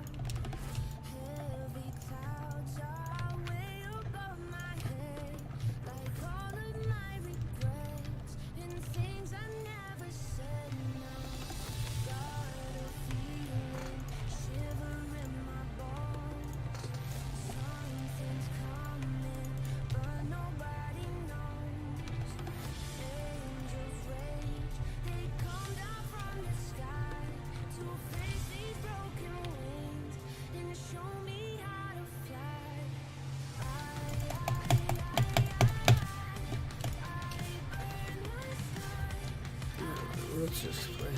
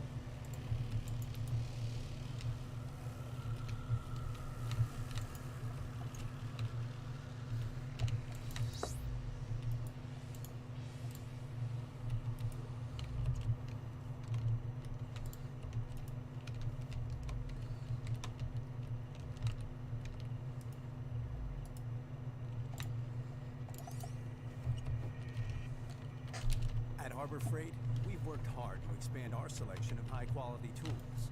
And we'd just like to say thank you for noticing. Noticing that everything from our jacks to generators and thousands...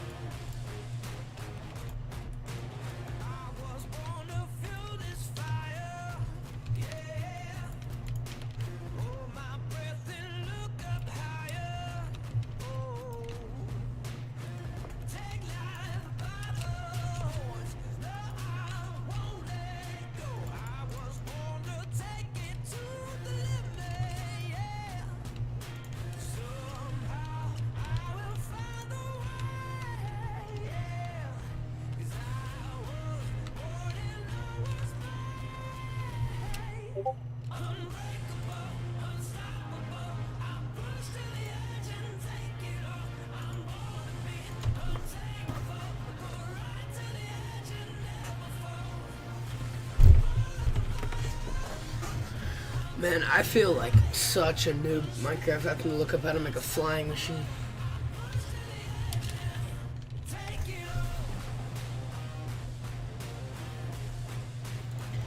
Man, I feel so stupid right now.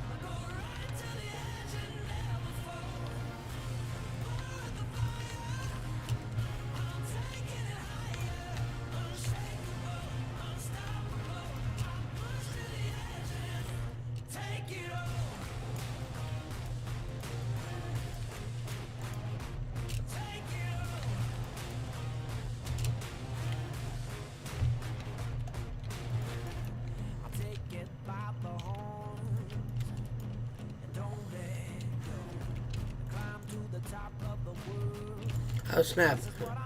Yeah, that's the wrong way.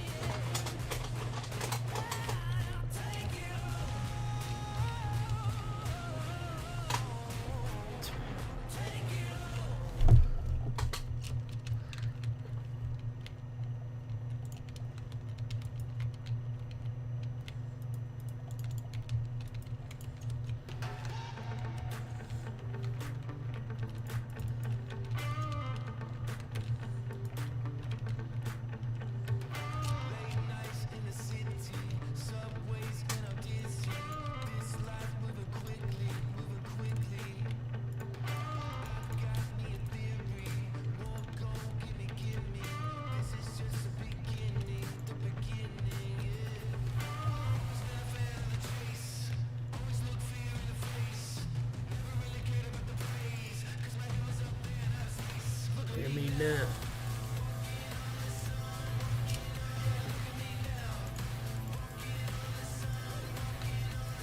Hello? Oh, I think it's outside Royal Claim.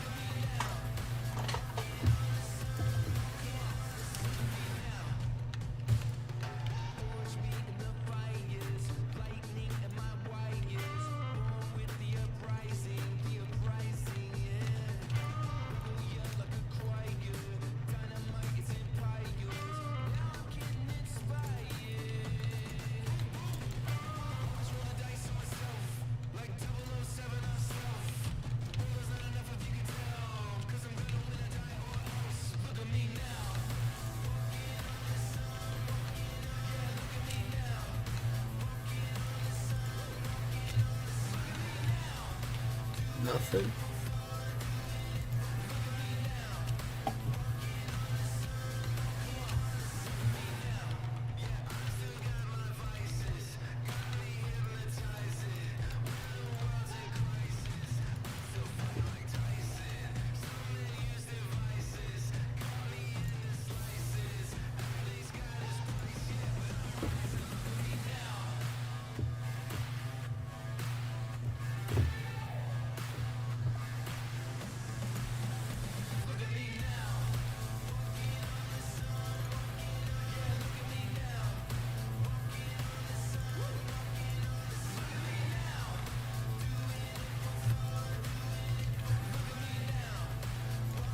Hello?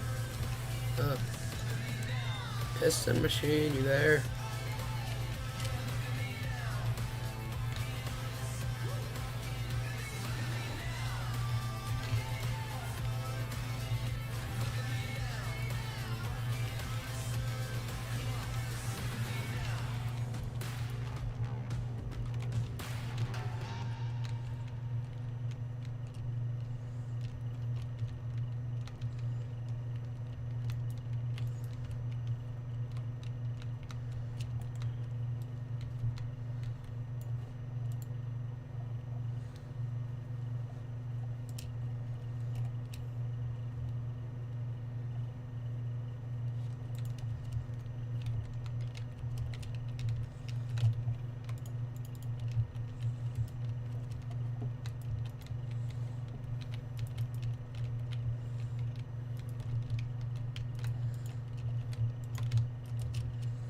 Yeah, I am Lord.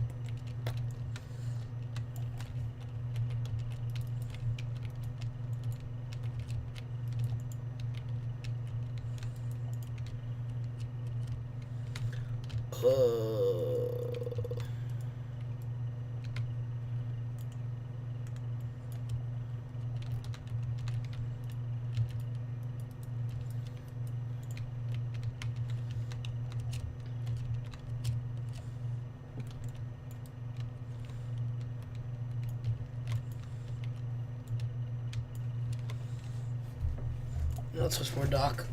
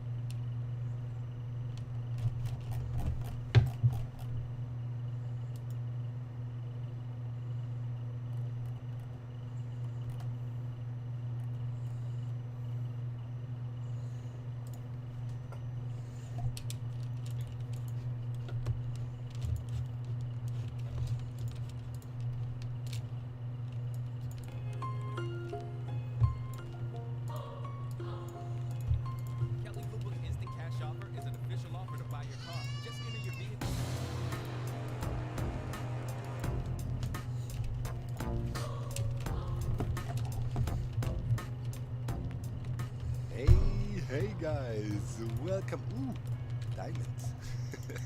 Welcome back to another episode here from the Hermitcraft server. Let me quickly grab them. Baby. And as you see, the grind was real. I even dreamed Minecraft after this insane day of trenching. Like I was laying in bed, and when I closed my eyes, I could see TNT falling and blasting stuff up, and I couldn't get rid of it for at least an hour. It was absolutely mental. So many explosions, but yeah, look at that. The northern and southern small trenches are done. this is the northern trench here, which would border more towards where Scar said he would build. It's not confirmed yet by him, I guess. We will see. But, you know, this is facing towards spawn here. This is the northern side. This is the south side where the mansion was. And look at this. That would not be It is just an unprofitable source. And I mean, look at how fast it grows. You can't beat that. Bedrock exposed. Absolutely crazy. To achieve that, I had to rebuild the tunnelers 3 times. First stage on top, and then another one, and yeah, you can see here is the second station. First one was on top there, and then third station is down there. That's good enough to blast all the way down. And of course, not only did we finish the northern trench, we also finished the southern trench. And while we fly there, quickly want to shout out the fan artist of today's episode. Yeah! You Killer Sim of Reddit, and all other links in the video description. Also the original link to the fan art post. Amazing Gary fan art. Make sure to reach out to the fan artists. I'm sure they would be willing to commission some cool work for you. Maybe you can even get your hands on some of the cool Gary fan art they made just now. Thanks, by the way, everybody participating in the Gary art. There's a Reddit post now. Put that in the video description as well. So we'll use that Reddit post data collection to methodically beat Gary. But yeah, that fan art was just brilliant. Thank you so much, Killer Sim. Much appreciated. I love it. And yeah, make sure to visit the links I always provide, right? Make sure to show these artists some love. They are a huge part of the Hermitcraft community, making things just 10 times more fun for me. Just, you know, it's great to see that the things we do inspire people to make such amazing art. It's just, yeah, to me this is glorious. Yeah, also glorious, of course, here, the Southern Trench. It's nice to give things epic names when it's epic. Yeah, you know, obviously we're also blasting by a lot of dungeons and stuff. Quite a few, but also actually found already quite a few. There's a bit more. I haven't really looked. There's diamonds everywhere, right? I haven't really carefully looked for diamonds. Just picked easy ones up. They were just sitting there, and I couldn't, you know, couldn't miss them. But just from little browsing through the diamonds here, actually we got a really decent haul. Let's go to the middle, and we can do something really cool together. First big thing we can, you know, check off our check mark, our to-do list, or check off our check mark, really, dog? Check off our to-do list and give it a check mark. That sounds better. Here, small trencher. Where is my glowing stuff? Here we go. Alright, oh, this is gonna be great. Check it out, it's done. Small trenchers completed. Wow, it was a bit of a grind, I have to confess. Actually, I never had this before, right? I was spending all day like trenching, did it in one day. No breaks pretty much, and then at midnight or so I was finally done, going to bed, like, oh, finally. Closing my eyes, and in front of my eyes all I can see is TNT explosions. And TNT dropping and falling. And I couldn't get rid of it for a full hour. Like, whenever I closed my eyes, I saw Minecraft TNT explosions. So I listened to a podcast, tried to distract myself. That is clearly a sign that you play too much. But hey, you know, grind, optimize, automate together. And you know, there's no optimization or automation without grinding. Talking about grind, here's my shulker box with deep slate and normal diamond ores that was at the border region, I guess, between the deep slate starts. Pretty good, pretty decent haul. And as I said, I didn't really try hard to get anything. This was really just in my way, and it's like, ah, another diamond to mine here. So yeah, nice haul. Anything else? I'm building up more resources here, and things are happening. Things are falling in place. Today we will experiment with the bigger trenchers, and I also have a really cool transport concept I wanted to show you for a long time. You might have found a way to replace piston bolts and similar things with a very clever system. But But first, there's more stuff going on. Check it out. There it is. Javin's Easter egg hunt. Behold! So you want a super simple bamboo farm with a flying machine that you can make an industrial size with. So this design, you can multiply, you can make it as long as you want, and you can even make it double in distance if you want. And this is a super simple design of a flying machine just flying back and forth over some bamboo with some hopper minecarts underneath. This is an absolutely great design if you want to sort of automated fuel source or to make an automated furnace array, something along those sorts. I would definitely recommend. Really cool. Oh, look, you made, oh man, you made another one of these cool map arts. I love it. It looks so good. Javin is really kicking in full gear, man, this season, and also last season already. Really found his stride. Not that he was not doing good stuff before, but you know, as a creator, you can feel it. If you're really, you know, doing exactly what you're supposed to do and grinding it out and feeling your work, I think Javin is in the zone right now.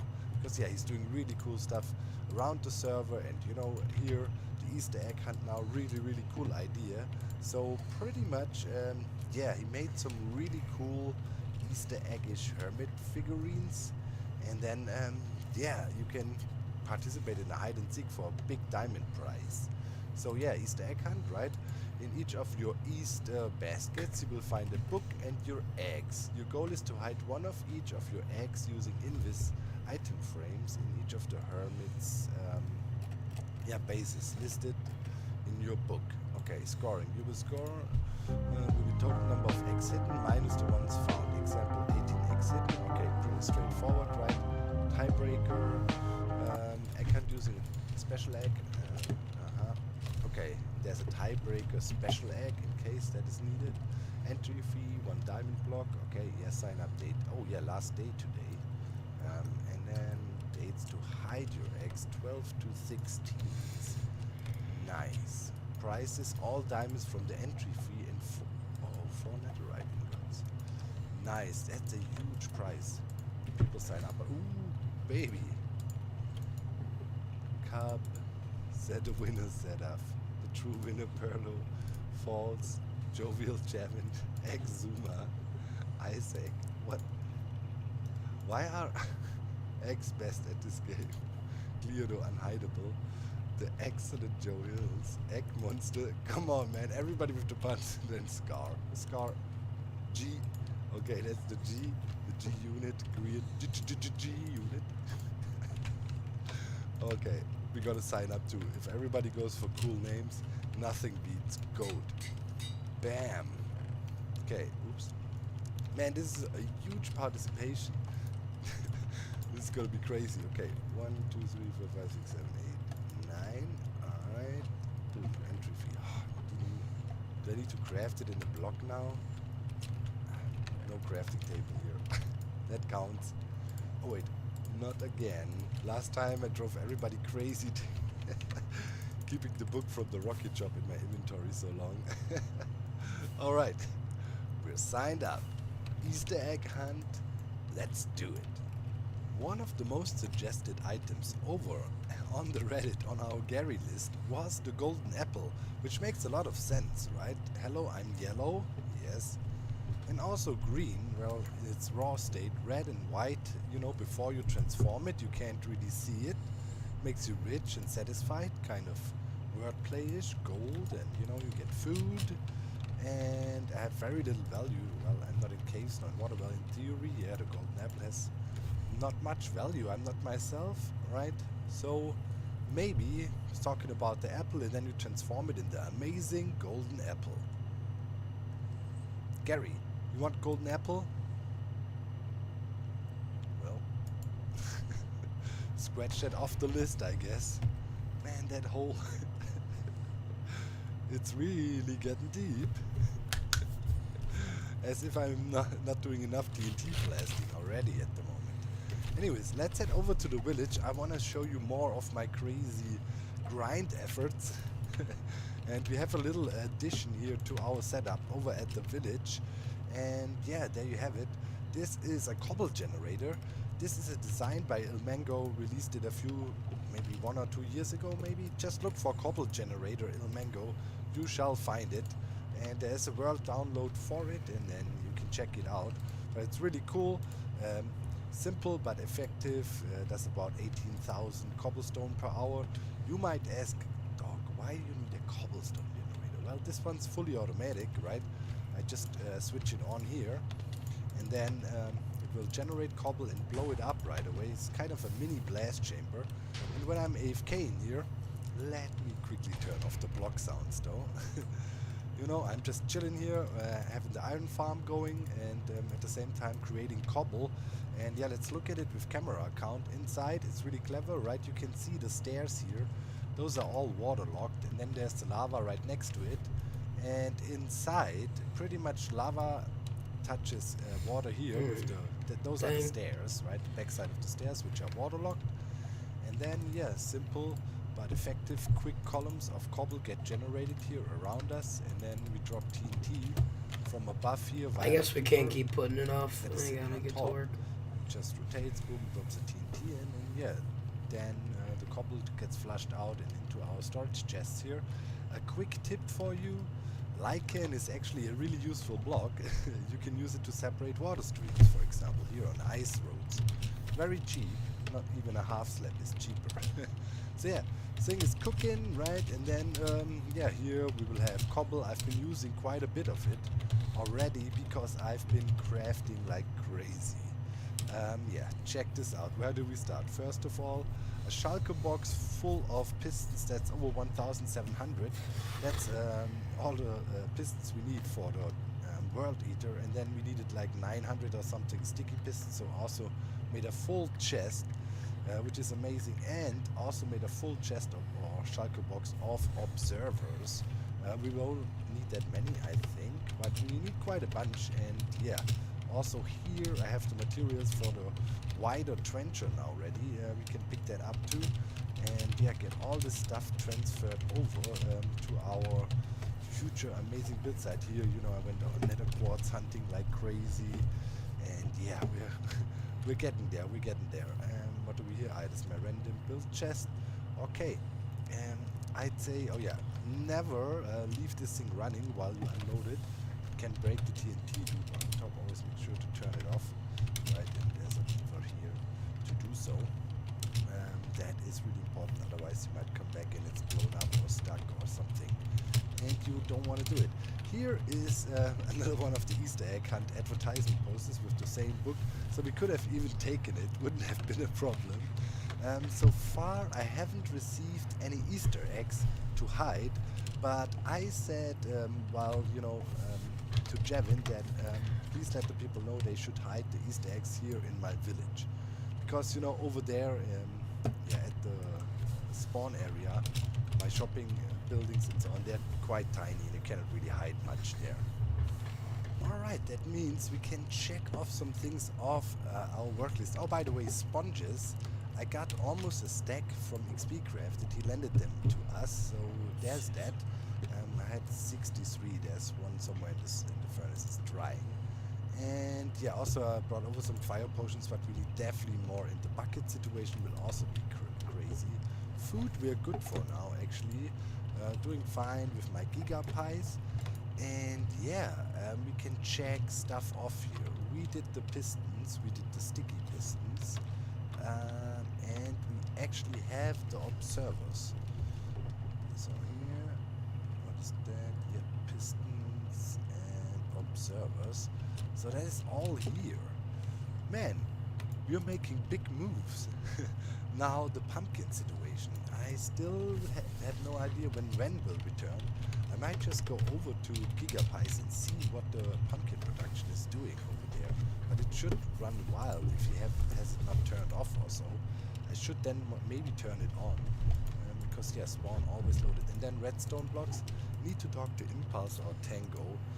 I already took some of redstone for all the crafting here from Impulse. He said no problem, it's all good to take. We have more than enough. But yeah, I'm gonna need 900 redstone blocks. That is quite a bit. That's, yeah, over 10 stacks of redstone blocks. That's not a small amount of redstone.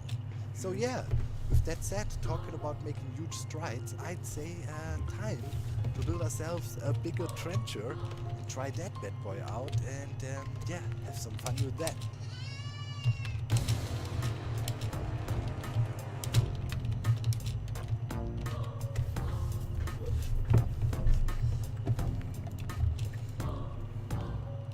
Alright, the wider trencher is done. It's starting right above. Oh, we might blow up our old trencher.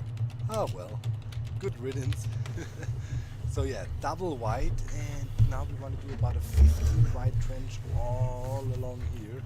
There's a body of water in the way there, but it's alright. We're gonna do our first test run here. I'm flying really low, but I want to avoid multiple building. And yeah, without further ado, let's just launch that thing and watch it in action. Got my camera account riding that bad boy. Whoa. Okay, that's a different ball game.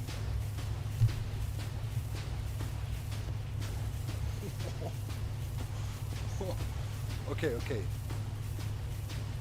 Now I get it why it's so loud. Oh, that was my camera account's audio still on. Jeebus. I was like, why is that thing so loud? Oh man, yeah, I just hope we can make it through the trees there and blast out. Oh, there's already TNT flung everywhere. Let's have a quick sleep before we follow the thing. But hopefully we make it through this first lane well, and then we should be alright. Then it's not dangerous anymore, but now, yeah, TNT flying up can be an issue. Oh man. It's making a nice, massive trench. Oh, this TNT there on the trees just making me nervous. I mean, it's not a big deal rebuilding it. These trenches are quick set up, and by now I can build them in my sleep after rebuilding the smaller one, and this is just a bigger version. There's pretty much 2 of the flying machines we used so far. But yeah, look at that. That's some serious trenching. Nice.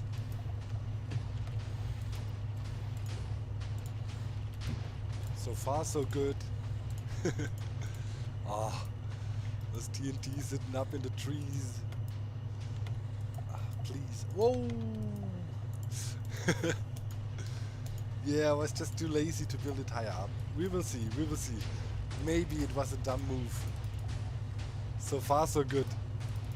Alright, I followed that thing all the way back and then to the turning point. Ah yeah, there's that water we need to patch out with a bit of sand. Yeah, it's not much.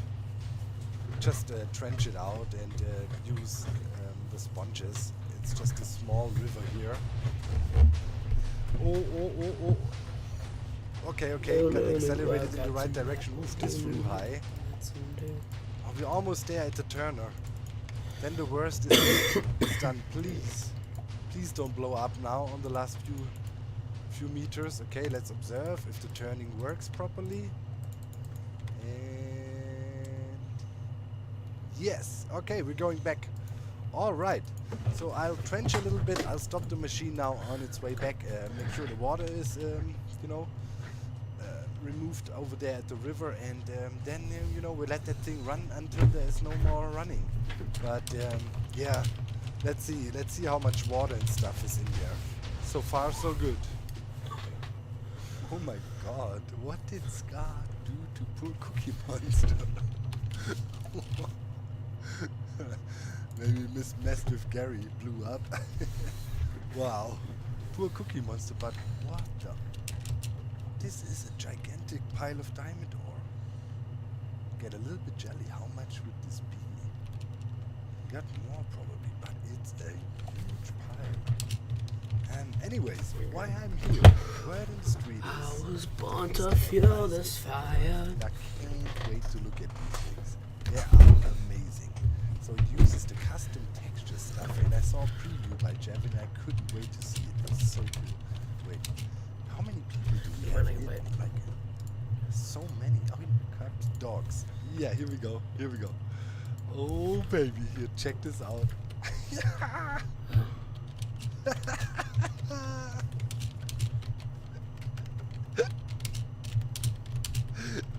Tiny dog egg. Oh, that is not an amazing plushie. And then we're supposed to use him like this. You know, you place an item frame, then you can put the egg, and then you can do the trigger invis, and then the item frame will be invisible.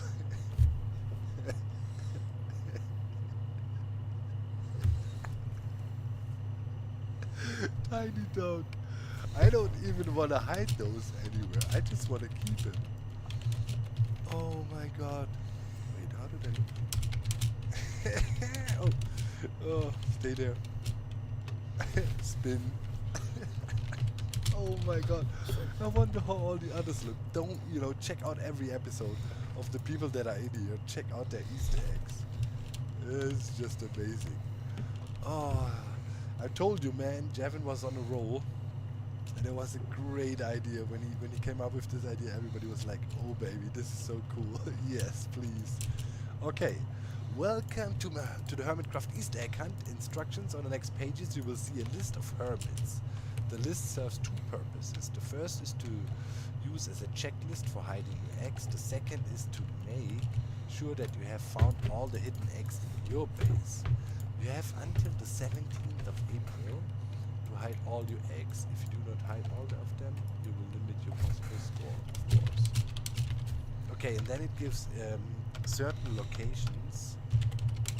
Okay, in oh wow. Alright, where's your kind of faces are. Oh my god, it's so many. I need brooms.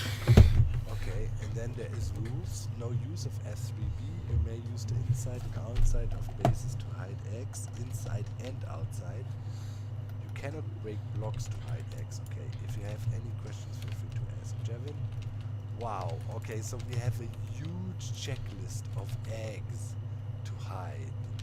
Oh man, Beat-Up's tower is just around the corner. Let's do one. Oh man, no spoilers, okay? Otherwise, this is no fun, but I want to show you one. I think I'm not going to show you all, but at least this one. By the way, slowly but surely lag is building up around server, but it's such a nice, compact and dense and cool area already. Spawn is always a problem. We might move spawn chunks soon. I see it coming. Whoa! What did Cleo build? You know, this is gonna be a great chance to look at some of the cool things other hermits did when we're gonna hide some Easter eggs around their base. With the thing. Wait, didn't you have this secret challenge hidden somewhere, thousands of blocks out? And he made this whole parkour. What is Lowbro doing? Hidden? No idea if somebody found it yet. I was thinking he was trolling. Maybe it's just around the corner here. But yeah, that would be the perfect hiding space for something Beat-Up's egg. Wow. Let's see, is there a way in? Obviously. Lord. Crannies here. But it's also not gonna be easy. It's coming up here, you will see it right away. Maybe rather utilize the ruins back there. Yeah. And I don't think the eggs will render from too far. You could put one up here. You know, I mean, you don't want to make everything super hard so the hermits never find it. You know, it's all in fun and games, right? You gotta find a middle ground. But I think having one sitting up here would be cool. Then you can also try out the trigger. Okay, let's... How does it work? Trigger... Is it trigger and then invis also? If invisible? Triggered if invisible? Something like that, right? Yeah. There you go. Oh man, I love these little egg doggies so much. I really don't want to, I don't want to give them to anybody. I want to put them all over my base and adore them. Okay, let's make a check mark at Beat-Up's. Check mark. It's a stupid check mark. Let's put, okay, Beat-Up's. And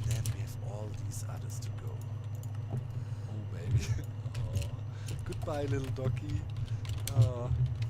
And you know, it is triggering some fatherhood stuff in me. Like this small little doggy needs to be protected. Can't leave you here. Hope Beat-Ups never finds you and I can, you know, pick you up later then. Oh, it's so cute. Okay, off to hide some more. Alright, I got all but one Easter eggs hidden, and I just learned something. You know, I never used these custom textures and stuff, but if you want more doggies, you know, we just need to take, you know, these pumpkins, carved pumpkins, and then use this command. Let's hold them in our hand, and then do this. Boom, and then we can make more doggies. Aww. Oh, that's pretty amazing. Yeah, obviously we're not gonna use them during the Easter egg hunt. That would be a bit unfair. But you know, later we can have more doggies around when the Easter hunt is over. Yeah, one guy is missing. That is actually Cupfan. His base was kind of further away, and I'll go there later. But other than that, I think I found pretty good hiding places. And yeah, I would have shown you more, but you know, you guys always spoil and give hints. And there's a bunch of diamonds at stake. So yeah, no more spoilers. Wait a minute.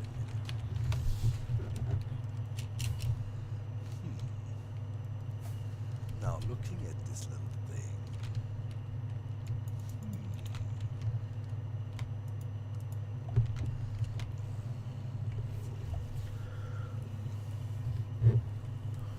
I mean,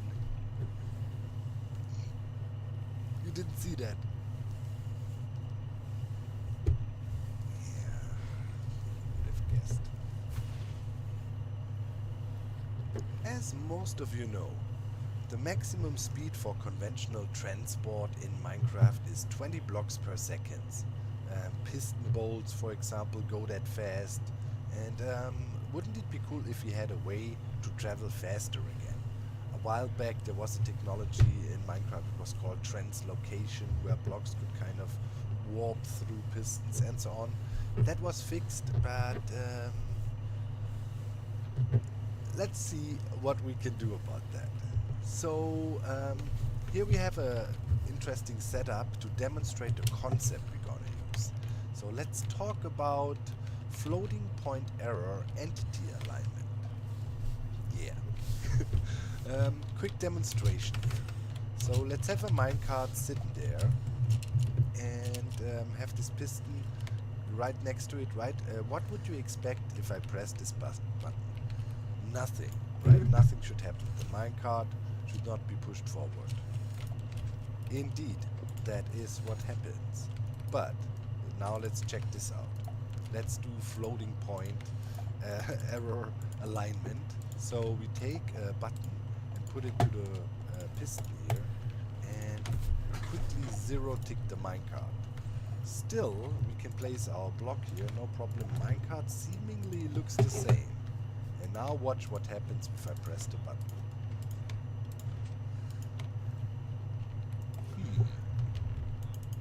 Interesting.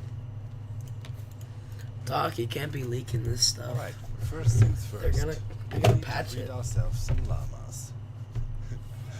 Yeah, whenever you want to move fast in Minecraft, they patched it before the video came out. Wow. I've never seen that. Feel the fire. It looks amazing. Alright, let's see. I hope you will survive this journey, little one. Yeah, come. I'm sorry. So yeah, if you want to travel faster than 20 blocks per second, really is advisable to ride a llama or a minecart. As we will use boats, because the boats will make it possible. We can actually go 30 blocks per second because they are in total bigger than a minecart. So we can also push them faster. Kind of, yeah, that's how it goes. And yeah, where we need to go is over there. I punched out a way bigger hole in the nether ceiling by now. It's a 3x3 hole or 2x3. Oh, I forgot. It was a hassle. Lord. This method I showed you in episode 1 of the Problemo. And now let's see. if the old rule states true, a guest always shows up when it's not supposed to show up. Yeah, of course. It's right there. That's bad.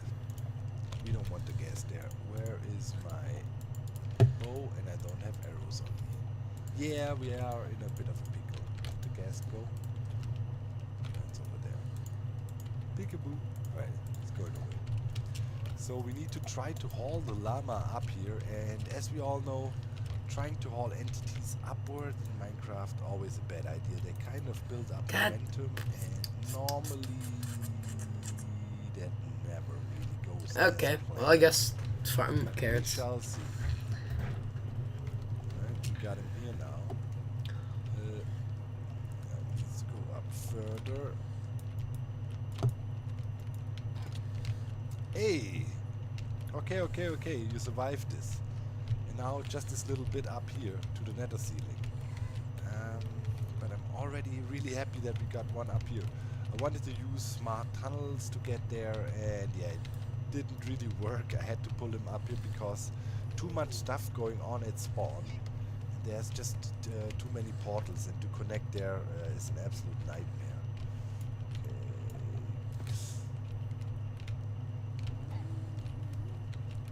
I'm sorry, llama. Okay, wait. You stay here. I get another one of you. Okay, so the water got caught up with down here. Alright. I got the llamas up here, and I also have a baby third llama right there. And that is key. That was the hardest part. Now comes the fun. Now comes quirky Minecraft mechanics.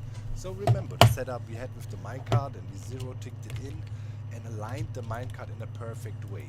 To be able to do that with boats, and we're gonna travel this way, and it's gonna be a long ride in the end. I mean, out to the Mushroom Island, right? We wanna get there quicker and just sit in a minecart or in a boat and be transported there with 30 blocks per second. That already sounds very, very juicy. So yeah, first things first, we need to perfectly align a boat so we also get that floating point arrow alignment. What does this floating point arrow alignment even mean? Well, we see the hitbox of the boat here, and if we manage to arrange the boat perfectly on this block, but just slightly over, and that's the way we had with the minecart, right? It was slightly touching the glass block, and kind of want to do the same thing here. So what we want to do is we want to catch this minecart, this boat there with a minecart. Let's do this. Hopefully we get it right away. Yeah. That is fine. And now what we want to do is we want to power that piston. And our key thing is break out the piston first, and then the trap door. I guess we got 2 extra. Okay, let's do. So maybe 2 of them were already done. And now this minecart is already, or this boat is already perfectly aligned. It's sitting on here. It looks like it's perfectly aligned, but it's not. It's slightly indented, and that will be enough to ride up with another boat, slightly glitch into this slime block, and from there on out we're flying. So what we need to do now is we need to get the old trick like we used in the gas shooting device. We want to get an entity in here, maybe a chicken, that sits in the boat so it can't be moved anymore. Right, first we break the minecart. That is done, and now we want to have a chicken spawning right next to here. Hopefully get a little bit lucky and get the chicken to jump into the minecart right away. Okay, bump it a little bit. Come on. Yeah, that's it. Didn't touch the minecart. It's perfectly aligned there. That was the hardest part, and yeah, don't you worry, you only have to do that once. After that, it's smooth sailing. So let me build up the new piston bolt kind of setup, and I asked Methods, how should we name this thing? And he said, how about llama bolt? So this is the llama bolt, and yeah, let me build it. I'm gonna do a short test track here, and then we can play around with it.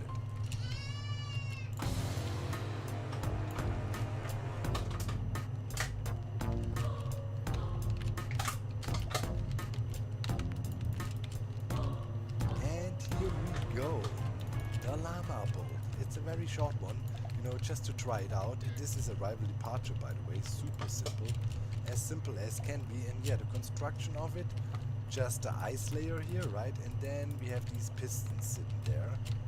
And they pull the boats along when they retract. And also at the same time push him along. It's nifty, but easy to build. Just redstone dot here. Place terracotta or something that cannot be sticky, icky. And yeah, then we just set it up like that. I have leaves on top because we want to spawn proof the whole thing here. Yeah, really easy pattern, right? Check it out. We can look from on top or with the camera account, right? And then we just have the ice here, and the pressure plates always trigger the pistons. This one triggers the back piston via the redstone here. This one triggers the front piston. As the boat's hitbox is bigger, we can really pull along boats fast. Now we will do the perfect alignment. And yeah, we only have to do that once, and then we can ride this thing forever and ever. Super easy to do. So as you know, this boat, we use the trickery to perfectly align it, right? It sits there slightly moved this way, but it looks like it's perfectly aligned. What we want to do now is we want to place some blocks down. Wait, this needs to be gone. Something like that. And now we take a boat and scoot against the other boat, and therefore perfectly aligning it. Let's do this. Get a boat here. Huzzah. And get my llama up in that boat. Come on, llama. Come on. Alright, good. Now we can just jump into the boat and then ride it forward and align it perfectly here against the hitbox of the other boat. You see? Driving fully into it. Making sure. And you can see hitboxes are perfectly aligned. Touching each other like that. Nice. And now we just need to drop that boat down, and then it will be in perfect position for 30 blocks per second llama action. Alright, cool. Last thing, we want to get that back. We need a pressure plate here to trigger the whole thing. I have it just not installed yet while we mess around here. And last thing, we just need a block here. It's weg. Okay. Let's remove all that. Remove. This can be gone. This can be gone. Okay. I was born. Another fence here if you want to. Boat is perfectly aligned. And now, if you press this button, this llama should move. Yes. And the movement speed is 30 blocks per second. So if we ride the llama now and press the button, we should move. And we do this with 30 blocks per second. Wait, let me get the button there. Wow.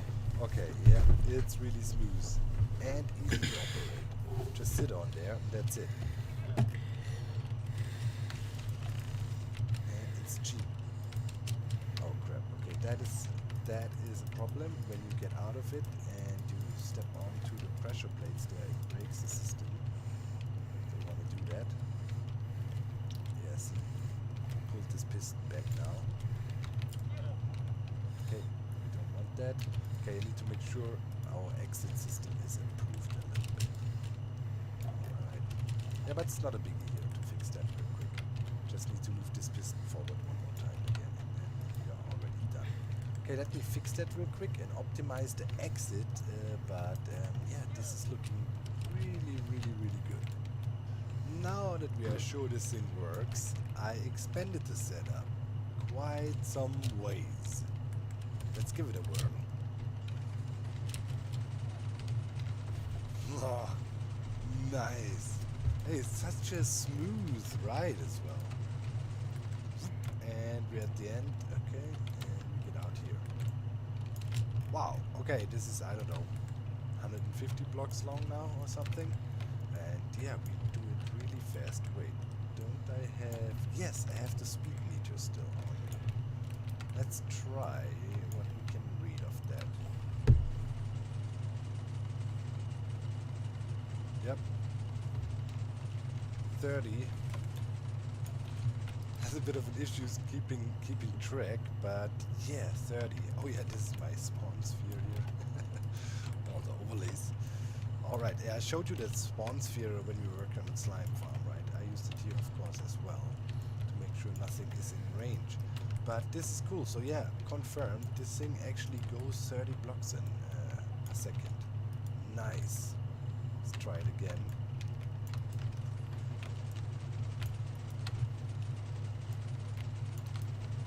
Alright. This will be the way to travel between Rendok Island and here. And there's also something Rendok then can help me with build. I mean, yeah, it's not really expensive. You know, pistons, slime blocks, everything we use here is available in huge quantities. Also the ice. I mean, all the mountain hilltops are full of ice. I have 4 shulker boxes of packed ice at the moment. So yeah, that's not a problem. Yeah, really cool. Really, really cool. 30 blocks per second. That's what I'm talking about.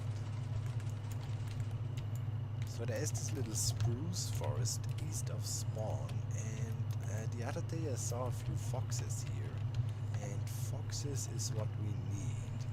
So I was hoping I can spot them again, but you know, whenever you look for something in Minecraft, it's elusive. There's more hostile grounds, higher chances of fox. Hello!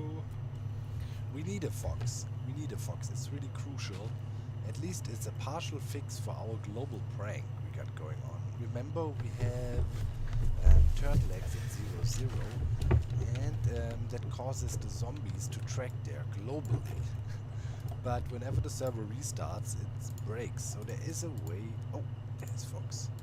Using a fox to kind of semi-bypass that. But first, let me try to catch that fox. Is it asleep?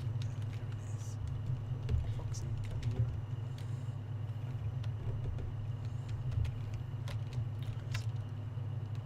It's there. Gotcha. Hello. Alright. Now we need to transport this fox back to spawn. Shouldn't be too far. It's about, I don't know, 1,000 blocks walk. Over there is Zedav's base, I think, his mountain base there. So we should be able to get there. Alright, and we did it. We have the fox here over in the midst of spawn town. That's spawn chunks here, so this fox is always being loaded. Also after server restart, and that is the deciding factor. Because what's gonna happen is, if there is a thunderstorm, and only though if there's a thunderstorm, sadly not during nighttime, but still, if there's a thunderstorm, this fox will look for a place to hide, and it will look in a radius of 16 blocks around it for blocks that are above it to hide under. So this is not the case here, right? There's no blocks that are above the fox it could hide under. So what it will do then, and that's, you know, one of those quirky things in the code, the fox will say, okay, then I'm gonna track to 0, 0. And then 0, 0 will be loaded because the fox needs to go there. It's a bit of a, yeah, one of those weird things you find in the code. To know to name found that. Don't ask me how you even find something like that. So yeah, fox is here, and if there's a thunderstorm, we will activate the zombie tracking again. That's something. Eventually we just will walk to 0, 0, I guess. So yeah, fox be here. Hopefully everybody leaves them alone and the fox can do a thing. And now we need to go over to the banana shop. Yes, here we are. What is this? It's better than dying. More devastating ratings. Okay, yeah, while we're here, look at that. That cake, it looks weird. It has a 10 on top. That is because, well, haha, 10-year Hermitcraft anniversary. There will be events around the whole anniversary going on, like, you know, live streaming and such. Keep your eyes peeled on the Twitters and on the Reddits, you know.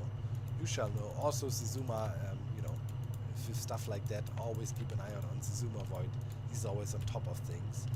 But it's gonna be cool. I don't know if you can tell already what the plan is, so I better don't spoil it yet. Alright, we are here, obviously in the banana shop, aka super legendary Tommy Carrot's shop. And we need to buy a steak. One. And maybe we can chow on them for a little bit. You know, always pie is is also boring, but mainly, of course, we know what to do with them, right? Yep, Gary's list. So let's head over there. It's not too far. Gary's just around the corner, mocking us on a daily basis. Eventually, Gary will find out what you eat, if it takes the whole season. Alright. A lot of people suggested that. Because, you know, it would be really clever, right? A clever marketing scheme by Iskell. He wants me to buy carrots so I can feed them to Gary. And so we get sales. Let's see. You know, yellow, green, it all fits, right? We don't need to debate. Alright. That must be it. Gary, you like some legendary Tommy carrots? Wow. Really? Huh.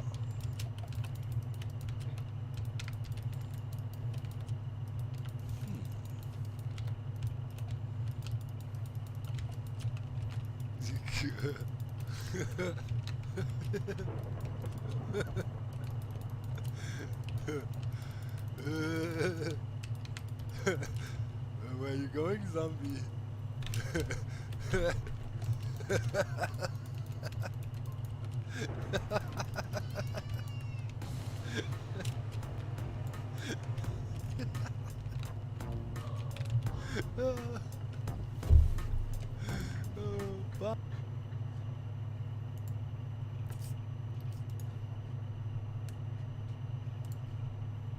Day. Hey guys, what's going on? God damn you. You see, gentlemen, the Special Olympics Championship and my $1,000 is just 4 days away. I'm gonna go sign up now.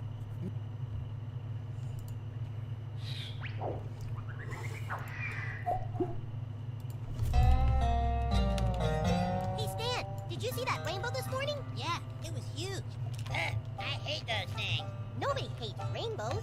Yeah, what's there to hate about rainbows? Well, you know, you'll just be sitting there, minding your own business, and they'll come marching in and crawl up your leg and start biting the inside of your ass, and you'll be all like, "Hey, get out of my ass, you stupid rainbows!" Where's the school bus? We're gonna be late for football practice. Hiya, Sparky. Who's that? That's my new dog, Sparky. He followed me to the bus stop. Wow, cool. Good boy, Sparky. Who's my best buddy? Who's your boy? Who's your buddy? You're making me sick, dude. He's part Doberman and part wolf. He's the toughest dog on the mountain. No way. Everybody knows that Sylvester is the toughest dog in South Park. He's not meaner than Sparky. Oh, yeah? Let's see. Hey, Sylvester. Sparky'll kick his ass. I'll put $1 on Sylvester. You're on, dude. That's it, Sparky. Kick his ass. He's doing something to his ass. He's not kicking his ass, but he's definitely doing something to his ass. Sparky! Bad dog! What? Yeah, dude, I think your dog is gay. What do you mean? That dog is a gay homosexual. Cartman, what the hell are you talking about? I'm talking about rainbows. I hate those friggin' things. Rainbows are those little arches of color that show up during a rainstorm. Oh, rainbows. Oh, yeah, I like those. Those are cool. What were you talking about? Huh? Oh, nothing. Forget it. No. What marches in, crawls up your leg, and bites the inside of your ass? Hey, you need to get in shape fast. You want to look your best? Tired of the other guys getting all the chicks? Are you tired of being a 90-pound weakling? Yeah, I only weigh 90 pounds. Then bulk up quick with weight gain for the... Yeah. Hi, Grandpa. I brought my friends over to watch TV, if that's okay. Billy, help Grandpa stick this fork in the outlet. No, Grandpa. I'll get in trouble. Kill me, goddammit! No, I can't even kill a deer. Well, then have one of your little friends do it. You can kill me, can't you? I would never kill somebody. Not unless they piss me off. Oh, is that a fact? Well, let me tell you something, Porky. Your mom was over here earlier, and I humped her like a little bitch. What? That's right. Grandpa! And then I dug up your great-grandma's skeleton and had my way with her, too. Hey! Choice piece of ass, your great-grandma. You piece of crap! I'll kill you! That's the spirit, Tubby. Come on, Carmen. He's just trying to get to you. Don't talk about my mom like that! We can go watch Terrence and Philip in the kitchen. I ever tell you about the time I boofed your dad, fatso? I can't believe that son of a bitch! Over 4,000 grams of saturated fat per serving, its patented formula is designed to enter the mouth and go directly to the stomach where it is distributed to the bloodstream. Now available at stores everywhere. Get some today and say it with me. Beefcake! Beefcake! Beefcake! May cause irreversible damage to the kidneys and liver. My paper was on the suffering of bottlenose dolphins. You shouldn't have written a paper about dolphins. Dolphins are stupid. Dude, dolphins are like the second smartest animal on the planet. Right. If they're so damn smart, how come they get caught in those fishing nets all the time? What? I'm gonna be on television. I'm gonna be on television. We don't believe for a minute that you won that contest fairly, fat boy. Stop defending your little girlfriend for writing about some stupid fish. Dude, dolphins are intelligent and friendly. Intelligent and friendly on rye bread with some mayonnaise. Dolphins are way smarter than you. If they're so smart, why do they live in igloos? Dolphins don't live in igloos. That's Eskimos. Dolphins, Eskimos, who cares? It's all a bunch of tree-hugging hippie crap. Tell me what you wrote about. I can't. I have to go home and get in shape. Hey, Kenny, are you gonna eat your pudding? No, Eric. He didn't take my pudding if you like. Why, thank you, Kenny. How nice of you. Aren't you hungry, Kenny? He hasn't moved an inch or said anything. Hello, children. Hey, Chef. What in the hell are you doing dressed up like that? Eating Kenny's pudding. Hello there, children. Oh, love the Elvis costume, Chef. Elvis? I'm Evel Knievel. Why the hell would I dress up like Elvis? Oh, why the hell would you dress up like Evel Knievel? Anyway, I hope that you kids are...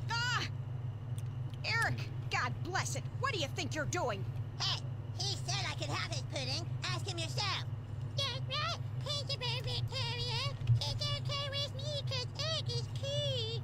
Where did you get that costume, young man? My mom made it. Zig Heil. Zig Heil. Shh. God bless America. You get into my office before anyone else sees you. I have to show you an educational video. I don't want to see an educational video. This is a great way for you to experience America, Starvin' Marvin. This is what we call an all-you-can-eat buffet. Yeah, here you get to eat all you want for only $6.99. That's why we all come here on Tuesday nights. Except for Kenny's family, because to them, $6.99 is 2 years' income. Why is your family poor, Starvin' Marvin? Is your dad an alcoholic too? You see, Starvin' Marvin, these are what we call appetizers. Appetizer. This is what you eat before you eat, to make you more hungry. Oh, food's here. That's it for the appetizers.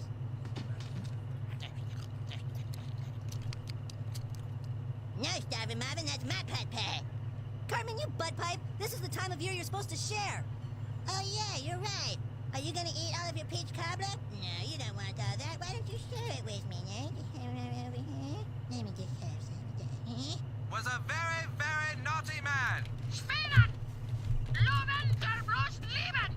Einer Menschen werden Bruder! Dr. Keller? Einer Menschen werden bloß am Morgen! Jeden ist verboten!